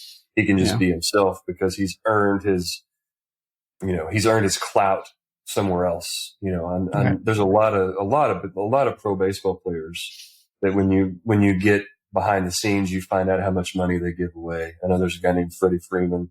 He's a great Christian guy, and like he goes trick or treating in his own jersey, and kids dress up as him, and you're like, "Are you dressed up as Freddie Freeman?" He's like, "I actually am Freddie Freeman." But he's a Christian guy, and he witnesses a lot. And so I think there's a lot of that going on. I just think it's very rare that it's the social media influencers doing it, because you kind of can't be an influencer. But you have men like, by all accounts, Denzel Washington, for instance, is a really great dude. Gives money away and volunteers. Keanu Reeves, yeah. Keanu Reeves, Chris Pratt, obviously, heard a lot of good things about him. And so it's just, I think the challenge is like, what's really tricky, is think about it biblically. It's like if you're going to give money away, Jesus said, don't even let your left hand know what your right hand is doing. Right. And so that's the challenging thing as a Christian. How many Christians are out giving millions of dollars away that nobody knows about it? Because the whole point is that you don't brag about it in public. I think I want to shift the notion of what we're talking about away from the notion of giving money away to giving self away. Because I think that's the bigger thing. Is like, yes, you can climb to the top of the mountain and get all this money and give all the money away, but like, how much of yourself are you actually giving? How much of yourself, like maybe this is where the word vulnerable, it's like, no, like giving yourself is a risk. Like it's easy to stand and be like, you should be like this, and a man does this, and men do hard things, and I lose you again. You're back. He gets up to move, and okay, you're back. Can you hear me? Yeah. Okay. So it's easy to get up there and then get some success doing that. And then to continue doing that and to continue doing this bullying, aggressive kind of thing versus like, yeah, no, I'm going to come down to the level of the men that I work with, that I'm around, and wash their feet. Right. And say like, you know what? Like it's risky for me to engage, not me personally, but like for someone who gets that status to come down and be like, you know what? No, man, I'm going to talk on the phone with you and make sure you don't drink yourself to sleep tonight. Yeah. I mean, I don't necessarily view it as a risk. This is something I've been kind of thinking about. So like if you picture an escalator, and at the top there's an 80-year-old man, and at the bottom of the escalator there's like a 5-year-old man. And like as the escalator is going up, the 80-year-old man dies off and a new young man is born. And like, there's this constant rotation, right? Yeah. I think one of the things I've noticed is that I think, there's plenty of young men that want to be mentored. There's a wealth of men who want, hey, I want to be mentored. They have the humility to reach out to somebody like me or whoever, say, hey, mentor me. Well, it's because there's something in it for them to be mentored. There's something to be learned. There's something to be had. There's not quite as many people that want brothers, because it's like, there's not really even much in it for me out of being brotherhood and living life next to somebody. I want a mentor because I can take from them. I can take something from them to make my life better. There's very few people that want to be on the step with you on that escalator, that want brotherhood, right? Yeah. But then there's almost nobody that's on the step ahead of you that's willing to look backwards. And I think the ideal scenario is that every man needs to have one of each. You need to have you need to have a man above you who's mentoring you. You need to have men that are on the same step doing life with you, that can hold you accountable and pick you up when you're down and can relate. And then you need to have somebody below you. And here's the thing is, that's really when you ascend to like the highest level of manhood, is when you become a mentor, because the process of teaching what you've learned to the men who are below you on that escalator, dude, what it's done for me personally as a man since I started writing on Instagram is beyond my ability to articulate. I'm a better dad. I'm a better husband. I'm a better man. Like, I'm taking things that I just kind of did instinctually and that I did occasionally. I accidentally got that right today. I now have taken the process of teaching it to other people and writing it down has helped me solidify those ideas. And you hear that all the time. Like, if you really want to learn something, teach it.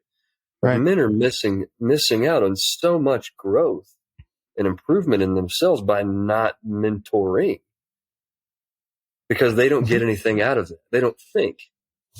Everybody wants a mentor because they get a lot out of it. They don't get much out of brotherhood, because it's like, what do I need from you? You're in the same boat I'm in. I don't need anything from you. So there's nothing in it for them to have brothers until they stumble, until they fall, until they break, and then all of a sudden they're like, where are my brothers at? Well, you weren't interested until you needed something. Again, it's selfishness. Or you took off when you thought that the people around you had nothing more to give you. Yeah, exactly. And the case I would make when you talk about persuasion, the case I would make is that even if you're a selfish prick and you don't have anything and you don't want to give back because it's a waste of time, my argument would be, try it and see how much you learn and how much better it makes you when you teach a younger man. Try it and see what happens. You think there's nothing in it? You think it's a waste of time? Well, let me change your mind. Mentor this young kid and have him tell you that you talking to him is the only thing that kept him from having to get drunk to go to sleep. And tell me it doesn't change you into a better man. Because it does. I can promise you. Whether you think that or not, you can't have the experiences. And you've mentored men. You know how rewarding it is. Any man that's had a taste of the fulfillment and satisfaction you get by helping someone out. It's a drug. It's a better drug than anything money can buy. Just purely selfishly. I mean, disregard the morality of it. Literally, just if you're just chasing a high, I can promise you, being in a position to help another young man like the one I used as an example, that feels way better than anything money's ever bought me. Yeah. I mean, straight up. Yeah, I agree. I love, the work that I do on Instagram. I love the work that I do on Twitter. I love my podcasts and my YouTube videos, but the stuff that I really love the most, and the reason why I got into this in the first place, was to work one-on-one with men, was to get into their lives and help them. And like, that's one of the things that really keeps me going, is the knowledge that like, I got my clients and I've seen so many of them thrive, and I'm so proud of so many of them. Like I could, if I could, I would list their names, and it's like, and just a reminder of, when I get subject to bullying or dismissal or whatever, and it's like, you know what, I know who I am, because I go around and I turn around and I sit and I talk to whoever, new client, old client, doesn't matter. And I see where they get in their life, and they thank me for helping them. Like, thank you for doing the work. Thank you for showing up. Thank you for changing. Thank you for becoming a new man. And like, it's the most rewarding thing to do that level of one-on-one work, and to be in the weeds with somebody and to feel them change. And it makes it all real in a way that just content can't do. Like, yes, everyone's like, I read your book and it changed my life. It's like, yes. Okay. Yes, probably, maybe, who knows? Right. But when you get in the weeds with somebody and you're in the weeds with them week after week, and you see them grow and change, and like, I think of like a client in particular was like, hits a real stumbling block, and it's like to help push them over that. And they get over the hill and they start, on this like free flowing downhill. It's like, and they arrive in this totally different place. Like, how did I get here? It's like, cause I knew you could do it. It's like, that's the Renaissance for me. Just ask. I mean, for me, I'm always thinking of things in terms of persuasion. Go read John Wooden's book about coaching. The famous basketball coach for UCLA. Go listen to men like Mike Krzyzewski talk about the same thing. Like coaches that we admire as men. Professional and college sports coaches are some of the most famous, highly valued men in America. Nick Saban, Bill Belichick, right? Like, talk to those men about what it's like. Tom Izzo was a head basketball coach for Michigan State, and he talks about the effect that he's had on some of the men that are now in the NBA. And those men will talk about how Tom Izzo changed their life and taught them how to be a man and all that stuff. Like, we're not guessing about this. Like, a lot of dudes on the internet that don't know what they're talking about are like, oh, that's gay or whatever. It's like, you have no life experience. Like, you just don't have any life. Like that it has nothing to do with feelings. It has nothing, like, this isn't some warm and fuzzy thing. Like, there are men who are manly dudes who, like, as a man, what could be more valuable than seeing an NBA pro basketball player saying, yeah, Tom Izzo taught me what it means to be a man. I wouldn't be who I am without him. Yeah. Like, that's real stuff. Like football coaches, basketball coaches, like, they'll tear up. They can't even talk about it in press conferences without crying. I don't care what man you are. Those dudes break down in tears every time they get reminded of the impact they've had on other men's lives. And so these young anonymous idiot boys, they're like, oh, that's gay, bro. Like, you're just not paying attention. This isn't about my opinion versus your opinion. There's ample proof of this.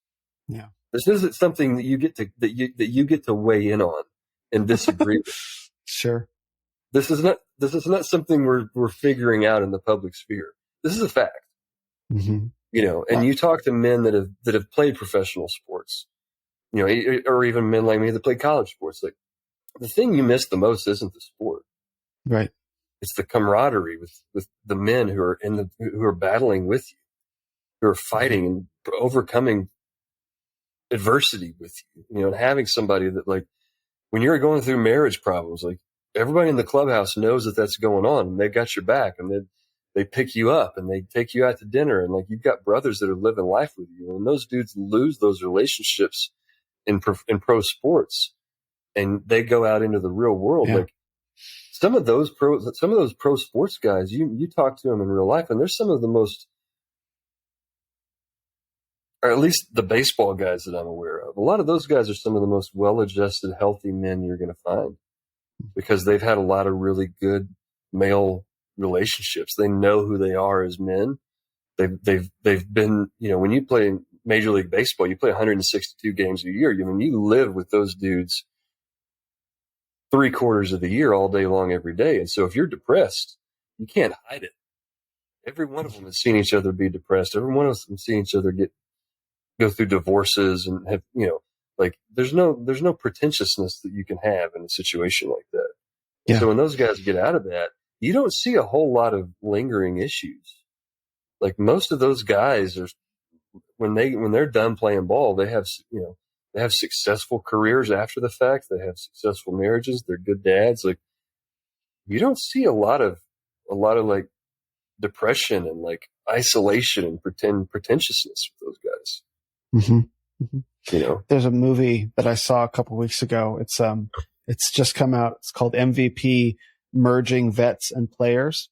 It's by this guy Nate Boyer, and it's a film about combat veterans and NFL football players who, when combat veterans leave battle and they come home, they have all kinds of things that they're dealing with, partially related to the lack of camaraderie, the loss of their identity being associated with something so high adrenaline and has you so high focused. And then you have the same thing, with football players as well. When they leave the game under whatever circumstances, retirement's like, who am I now and what do I do? And so this organization MVP, it's a real world organization. And the director made a film about it. It's a fiction film, really excellent film. I was really surprised. And I told him, he probably didn't take me seriously, but I meant it. It was as good as Top Gun Maverick. Different, because Top Gun Maverick is an authentic film. Why it succeeded was it's an authentic film about men and masculinity. Doesn't shame men, doesn't put women down, doesn't put men down. It's like we all walked away feeling great. Like everybody wins. Hooray. And we don't even have to see a bad guy die. We don't actually even see the face of a bad guy. It's just like they're machines that blow up, right? And so everybody wins. And I said, this movie is as good as Top Gun Maverick, even though the budget is like a hundredth the size, because it shows men relating authentically to each other. And I think what's difficult is that when these environments that you're talking about, locker rooms, men being on the road together, these things happen in private. And so I think they should happen in private, but because they happen in private to the public dialogue, it's like they don't happen at all. Right. Yeah. It's like, no. Like men's relationship is so complicated, the way that we relate to each other. And yet it gets so boiled down to, these really concrete, like in the gym or shared interests or whatever. It's like the actual depth of true male friendship is incredibly profound. But like you said, guys don't want to talk about it. It's like, oh, that's gay, bro. Feelings are gay, bro. Yeah. Well, I felt something once and I was gay. I think male relationships are formed around activities. Yes. I kind of have this theory. So I think a lot of men, when they think about male friendships, they think it's just like sitting around talking. And when they try that, it's awkward and weird, but it's like, no, what you need to do is like, as you're outside throwing a football around, that's when you talk about how your marriage has not been doing great lately. You have to kind of not, so many good male, like the dudes pro athletes don't show up for the camaraderie. They show up for the ball. Right. Camaraderie is just like a byproduct of it that they end up appreciating more than the sport itself. But if there was no game and it was just them sitting around in the locker room, they wouldn't even show up. They're like, I'm not going to go talk to y'all about my marriage, but they'll talk about their marriage before the game, getting ready, so with men, I think you have to build relationships and opportunities for friendships around activities. And I think that's the challenge for a lot of men is like, once we get out of school, whether it's college or our fraternities or, sports that we played, or like, even for me, like there were jobs that I had where I worked with other people and those are my friends. The people I worked with were my friends. It got really lonely for me when I started my own business because all of a sudden I couldn't be friends with anybody. Yeah. The people and so I didn't have a lot of friendships because all my friendships in my life were geared around what activities I was doing. So, most of my guy friends in real life now are guys whose kids play sports with my kids. And so we're at ball games together. We go spend the weekend. They're the ones that come over for birthday parties and like it's always geared around activities. And so I think for a lot of men that are lonely, it's like, go find an activity of some kind, like go intramural basketball or chess club or Like literally whatever your interests are, like go find an activity and do the activity and make friends as like a accidental side effect of it. Because I think that's the most practical way most masculine friendships come about, is when nobody realizes, like, there's no pressure of like, we're here to be friends. Right. That doesn't work. That happens a lot though. Women try to do that with husbands. It's I really like this girl. So they have this girl to girl conversation. Like, how cool would it be if our husbands were friends with each other? So they try to force it. And so I'll go out on a double date and the dudes just look at each other like, hey man. And it's always 100% of the time awkward. Like, even if we have the same interests, it's like, I don't like this. Like, look, you want to go out in the garage and box? I got two sets of boxing gloves. You want to go out in the garage and beat the shit out of each other? Sure. Yes. Literally anything. And I think that's one of the reasons why video games are so popular, because it's just a really quick, easy way to get online and talk to other dudes. And that's how you can connect, and you're communicating around a shared interest. Mm-hmm. You know? And it's hard to find it. It's hard to find a real, like, if you took the video games away from a 20, let's say you got three dudes that are best friends and they're 25, and their typical way of interacting with each other is they'll talk about life and all that stuff while they're playing video games. Right. If you took the video games away, what would they go do together instead? Something. Or not. Or they would just not be friends anymore. Oh, because it would be. I see what you mean. You see what I mean? Yeah. Like if one of them likes football and one of them sucks at football and one of them would rather be swimming, then you take the video game away and that's the hub that they connect around. And what do they connect about with another activity? And so I think you've got to build relationships around an activity of some kind, because that's usually the bond. That's the honey that brings all the bees back to the hive or whatever. Mm-hmm. You know, it's like, there's got to be something that's bigger than you or me. You know, for you and I, we discussed the men's movement, you know, but if the men's movement was automatically solved tomorrow, what would we talk about instead? Baseball. Maybe something, but maybe nothing. And we wouldn't be as close of friends anymore. Maybe. You know, like, that happens a lot. There's dudes that I used to be friends with when we had common interests that like the guys that I'm friends with right now, once our kids stop playing baseball together, we probably won't talk anymore. Makes sense. I want to add a layer of nuance to this, because one of the things that I've observed is that when men get together and they do a thing and then they talk while they're doing the thing, you always run the risk of the talking not happening, because the doing the thing is most important. So for example, a couple guys get together for a weekend to go hunting, let's say, right? And usually every year when they go hunting, you know, they get the chance to talk. Well, say that over like an overnight hunt, right? Like just a Saturday night or whatever. Say over the course of the hunt, the time in the process, which would usually be like maybe 18 hours in, when they would normally be talking, gets interrupted with actually like getting the deer or whatever, right? And so they go and they get the deer and then they have to pack it out and all this stuff. And it's like, and they don't get the chance to talk. And so it's like, well, we achieve the goal. Yay. But I've got all this stuff going on in my life that I haven't been able to talk about. And now we have to wait until next year.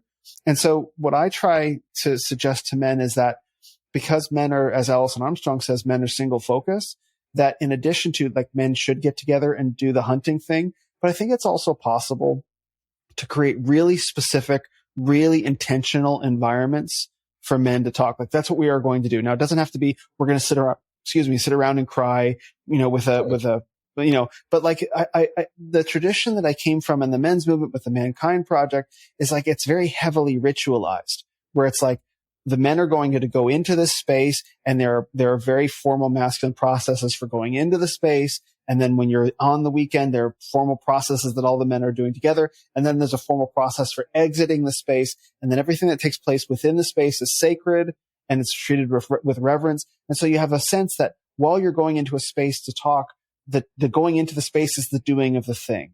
And that men need those places as well, where they're not going to run the risk of being distracted by the activity, right? Where they can actually go in and confront the stuff that really hurts, that's really hard, that absolutely must be dealt with. And so Yeah. like, I don't know where the Mankind Project is at right now, but like, I do remember participating in that world and being like, for men to have that space to go into, it's like everything is fair game to talk about here. And that's not just being told to you, that's being shown to you. Like, I think that can be very powerful for men if it's done in private and it's done in secret. And like the things that, and I think men used to have that, is they used to have these places that would go where they would engage in secret processes in order to deal with stuff that they can't deal with in the outside world. And then they come back and say, hey, what happened on the weekend? I'm like, I'm sorry, I can't tell you. It's a secret masculine ritual that men went through. That's not like secret society stuff. That's not what I'm talking about. I'm talking about this notion that like there are things that men carry that are so old and hurt so badly that they can only be addressed properly in the right kind of environment. Almost like it's not, I don't want to call it an exorcism because I don't want to bring like ghosts, spiritism and that, but it's almost like there's something that hurts inside me real bad that I got to get out.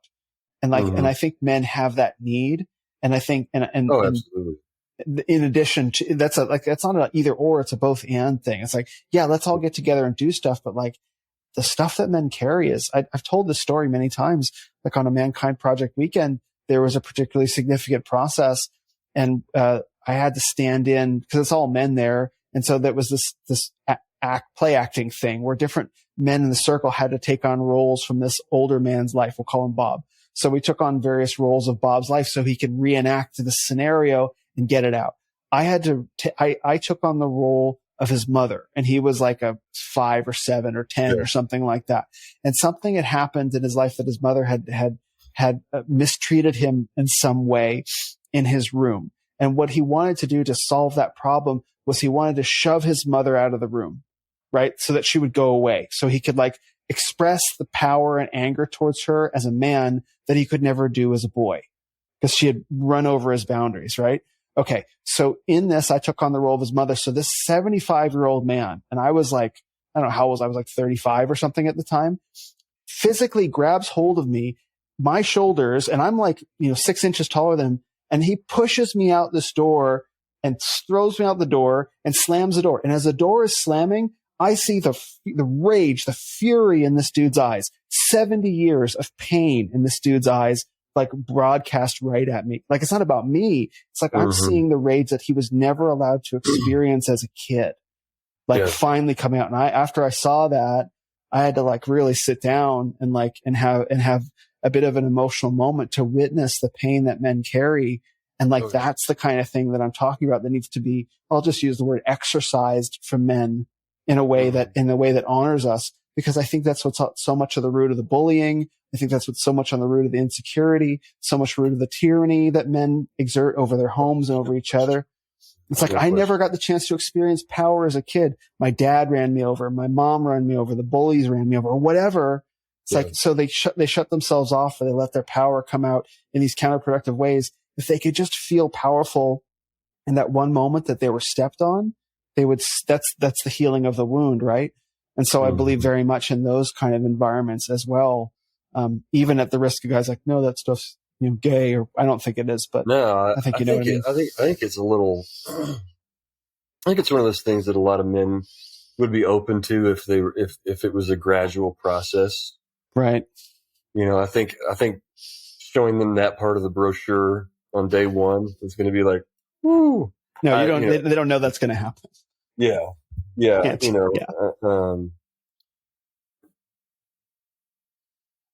That's a side of the men's work stuff that I've just been exposed to recently. That movie, The Work. Exactly. Kind of talks about that. You see it come into play in that scenario. I definitely think when it comes to, the group thing, what I'm reminded of is like we used to do like small groups with our churches, and it would be like everybody would show up and all the men would sit around awkwardly. The women would all be in the kitchen just chatting each other's ears off. And the men would all be kind of sitting in the living room looking around awkwardly. And then like and I just learned from minute one, like go outside and find a basketball and just start dribbling it and everybody will come out there. But one thing I would add, is that for me, one of the things that I've found, and I'm not sure you might be able to give me better feedback than I would be able to give myself, but I found it to be really effective for me when I go first. Mm-hmm. When I'm talking, it's very easy for men. Everybody keeps it superficial, right? We keep it where we joke around. We're very flippant with one another, and we tease each other, and we give each other shit, and that's kind of normal, right? But one thing I found is that as soon as I get real first, and I open up and I share something that's either hurtful or painful or whatever, I mean, it's like 100% of men just oh, we can talk about real stuff. And I think the fact that it just takes that somebody going first as a dude, just saying, man, I've been struggling. I don't know about you, but I've really been struggling with this lately. Have you ever had times where you've been depressed or gotten knocked on your ass? I feel like you got the wind knocked out of you, and they're just like, oh my gosh, I can't believe, Yeah. And so I don't know what that is. I think I don't know if that's just something that's unique to me. I've never not been me. I don't know if every man could do that. But I've always found that when I've gone first and I've been vocal about stuff that I've struggled with, it's shocking to me how quickly men that I wouldn't have expected to be open to talking about those things or whatever. It's really shocking to me how quickly men are eager to open up and either give you advice or share that they're having their own struggles. Mm-hmm. And it's like once that door has been opened in a relationship man to man, it's like you have access to that from then on. You guys have bonded. I think male bonding is really important, where when you bond together over a shared experience, then you have a different level of relationship with a man than you do with dudes you haven't bonded over, but that's why sports are such a good bonding moment. Yeah. Guys that have been in the military. But in the same way, I think if you, as a man, if you're struggling and you just open up in front of another man, and you got to have the discernment to know if it's somebody that's gonna honor that.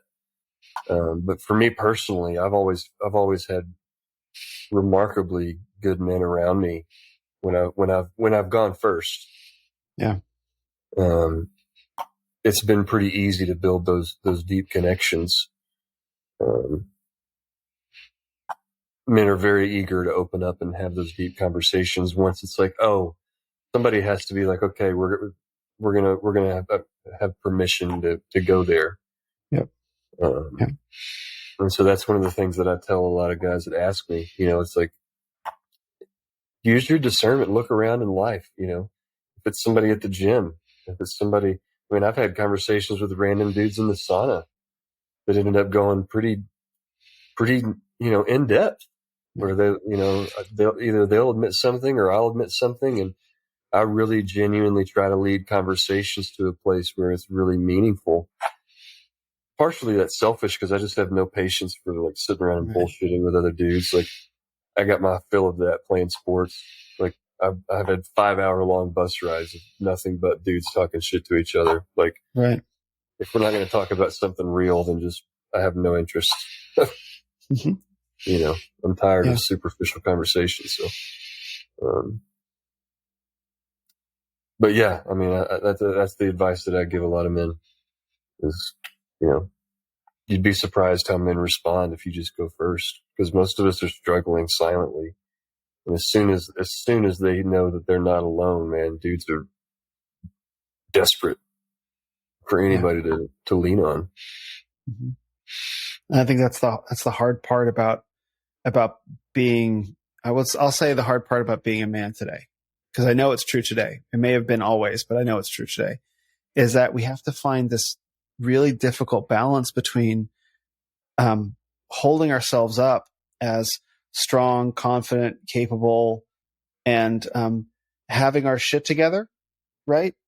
Yeah. And the other side of that truth is that we're figuring out as we go. We have things that hurt. whether in our heart or body, right? And that we're struggling along like everyone else, and that both of those things can be true at the same time. And and having that balance and being able to articulate that is really tough.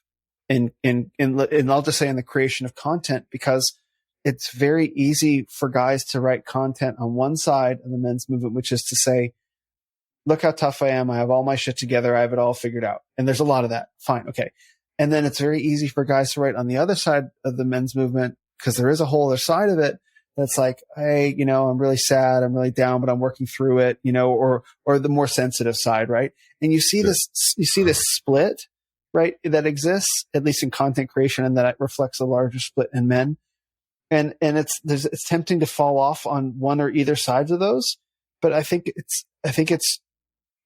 some men have one of the things that I always say is that those two different kinds of men have a lot to learn from each other. Like if you're a man that has your shit together, but isn't so good at opening up, you can learn from the guy who's good at opening up, but doesn't have his shit together. And you guys have a lot to teach each other. And like those two guys don't like each other at all. And that's a whole thing. But I think even in the man who has the most stuff together, the ability, the willingness to say like, hey, yeah, I've got my shit squared away and I'm still struggling with stuff. And no matter where I will ever be in my life as a man, that will always be true. And to be able to hold that in a way where it's like, yeah, no, but that doesn't mean I have to give you back my man card. Right. And that's the level of dialogue that I think we're working to get to. But it's very difficult to get to. I think people need to, we just haven't had a whole lot of experience with someone being kind to us. I like to think that I can somehow make a difference with that and people seeing my content and what I put out into the world, because I try to be kind, and I hope that by being treated kindly, it kind of brings a level of awareness to it, to the men and maybe the women. Like, what, I that was really awesome that he was like that. I need to be like that. I'm going to pay it forward. Right. Mm-hmm. Like I don't think we have everything in life is very jaded. Movies are jaded. Everything's very dark, so I think part of it is just being a good role model of being kind. And once somebody has had the experience of receiving kindness, I like to think that it increases the odds that they're going to give kindness back out at a higher percentage than they would have. But to address what you said earlier about how, modern men have it tougher, maybe than in the past. I mean, there's two things I think that are interesting to think about. First of all, one of the things that makes modern life difficult is the mental aspect of life, because we have civilization has given us way too much free time on our hands and we don't know what to do with it. In the past, we were so busy surviving, we didn't have time to think about if our dad loved us or if our mom was nice to us or whatever. I think a lot of it goes back to, as human beings, if we have free time, we usually fill it with some sort of problem. And if there's not a real problem, we'll come up with one. And I'm guilty of that just as much as anybody. Like if we were busy, like to use an extreme example, like if we got airdropped into the Sahara Desert tomorrow, after 3 days, we wouldn't be thinking about like, oh, this hurt my feelings or my mom was this or my dad was like, it would, all of our energy would just be on like getting out of the desert. And that's what, it wasn't that long ago that's what life was like. Like, it's easy for modern people to talk bad about like obesity being an issue. Like, yeah, we're not adapted to having an abundance of food. For most of human history, it was a fight to not starve to death. Yeah. Like, nobody's trained us for what to do with this much easy access to this much really good tasting food that happens to be terrible for us. Yeah.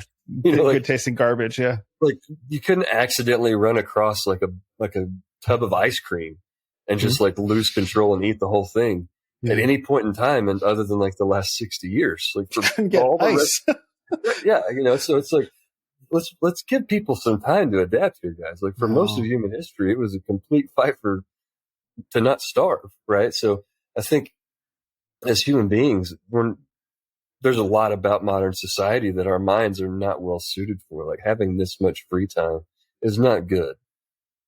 It's just not, and that's something that I struggle. And that's not me pointing my finger at anybody else. Like I struggle with that too. I wouldn't have a lot of the issues that I have if I was just busy. Mm-hmm. It's easy to not be busy anymore. And then the other thing, as far as the pretentiousness, it's like I'm reminded of, like a Native American village with, living in like huts or teepees or whatever. Like you couldn't be pretentious. I think a lot of the pretentiousness with men is a function of like we have the option of being a fake person out in public and then retreating into our house and taking the mask off, and nobody ever knows what we look like without the mask on. So I think that's a big part of the modern world. Like you can very easily isolate yourself and put on an air of pretentiousness that nobody really has the ability to penetrate because you have this privacy. That's a new invention too. That's a good point. I mean, whether it's, hypothetically in, the Native Americans in a village or, a tribe in Africa that's living in close proximity or, wherever, in every culture, we tended to live in very close proximity to one another. If you were yelling with your spouse, you could hear it. A lot of times men lived with their wives and their children all in one room, and the husband and wife would have sex under the covers while the kids were like in the room. Yeah.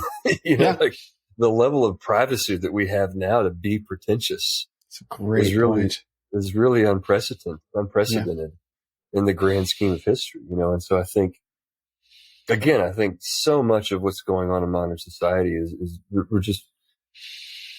we're not adapted to a lot of what's going on. We're social creatures, but we don't actually have permission to be fully social. We have to be pretend, whereas, up until 50 years ago, 70 years ago, that was never an issue. Like men didn't have the option of faking it. It's like, bro, we know if you're an alcoholic. Like everybody in town knows if you and your wife are cheating on you. If you and your wife are fighting, the whole town can hear you yelling at each other. That's right. Because our houses are right next door to each other. Like there's no secrets here, Whereas now a husband and wife can pretend like they've got it all put together and nobody knows that they're fighting. Like in the past, that was not an option. Like go, I think about like, read like Ralph Waldo Emerson or something, and like I remember him writing something about how, everybody in town knew when a certain married couple was fighting because the whole town could hear them screaming at each other. Like they couldn't walk out and pretend like their marriage was awesome the next day. But it's like, we heard you last night. We all said to each other last night. Are you kidding me? So I definitely think there's some elements of modernity that lend themselves to a lot of behaviors that have never really been an option for human beings. That's a really good point, because not only like the couple who's fighting, like the image that they have to manage is with their small town, but now we live more isolated from each other physically. Like how many people actually know their neighbors? I'm lucky to know my next door neighbor, but like in general, like I don't know people don't know their next door neighbors. Right next to each other, you at least have multiple brick walls between you, as opposed to like a layer of, deer hide. Right. Exactly. But but now we don't have to manage our reputation with our neighbors, because who cares? We have to manage them with our social media network, which is so much bigger. Right. And so like you can live completely out of integrity in your actual life because there's no one in your physical life that can hold you accountable. Well, it's like, who cares? People, I mean, I think that's going to be one of the big growth markets in social media. If you want to be an influencer, is people are going to be drawn to that authenticity. Well, no, that authenticity. Yeah. Live next to me. I feel like that's one of the reasons that people have been attached and gravitated towards me and my page so much, is that I'm very intentional about just being very real. And I could probably do a better job, but everything I do is I try to be just very upfront. Like, this is my life and here's what it is. And I think there's a lot of growth, as those relationships and that authenticity becomes more and more rare for the people that do land on that and have the confidence and the comfort level to just live, to just get naked, to just not hide anything and just be fully transparent. I think those people are going to have the opportunity to be big time influencers, and whatever monetary, compensation comes along with that, because people are craving that, and it's like in business, everybody's trying to invent the new technology or whatever, but there's a lot of people that don't want to be like self-serve, like, I don't want to go pick out my own car insurance. I don't know anything about it, so there's always going to be a niche market of people that want that human experience. And I think there's a lot of opportunities for people who are in a position to be influencers by being relatable and authentic and human and honest. Mm-hmm. I think that's some of Jordan Peterson's appeal. I think some of the most viral things he's done are the times where he's allowed himself to cry. I think that adds a level of humanity. Now he's probably done it a little too often. He had a time there where he was crying all the time, but I definitely think there's a level of humanity that it adds to his approach. He's always very moved to tears when he realizes the impact that he's had on people, just being encouraged, and I think he's one of the ones that's doing a really good job of being vocal about helping others. Yes. He definitely puts himself out there to do it. And a lot of people don't like him and think he's a shill or whatever. It's like, I just don't see that in anything that he does, I don't see how. Yeah. It's very obvious that until he got on with the Daily Wire, it was very obvious how reluctant he was to even be in the position that he was in the first place. And that's why he signed on to the Daily Wire in the first place, because the dude was doing it he was doing it on his own. He was doing it alone. But now he has a whole organization behind him, right? So it's like, before it was him running probably some sort of small business, and now it's like he's part of the Daily Wire, so he's got a whole team around him. So now he's being a lot more outspoken about a lot of things. And now he's got 3 videos a day coming out. It's like, good grief, dude. Yeah. I think there's something to be said also for, you mentioned earlier, men, an era where we didn't have that much time on our hands to worry about, something that happened in our past. Did dad love me enough? Did mom love me enough? It's like, no, none of us really have time for that, because we're struggling to survive. And I think that is one of the unavoidable, aspects of modern life, is that we don't have to struggle to survive anymore. And what makes it worse, I think, is that it's very difficult to find situations where you actually are like right up against indifferent nature. That's something that I talked about with Douglas Gillette, the author of King, Warrior, Magician, Lover, is that, men's initiations way back when used to be, you're going to take a boy, 13, puberty, and you're going to put him in a situation where he's up against nature, and nature is indifferent, and he has to survive, whatever that looks like. And he gets this encounter like, the world does not care about you. This is not your mother's arms anymore.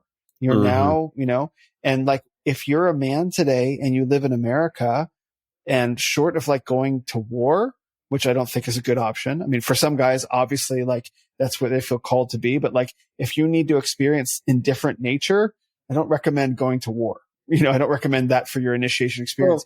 But it's difficult for men to find that. I think beyond just the elemental nature thing. I think for me, I learned that through baseball. But not everyone can learn that through baseball. I think for me, you have to be good at it.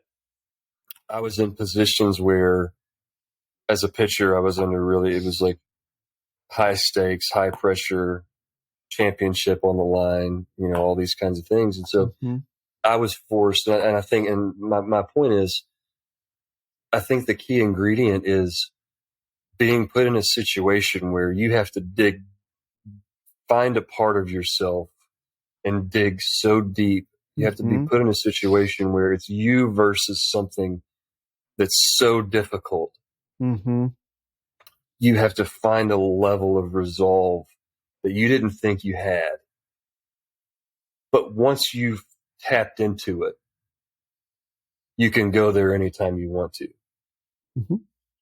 It's like pulling the cork out of a wine bottle. Most people have never put in a situation where the cork got taken out by life. And now they have access to this reserve that they didn't know was there. And so that is what I think you have to do as a man, whether it's in a sport or whether it's in a head-to-head competition with another man or whether it's you against nature or whatever.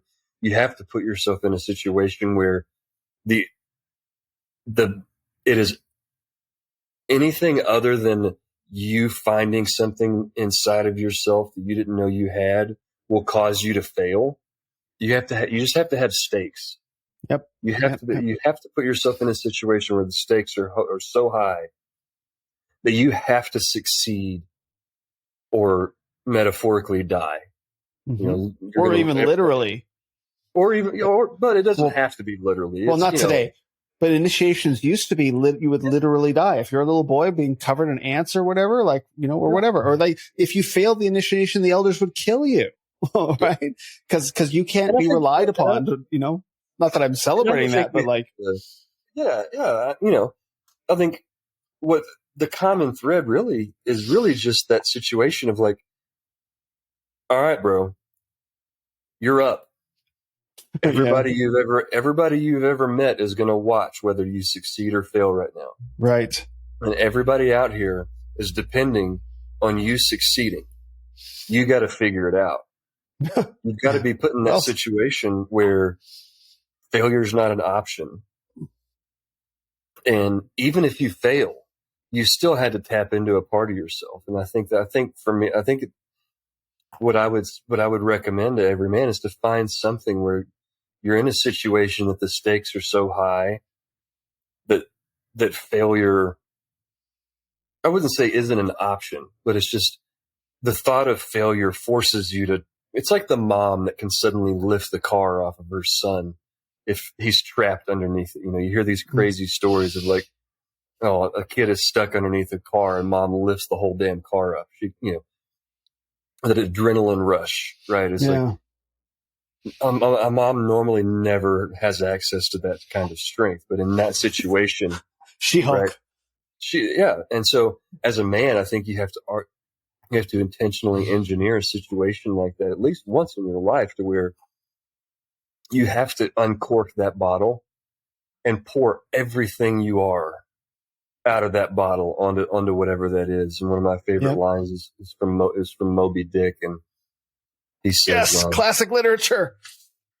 No, what does he say? He said he piled upon the whale's white hump a sum of all his rage and hate. Yeah. If his chest had been a cannon, he would have shot his heart upon the whale. Yeah. As a man, you need to, once you've been in a situation where you had to shoot your heart onto something like that, where it was everything you had, like, I'm either going to win this game or they're going to have to peel me off of this field. I'm not walking off of this field unless I won or somebody drags me off and I'm unconscious. That's it. There will be nothing left of me but that. Mm-hmm. And succeed or fail, once you've emptied yourself like that, once you know the depth of what you're capable of as a man, you'll never go back. Yeah. But it takes, I have a friend that I was talking to about this with years ago, and he said, I feel very fortunate that life has put me in situations that forced me, and I want to make it very clear. I feel very fortunate that life put me in situations outside of myself that forced me to tap into what I was capable of. Mm-hmm. Not every man is that fortunate. Right. Not every man is that, and is that fortunate that life put him into situations that he learned how much horsepower he really has. Because most dudes are running around and they've only got the gas pedal pushed down 20% of the way, but because that's the furthest they've ever pushed it, they think that's all they've got. Yeah. When in reality, if there was a tornado behind you or a wildfire, you would try to push that pedal through the floor, right? Mm-hmm. Most guys have never been in a situation that required them to push the pedal all the way to the floor. Like, yeah, if you push that pedal all the way to the floor, you might lose control, bro. You might run off the road and do flips. You might die. But it's either that or there's a tornado chasing you. So you have no choice. You've got to put the pedal to the floor and figure it out. And if you crash, you crash. There's no other option, you know? And I think most guys just haven't ever had that thing behind them chasing them that forced them to put the pedal to the floor. So they don't know how much horsepower they've got. And it's easy as men to look at those dudes and like point our finger at them and look down on them for not being very manly until we realize, like, dude, what if the situations that made you put the gas pedal to the floor in your life hadn't happened? Where would you be? And it's easy to look. Yeah, you're one of the few that sought that out on purpose, you know, but most guys, you know, don't want it or aren't aware of it, or, you know, they don't care, or, you know, and they run around their whole lives never realizing everything they're capable of. I feel very fortunate that sports put me in those positions to where I dealt and carried some heavy shit. And so by the time I was out in the real world, I knew what I was. I knew who I was and what I was capable of. And so the thought of doubting myself just never even crossed my mind. I mean, and that's why in some ways it's hard. I'm not the best person to be an advisor for a lot of men, because I haven't had to overcome a lot of the things that you've had to overcome. Like it's never crossed my mind to doubt myself. Like if tomorrow you're like, hey, let's go be pro bowlers, I'd be like, okay, I'll be a pro bowler. Sure. I don't know how long it'll take me. You don't doubt you can do it though. But I have zero doubt that if I just keep doing it, I will be a pro bowler. That's what I decide I want to do. Mm-hmm. Yeah. Yeah. I mean, I would say that for myself, you know, I, for whatever reason, seem to be the kind of guy that throws myself off of things and figures it out on the way down.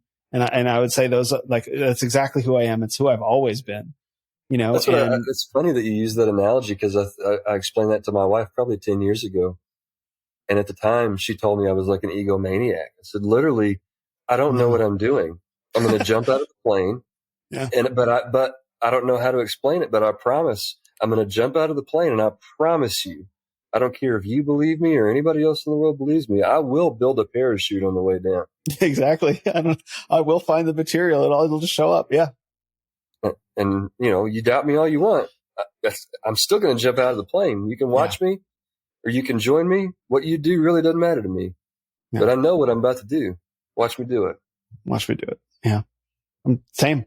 I mean, I don't have a wife, but it's like the number of times that I've just done objectively crazy things. Like, I'll figure it out on the way down. Like, for example, I've got a podcast coming out tomorrow that I was guest on called Cultish. It's a big international podcast. And we're talking about ayahuasca, and ayahuasca is the Amazonian plant drug. And that's a whole separate conversation. But the thing is, most people will do ayahuasca like once, or they'll do like 3 ceremonies in a row, like Thursday, Friday, Saturday.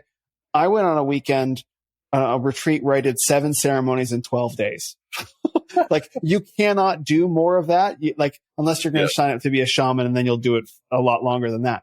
But like, when I said it to the host, he like paused for a second. He's like, he had to think about that. You know what I mean? It's like, but it's like, why did you do that? Did you want to see? I'm like, no, I'm going to do it. I'm going to do it with everything. Well, it's like, for me, it's like, anything worth doing is worth overdoing. Well, I want to figure out, like, for me, I go really extreme when I do something, because I want to figure out, I know where one side of the boundary is. It's where I'm at right now, knowing nothing. Right. I want to find out what the other extreme is. How far can I take it to the other extreme? So I know where the other boundary is. Yeah. And now I have enough information to know where to find the middle. Yes, that's a good way of looking at it. I like your put your pedal to the metal, because what I often tell guys is that I use the Arthurian pull the sword from the stone. I don't know if that's Arthur, but the sword of the stone. Yeah. And it's like, like, because guys wonder, if I pull the sword from the stone, will I become a tyrant? They're afraid of their own power, right? Because but I like your metaphor better. It's like, if I really push my foot down, will I lose control?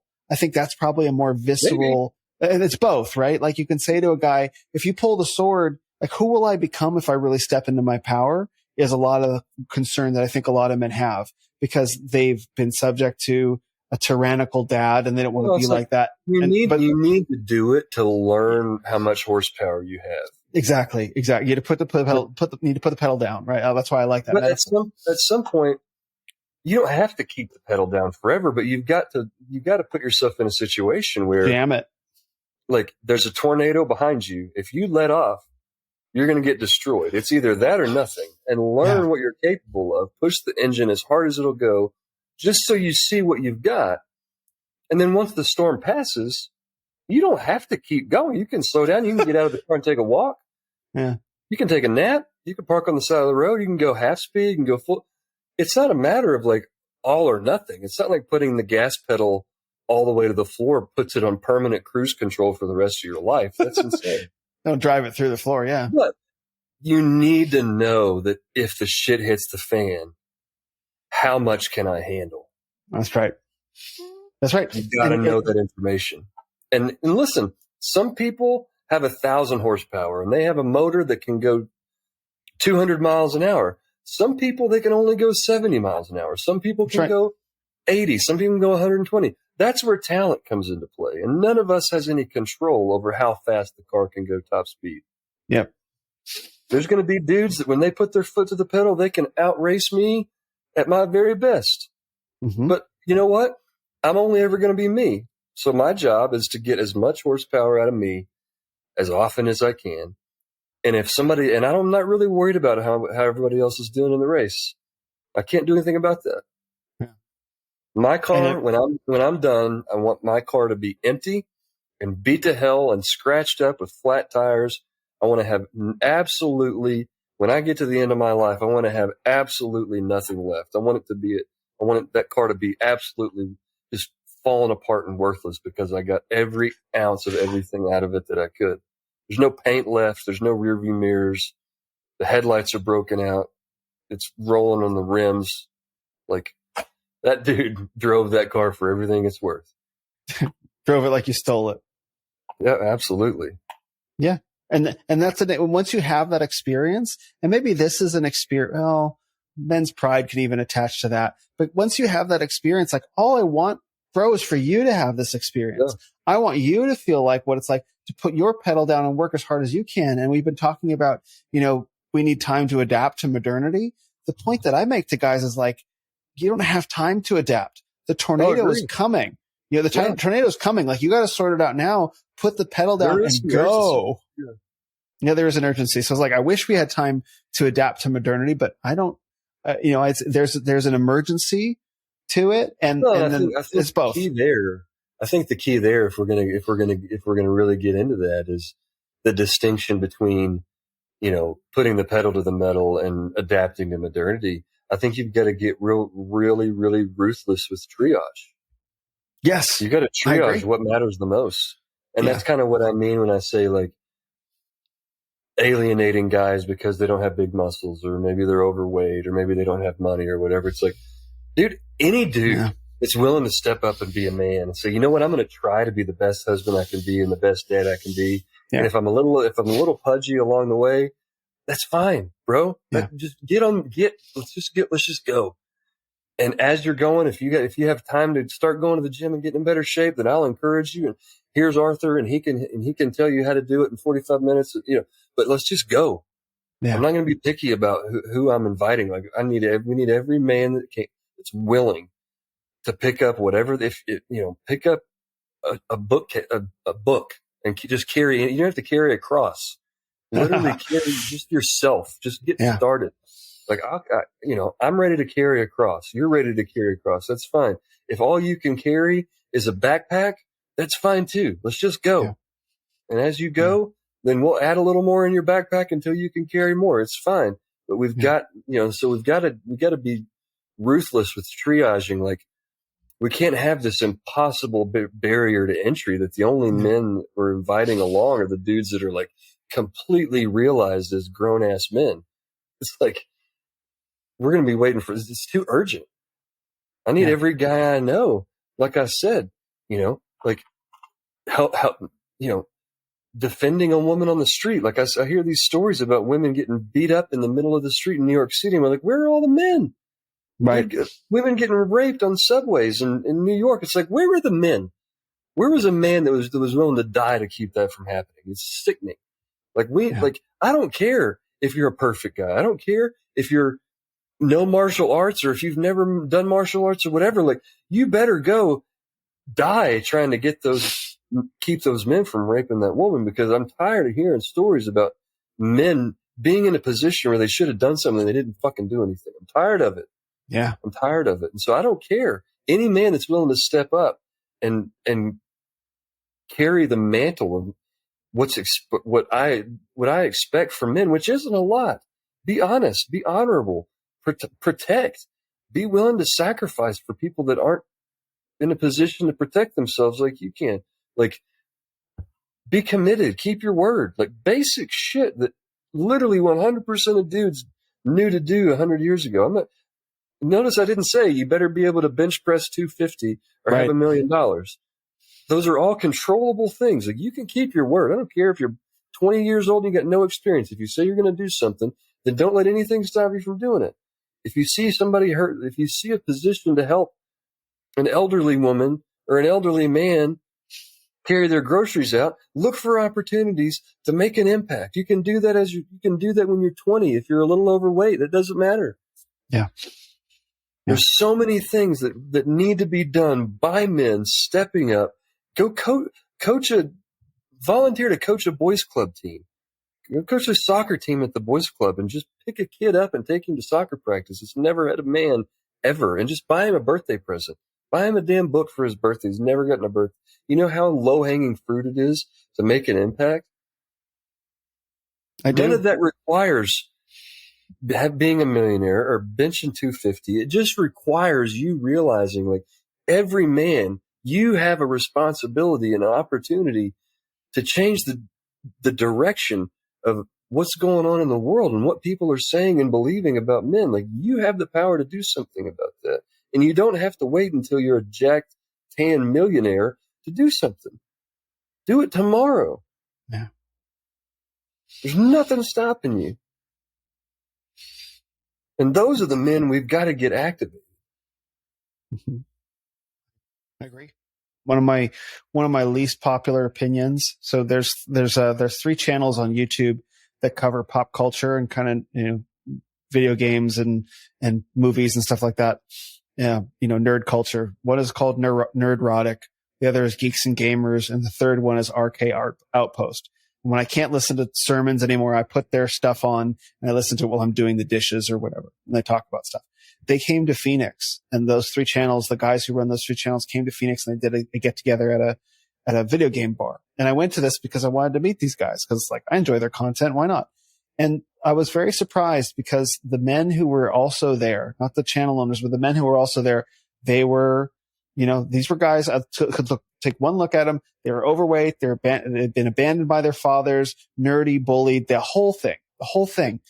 But then at the very end, as I was leaving, they all started chanting. I don't remember why they all started chanting, "Let's go, Brandon, fuck Joe Biden." And in that moment, there was such an enthusiasm. There was such a grit in their voice. They were expressing something that was they were so passionate about. It's like, you wouldn't have expected all these nerdy guys to say this really overt anti-liberal political statement. And I stopped for a second and I was like, wait a minute, what's going on here? And I realized that all these guys that would not be considered they would be considered the least masculine men. What nerd culture really does is men take this masculinity that's within them and they project it outwards on these objects like Luke Skywalker or Captain America. And they never actually come into ownership of it of themselves because they never had a father, or who knows what they lacked, or they had too much of. Some of the ones that are the most attracted and drawn to masculine ideals. Yes. Their and hearts yet are, and that's why video games they get turned away. And they get turned away by, yeah. And I mean, it's hard to reach them, like they're welcome at the table, but if they walked into my house right now, I wouldn't know how to connect. Right. I don't know. And that's what I could do. I don't know what to do, so that's the challenge, how do you build bridges between those two worlds, because I would play video games with them. Yeah. But that's kind of defeats the purpose.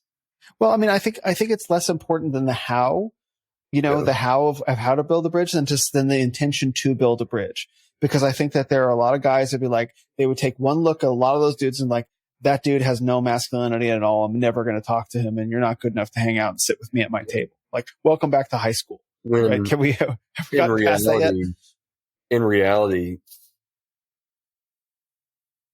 those guys probably think about what it would do for them if they did view you as a masculine guy. Like for me, a lot of times people will view me like that just because I'm just tall, and people assume a certain thing about me based on. And your beard is pretty glorious. Well, I appreciate it. And you have a deep voice and a Southern accent. I don't have a Southern accent. You have a Southern accent. No, you don't not have a Southern accent. I don't know where your accent's from, but it's not like California. If I wanted to have a Southern accent, you'd know it, buddy. I'm not your buddy, pal. Don't test me, boy. Anyway, those guys a lot of times are, one word to a guy like that. If they have me like on this pedestal, and I'm just kind, I smile and talk to them about something they're interested in, and they just light up. They really do. And so for me, like you said, it's like we've got to evolve, and maybe it's being a dad helps. But we've got to evolve as men past this high school juvenile way of viewing the world. It's like, I mean, I was like that when I was in high school, like I wasn't a bully, but I was a typical kid. Like I was nicer than the average kid, I would say, but there's still guys that I was mean to. And when I look back, I'm like, man, I shouldn't have been that way, but I was a kid. You're in high school, but now it's like, I just can't imagine having a chance to like knowing some nerdy guys are looking at me and being like, how much a word from me would mean if I was just kind. And I can't imagine withholding that and looking down on them. Like, not from a virtue signaling standpoint, but from the standpoint of like, that just seems so high school to me. Mm-hmm. Like, I'm a grown man. I'm a dad. It's time for me to get past that whole, like, I don't feel the need to exert my superiority over some kid that plays video games. Like, how pathetic is that? Mm-hmm. Mm-hmm. Yeah. No, there's a lot of that goes on where it's like, why as men have so many of us not actually gone beyond that high school, that high school kind of mentality where it's like, no, you don't get to sit at the cool kids table. Like, okay, yeah, sure. That made sense in like 5th grade or 6th grade or 8th grade or whatever. But now with so much on the line. Do you think it's just due to socialization? Like, I've always had this theory. It's like you meet these people that they think, and it doesn't happen as much anymore, but like up to about 10 years ago, I remember I would go, especially like going to church, I would always see the guy that you can tell what year he graduated from high school by what he wears when he's trying to dress up. It's like he still has the same hairstyle that was popular in like 1996, and he still wears like the Tommy Hilfiger shirt. It's like when it's time to go out to dinner, he puts on the Tommy Hilfiger shirt. It's like, do you think there's something to like, it's almost like people stop being socialized once they're done with high school.